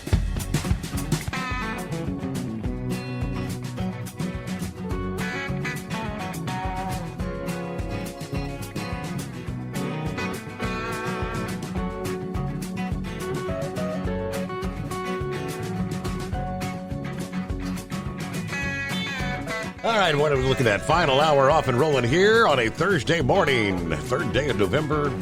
Welcome back. Yeah, Jimmy Fallon made a little post. Matthew shared it here just a couple minutes ago in regards to, under the heading, Midterms 2022. And it reads, remember that time when Republicans opened the border, spiked inflation, caused a fuel crisis, freed violent criminals, fired people for not getting vaccinated, and ran out of baby formula? You remember that time? No, you don't. You don't remember that time. Yeah, now would be a good time to vote accordingly, kiddos. Yeah, one of the little tidbits in his mix there was freed violent criminals. It's been the trend more and more around the country, and I've got another very sad prime example of just that. And don't forget, coming the first of the year, the state of Illinois, not just Chicago, the entire state is going to this new policy of, pretty much get out of jail free, no bail for certain crimes, as they try to say. But with all the examples, and none better than New York, where Governor Kathy Hochul, her Western New York hometown, no less, a mother of three, executed right in front of her children less than 24 hours after her estranged husband was sprung from jail, on no bail, over a caught-on-camera beatdown that she had posted on her Facebook page in a desperate plea for help, which has now sparked fresh outrage on New York's no-cash bail laws, which, remember, in the debate about a week ago, that subject came up, and Kathy Hochul kind of doubled down with her opponent, saying, why are you so concerned with this? What's the big deal about the no-cash bail? Now, this is the reason why people should be concerned. Adam Benfield, 45 years old, guy who has a prior conviction for kidnapping another ex-girlfriend at gunpoint, is now charged with shooting dead his 30-year-old wife, Kiera Benfield.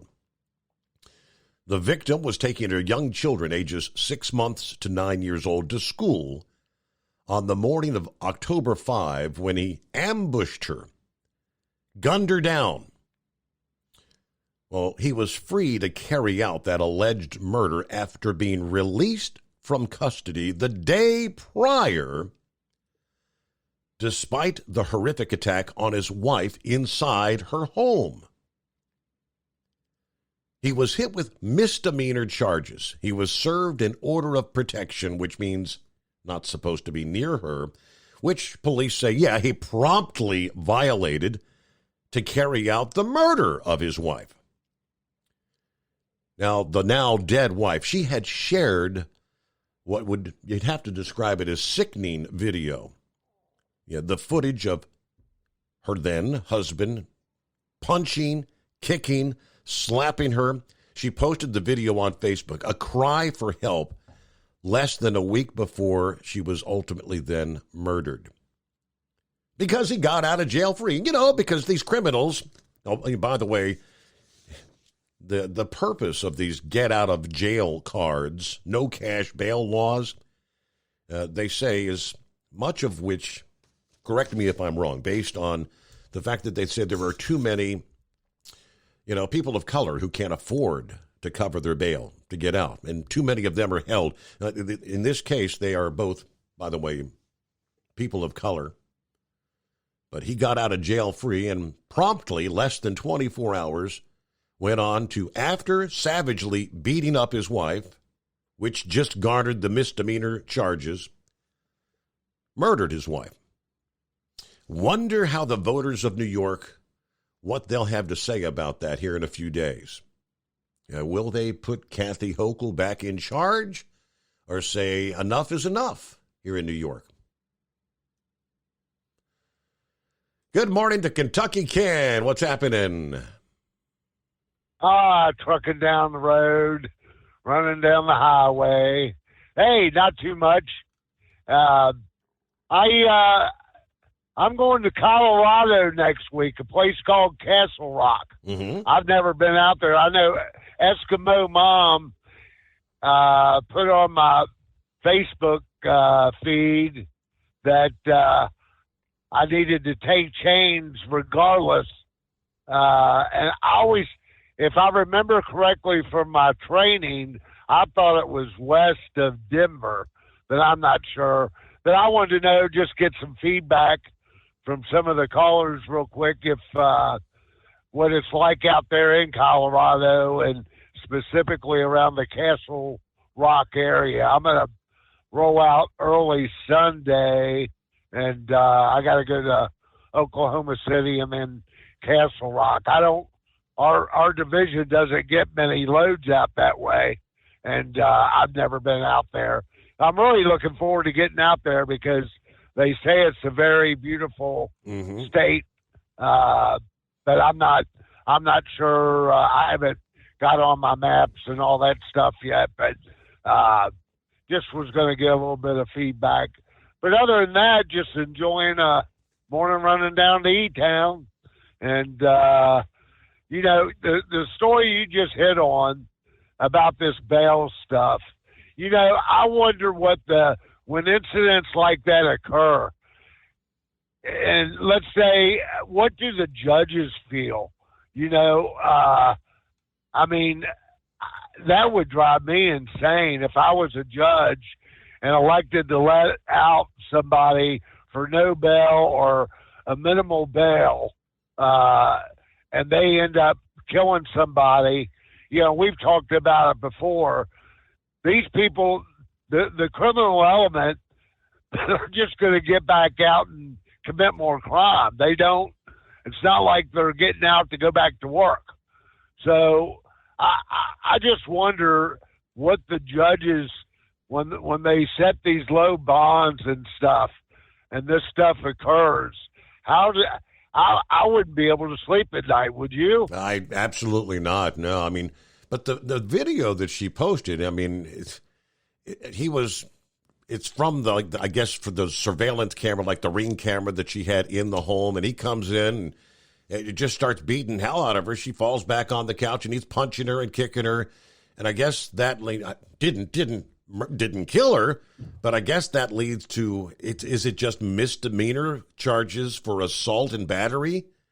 And ultimately he gets out on a no cash bail for that. Yeah, but if there was a restraining order to boot, that's a contempt of court. That's a violation of a judge's order. If I know it's only a piece of paper, exactly. But that enables law enforcement. Right, it enables law enforcement to arrest off probable cause for a misdemeanor because of the violation of the order. A lot of victims would say, "Well, it's only a piece of paper." Yes, it is. But if it's violated and they only need, somebody saying, okay, he violated the order, technically the officer don't have to get a warrant.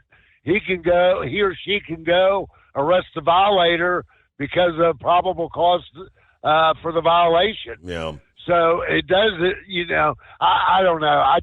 Those stories just make me sick.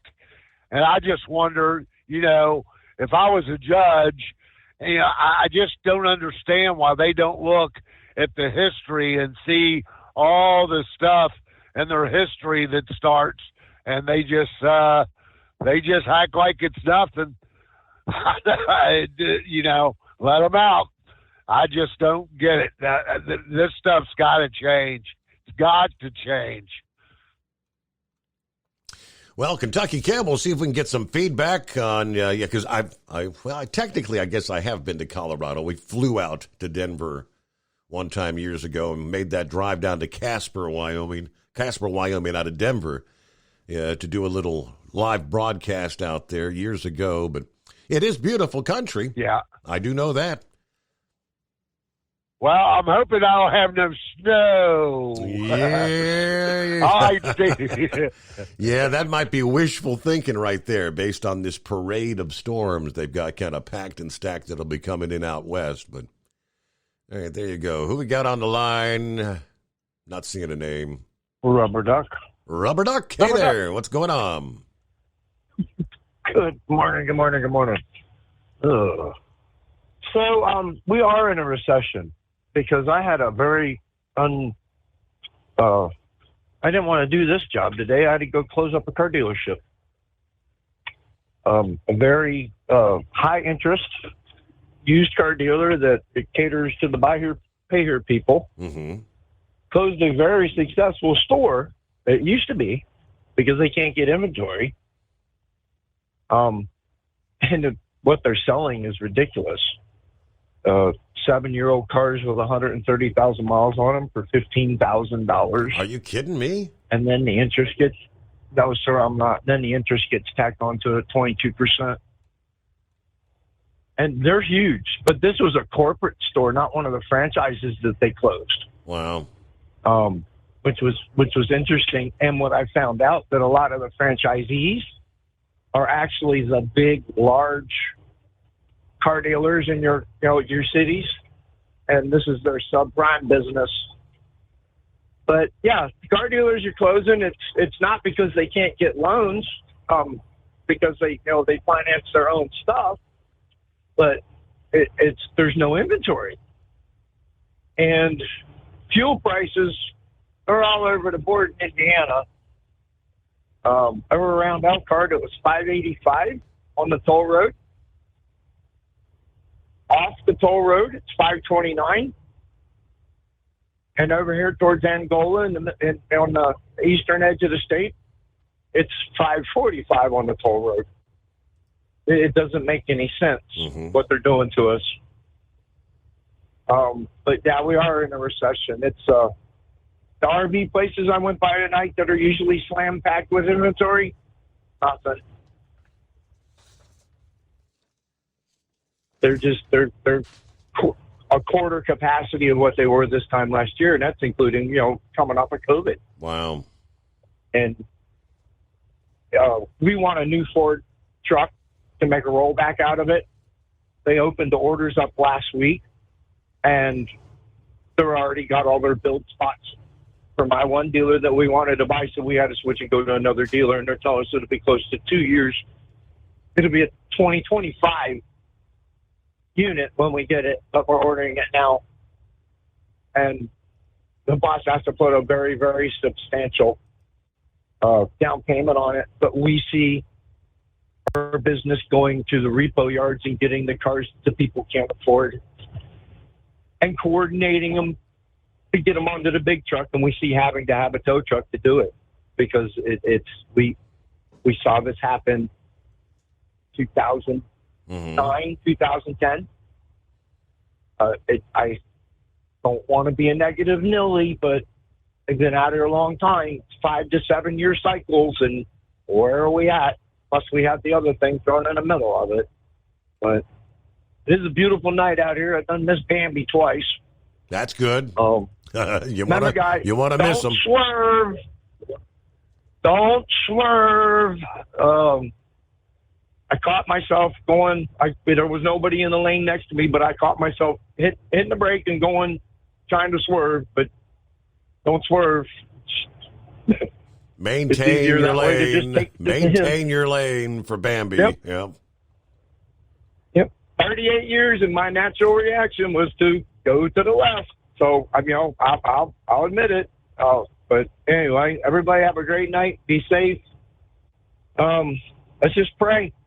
That's all we can do. Pray and then get out there and vote. That's the key right there. Tuesday is just around the corner. Yes, sir, it is. And it's 844-844-3388. Head on down, check in with Steve. What's going on this morning? How's your phone working out there? I don't know. I'm testing it right now. Can you hear me? It's a whole lot better than it was 24 hours ago. I'll say that much. Well, there's an app on the for the earpiece that you can reset the phone or reset the Bluetooth. So that's what I did, and I made a couple calls, and they said it sounded a lot better. So yeah, okay. You can hear me pretty good? Yes, sir. Yes, sir. Good. Hey, Steve, I thought I heard one of your callers a little while ago say that Joe Biden should issue a stern warning to North Korea. Did I hear that right? Yeah, it was Eagle saying we got to let Kim Jong-un know. Yeah. You're going to have a price to pay or something. Yeah. Steve, the United States of America is probably the weakest it's ever been in the history of our country because of Joe Biden. He is a shell of a man. We all know it. We've seen it for the last 2-3 weeks. Actually, over the last 2 years. But in the last 2-3 weeks, we've talked about this. He's getting worse and worse and worse. Our enemies see this, Steve. They watch us constantly. They know what's going on. And they're going to take advantage of this guy. You know, under Donald Trump, this world was a peaceful world. There wasn't all these conflicts going on, firing missiles at each other. Steve, what do you think is going to happen next? When Iran gets their ballistics going, when they start shooting missiles into Israel, what's Biden going to do? Nothing. It's just unbelievable. How about issuing a stern warning to the damn cartel? Right. That's killing hundreds of thousands of Americans. Sex trafficking, human trafficking, drug trafficking. You hear him issuing a warning on that? There are going to be no warnings from Joe Biden. Only statement I've heard is our border is secure, Steve. I don't know what you're talking about. According to Mayorkas and our border czar, Kamala Harris, our border is secure. Steve, this is a disaster. What's going on? You know, we've talked about this. It's just it's just sickening. You know, we used to be the most powerful nation in the world 3 years ago, 4 years ago, 5 years ago. Nobody would mess with the United States of America under a leader, under a strong leader. This man is weak. He can't even go on the campaign trail, climb up 3 sets of stairs, and then manage to not even know where the hell he is. In the meantime, he's got Obama and Hillary Clinton doing his dirty work around the country. The only stern warnings they're issuing is to people like us, that we're extremists, we're terrorists. If we don't vote with them, we're no good. You know, it goes on and on and on, the rhetoric. They're the ones that are inciting violence, not us. All we want is to be left alone. And that's what a true leader does. He loves the country. He loves the people. Joe Biden hates half this country. He's not doing anything to protect us. He's just putting us at risk. Putting the whole world at risk, Steve. It's just sickening. But I'm done with the rant. Did you, Steve, did you happen to see that article about the, you remember those memos Biden sent out to all the different departments about trying to get people to register to vote? federal agencies. Yeah. We remember that? Yeah, we touched on that. Absolutely. Did you see the memos that they uncovered with the Department of Labor? Well, with the food stamp program. They were targeting Democrat voters. I mean, Biden surely would not target Republican voters. He doesn't want Republican registrations. He wants Democrat registrations. No, sir. You're exactly right. So if you go into unemployment office, and I've been there before years ago, you go in there, they try to help you find a job. They don't ask you about if you want to register to vote because it's illegal for them to do that. There's certain departments that are only allowed to do that to process those forms because of the sensitivity of the information. You know, there's a chain of custody that has to be followed. So these people are breaking the law. Biden signed those executive orders, and they're looking into this. You know, I mean, they're basically bribing people to say, hey, if you want benefits, if you want us to help you find a job, if you want your food stamps, you need to register as a Democrat. That's basically what they're doing. Absolutely insane. And how about the other thing we found out, Steve, that we all knew that Facebook and Twitter were an arm of the DNC years ago during the 2020, I'll leave it at that. That thing. But, yeah. But did you see what they uncovered on that? I indeed did. That they found what's that? They had portals for the direct contact and censor to be able to. Sir. So the government had the ability to go in and censor certain things. Yes, sir. Who does that sound like, Steve? What country? Sounds a little like China, maybe Russia, something, you know. Yeah. Unbelievable. You know, we knew that they had influence with the government and they were siding with them, with the cancel culture and the censorship. But the White House doing it, I mean, Steve, it's just unbelievable how corrupt these people are, how evil they are. It's just pure evil. Never seen anything like this. I don't know. I just hope on Tuesday we send a strong message. I hope everybody that was my gets next out and question. votes. You think things will change on Tuesday? Yeah, the red wave. Yeah, our secure border. I mean, we can share story after story. Yeah, in the trucking headlines, you know, the drugs just keep pouring into the country. Yeah, Customs and Border seizing hundreds of pounds of methamphetamine from a semi-truck. This was over the weekend, last Sunday, at the World Trade Bridge. A 24-year-old Mexican citizen in a Freightliner referred for a secondary inspection. Canines hit on the truck. 655-plus pounds of methamphetamine, like nearly $6 million street value. Just days before, 577,000 fentanyl pills in 5 separate incidents. That's the Nogales port of entry also over the weekend. Yes, the drugs are just pouring across our secure border.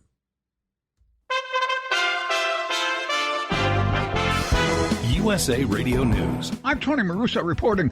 President Joe Biden's threat to impose a windfall profits tax on oil companies is unlikely to pass in the U.S. Congress, even if Democrats defy forecasts and manage to maintain their razor-thin majority in midterm elections on November the 8th.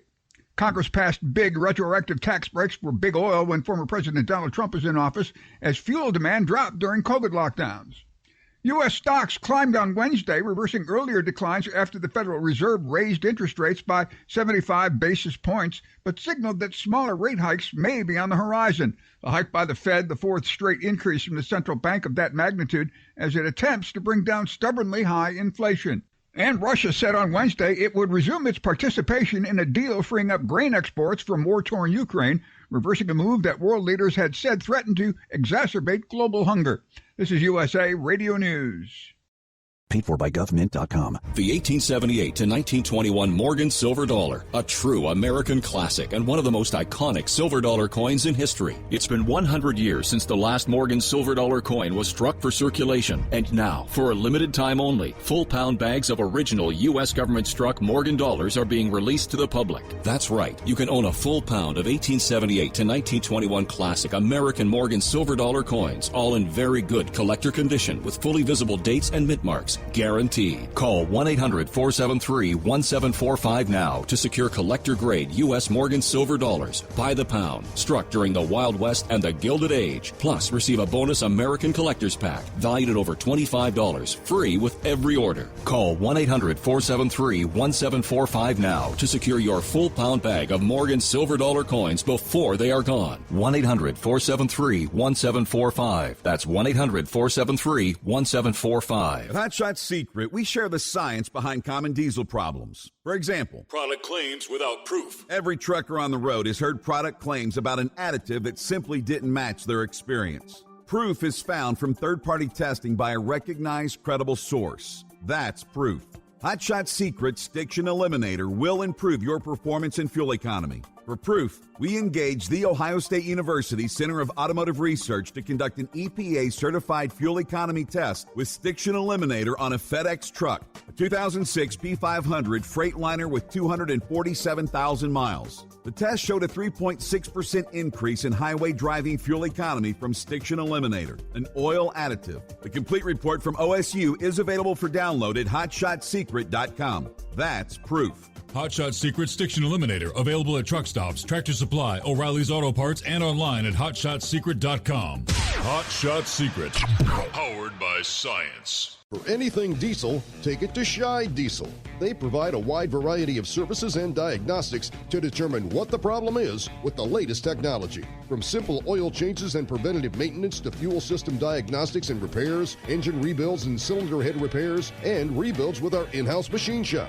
They also have on-site DPF cleaning for exhaust issues and DOT inspections. If your diesel is asking for some attention, Shy Diesel has the specialist you need for anything diesel. Located in Terre Haute and Lafayette, Indiana, and Effingham, Illinois, Shy Diesel has you covered.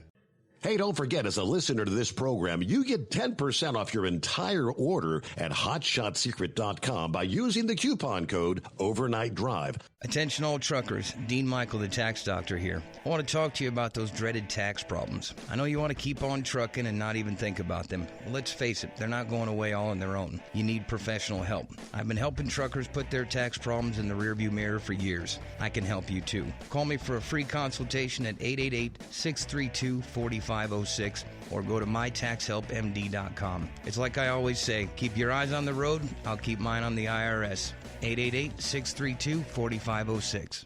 How do you sleep on the road? After downtime, do you wake up well-rested and invigorated, or tired, achy, and sore? Well, if it's the latter, you're not sleeping on the Big Rig Mattress. The Big Rig Mattress is a hybrid with an individually pocketed spring core that's engineered to deliver the best restorative sleep for your time on the road. Many drivers have said they sleep better over the road on the Big Rig Mattress than they do at home. Learn more about the Big Rig Mattress at thebigrigmattress.com or call 877-736-4233. Most standard sizes ship within 72 business hours. The Big Rig Mattress, 100% made in the USA since 2009. Because Channel 19's a little congested. Call Steve now at 844-844-3388. The Overnight Drive.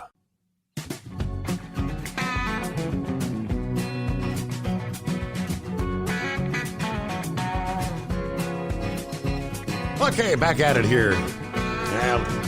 Just like lots of moms and dads around the country dealing with sick kids, we're dealing with the sick grandkids.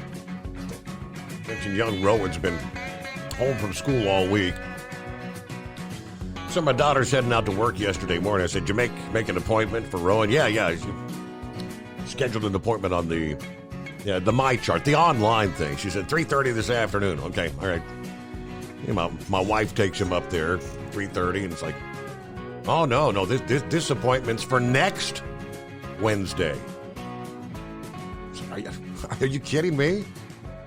Yeah, that booked up? They couldn't see him, so she had to bring him home, and now we've scheduled an appointment. I get to take him up at 8:30 this morning. We're going to do the, I don't know, what they call it, little clinic kind of thing, whatever Walgreens has. I assume they have the ability to test for, we think it's either strep or maybe the actual flu, which they say the flu is going around early this year. So, yeah, I'm thinking, I saw Lauren had posted this past evening that little Avery, the other grandson's not feeling well. Got a fever, feeling like you know what. Rowan wasn't feeling real good on Monday. He wasn't that bad yet, but he did have his Halloween costume on. And I remember as the evening was wrapping up, little Avery picked Rowan's mask up off the couch and put it on for just a few seconds. I thought, oh, man, I said, no, I was thinking to myself, don't put that on. Rowan's sick. I just kind of wonder, whatever prognosis we get for Rowan this morning, I think that might be what little Avery may have. But we shall find out. I don't think it's the allergy thing. He's sicker than that. But Rowan hasn't had a fever. Just cannot breathe through the nose at all. Got the cough and all that going on. So fun with the snotty-nosed kids, right? And now we just wash your hands, use the hand sanitizer, try not to get it, because I don't want it. Papaw don't want it. All right, 5-7, hey there, back at it. Yes, sir. Well, thought I'd throw this out. Matter of fact, when I heard it, I thought about your daughter, and I almost posted it onto your fan page, but it was Laura Ingraham. And she was playing post after post of news media, politicians, and bureaucrats all calling for, well, we need to move on from the you-know-what, and all the things, because we were working blindly, so we need to have an amnesty. Well, first off, I remember they were saying that all this stuff was you had an immunity for doing this stuff, and it wasn't government, it was business. But I remember going through it with you and listening to you stressing over your daughter having to face, do I stay at this job or do I leave it? Because they're saying I have to take the you know what. Right. And she never did. She never did, and she never lost the job, and I don't really understand how that happened. I'm kind of at a loss on that. Fantastic. Because she was a good worker. Somebody there knew, they put their neck out to keep her. And I think that's happened a lot because they needed work. They needed workers. Pardon me. She was a good employee. I'm not a communist. We don't call Americans workers. That's communists. We're employees. But, are you, would you have been ready to, give amnesty to these companies? Now, I don't want to see everybody in courts now, but I told you back in that day, whenever the corporations were playing this game, I said, you know what? If there's a change politically, that amnesty might be, or that immunity might be dropped. And clearly it would be able to, if you put it through the courts. For the constitutional viability. Pardon my language. I'm doing the best I can here. I drive a truck. But there's just a ton of lawyers out there saying, I'm tired of driving this Pinto. I want a Mercedes.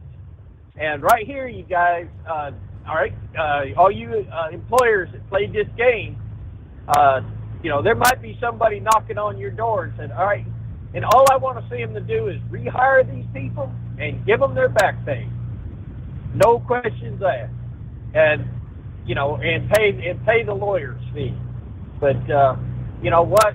That will go a long way to keep from the government using industry to violate our constitutional rights. So, and thank God in this trucking industry, all the mills we go into, no place where we were required to do any of that stuff. So, because we're away from everybody, we're on a computer. I could go all day and not talk to another human being. So, for the most part, but But yeah, they're here. They're smelling the coffee because they're already on there and they're already trying to. And by the way, when's the last time you heard from Anthony? So, they're smelling the coffee and change coming down the road. And you know what? I'm not sure if I want 100% vengeance, get back. I want justice, but I definitely want them to kick Mitch McConnell out of there and get somebody in there that will fight for the American people and for the American people's jobs. So I just thought I'd throw that there. But I'm glad to hear about your daughter because I remember the stress that you were going through because having your daughter come to you and ask that. Yeah. No father should be in that position.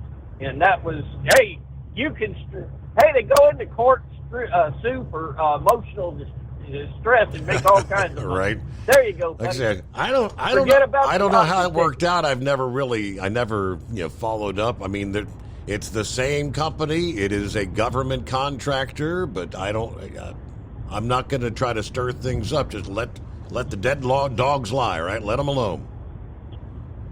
There you go. And I'm glad it worked out for you and your daughter, buddy. All right, that's what I get for sitting here thinking half the night. So we're going to sit. Copy the mail. There you go. Yeah. Meanwhile, on the other side of the world, China is still doing this zero COVID policy. I mean, just absolute insanity. Apparently, there were thousands of guests at the Disneyland there in Shanghai. And all of a sudden, all right, nobody's leaving. We detected an individual case of COVID that was traced back to the theme park. Nobody leaves until you're checked for COVID. I mean, that's this week. Monday, the park locked down Monday a little before noon local time as the government announced everybody's going to be tested before you can leave. Videos compiled by the BBC show masked guests waiting in crowds, huddled in small groups along the walls, just waiting and waiting to be tested. I think everybody was out by like 10:30 in the evening, and they did not find any additional positive cases for patrons there at the Disneyland park. But can you imagine a single case prompting Shanghai Disneyland to shut down? Yeah, same thing happened about a year ago. There were nearly 34,000 people locked inside, told they can't leave until you're tested.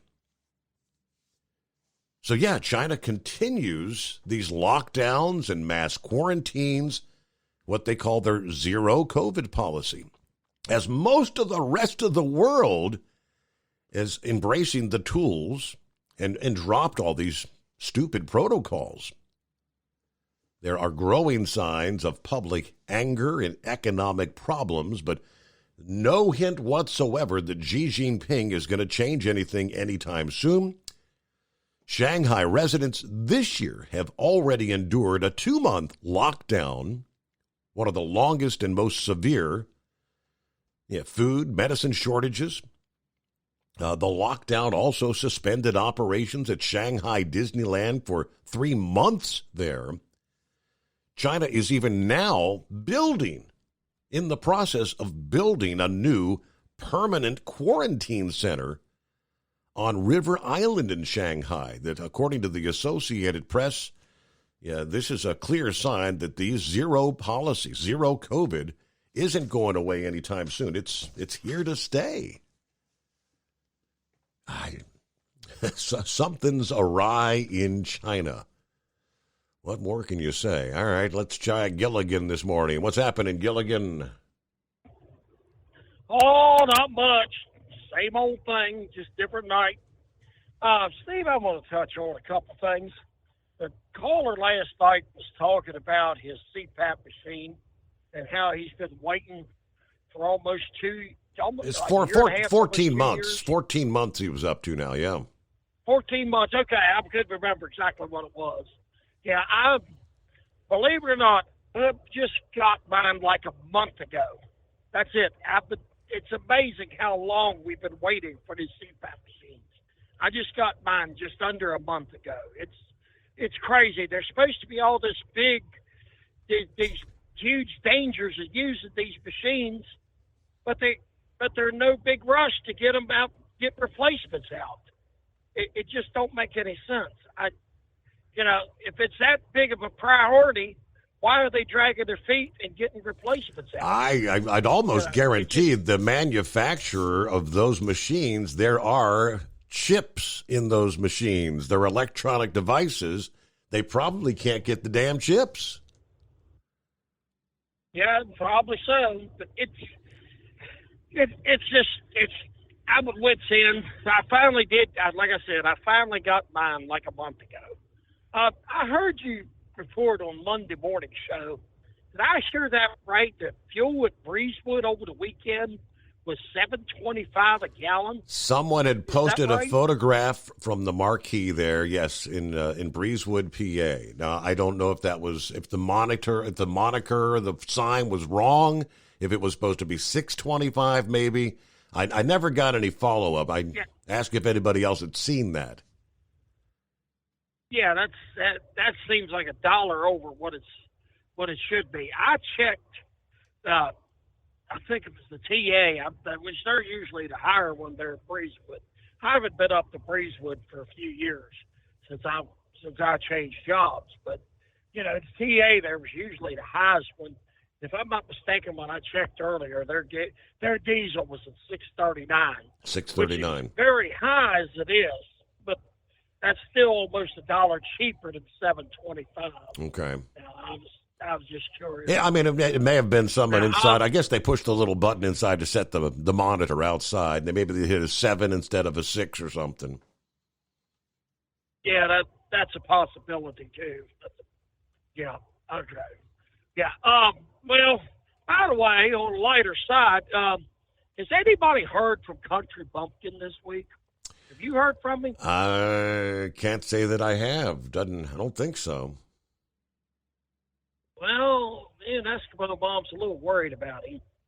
When he left the party there Saturday night, he was kind of wobbling down the sidewalk. Oh, boy. Swinging side to side with a half-empty bottle of Seagram 7 in one hand and a six-pack of my old German in the other.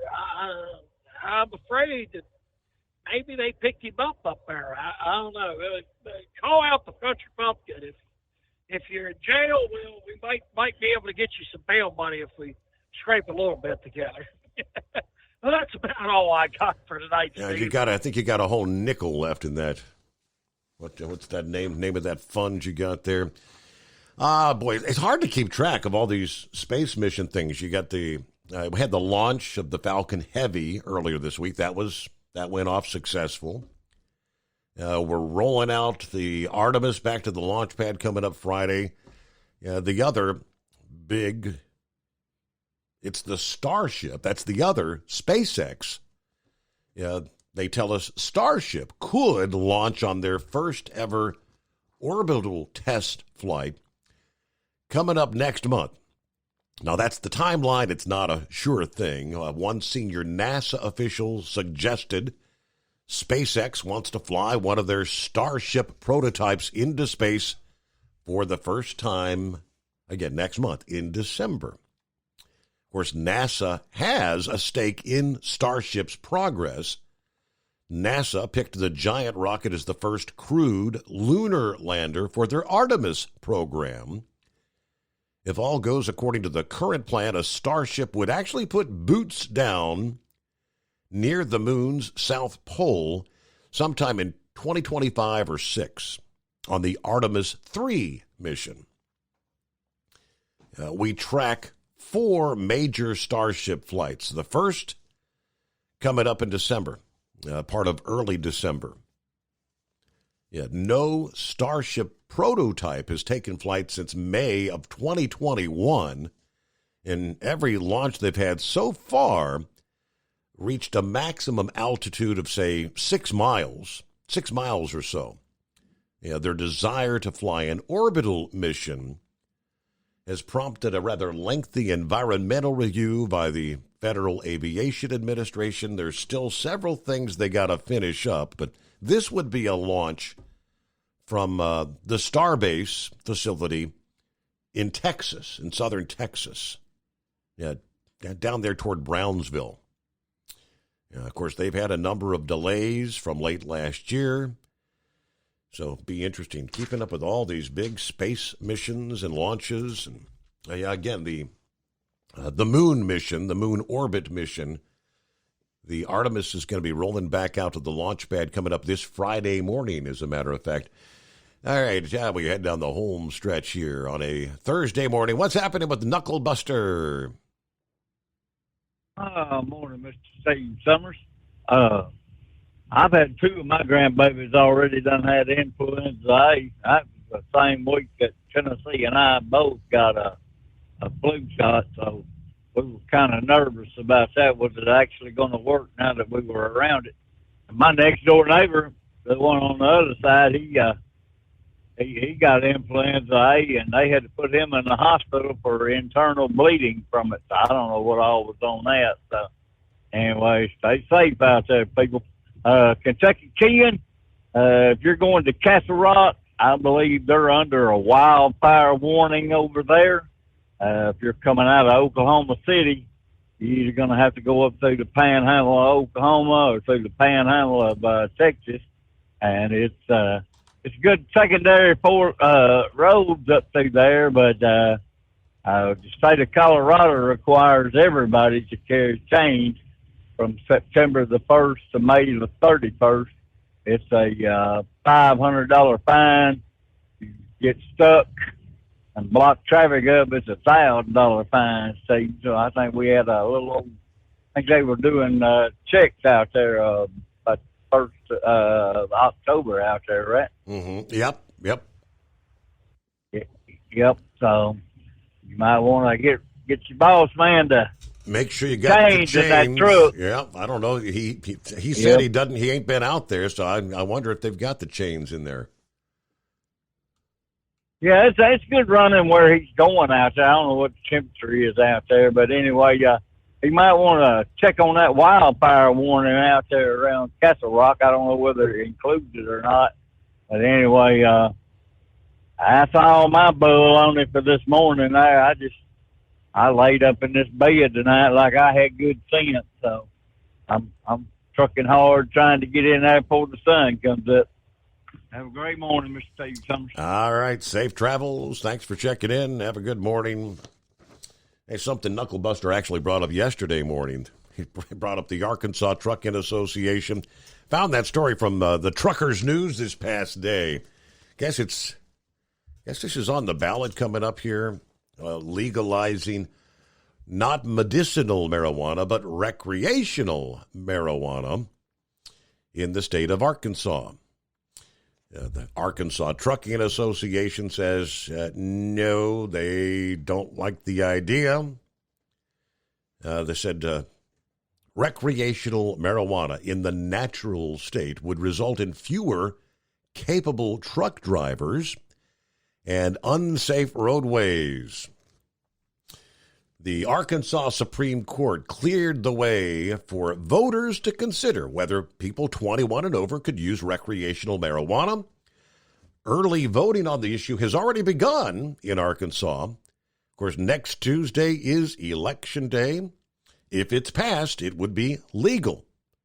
It would still be illegal for drivers of any vehicle to operate under the influence, but we have examples in numerous states to where they don't care that rule exists. And then, of course, as far as the trucking community is concerned, when you're doing the P test, obviously the marijuana for a recreational user, it stays. I mean, if you smoke a joint on the weekend or whatever, and you try to take a drug test, even maybe a week later, you're probably going to fail it.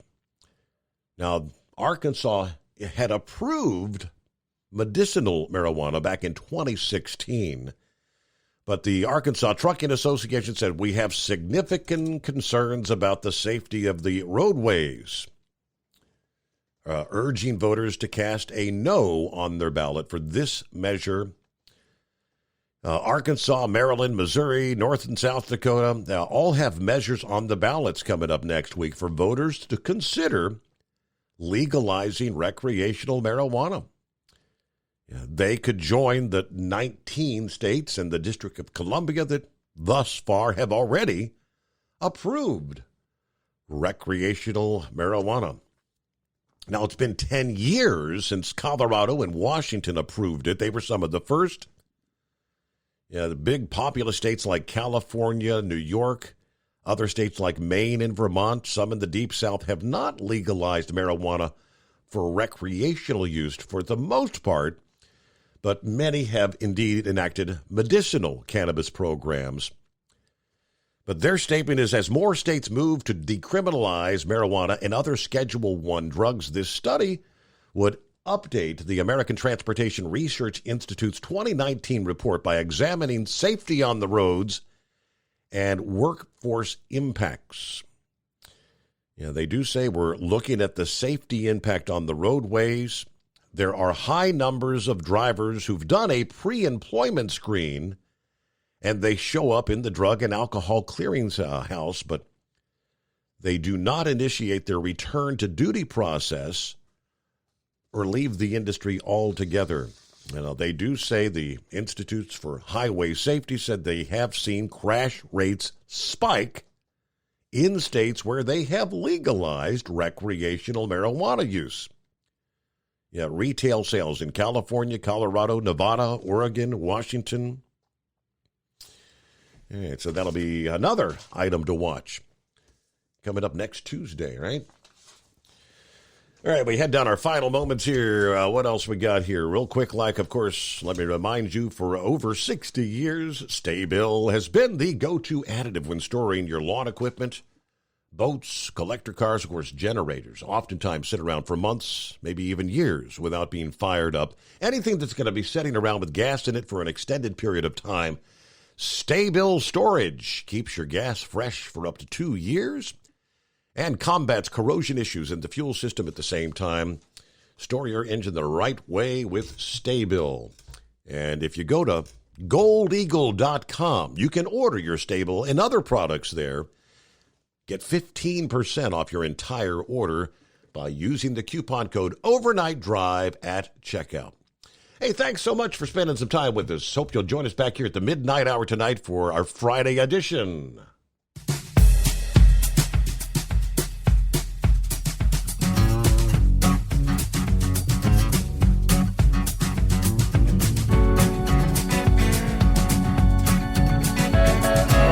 You'll never guess the places that I've been. You never guess the places that I've been. 'Cause everything is like a dream, yeah, but only in that dream that I live in. I'm never gonna let the day begin. Never gonna let the day begin. 'Cause everything is like a dream, yeah, but only in that dream that I live in. Oh, don't wake me up before you go, and I'll just make this bed my home. Oh, darling, please just let me sleep. Give me my dreams.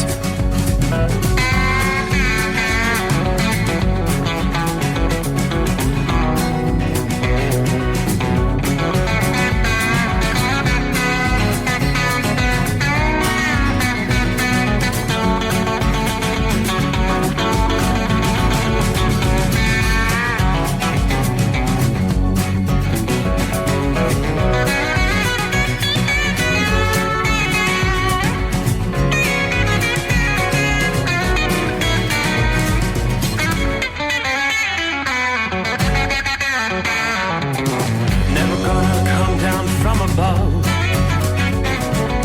'Cause everything looks better from above. Nothing's ever as it seems, yeah, except in that world that I dream of.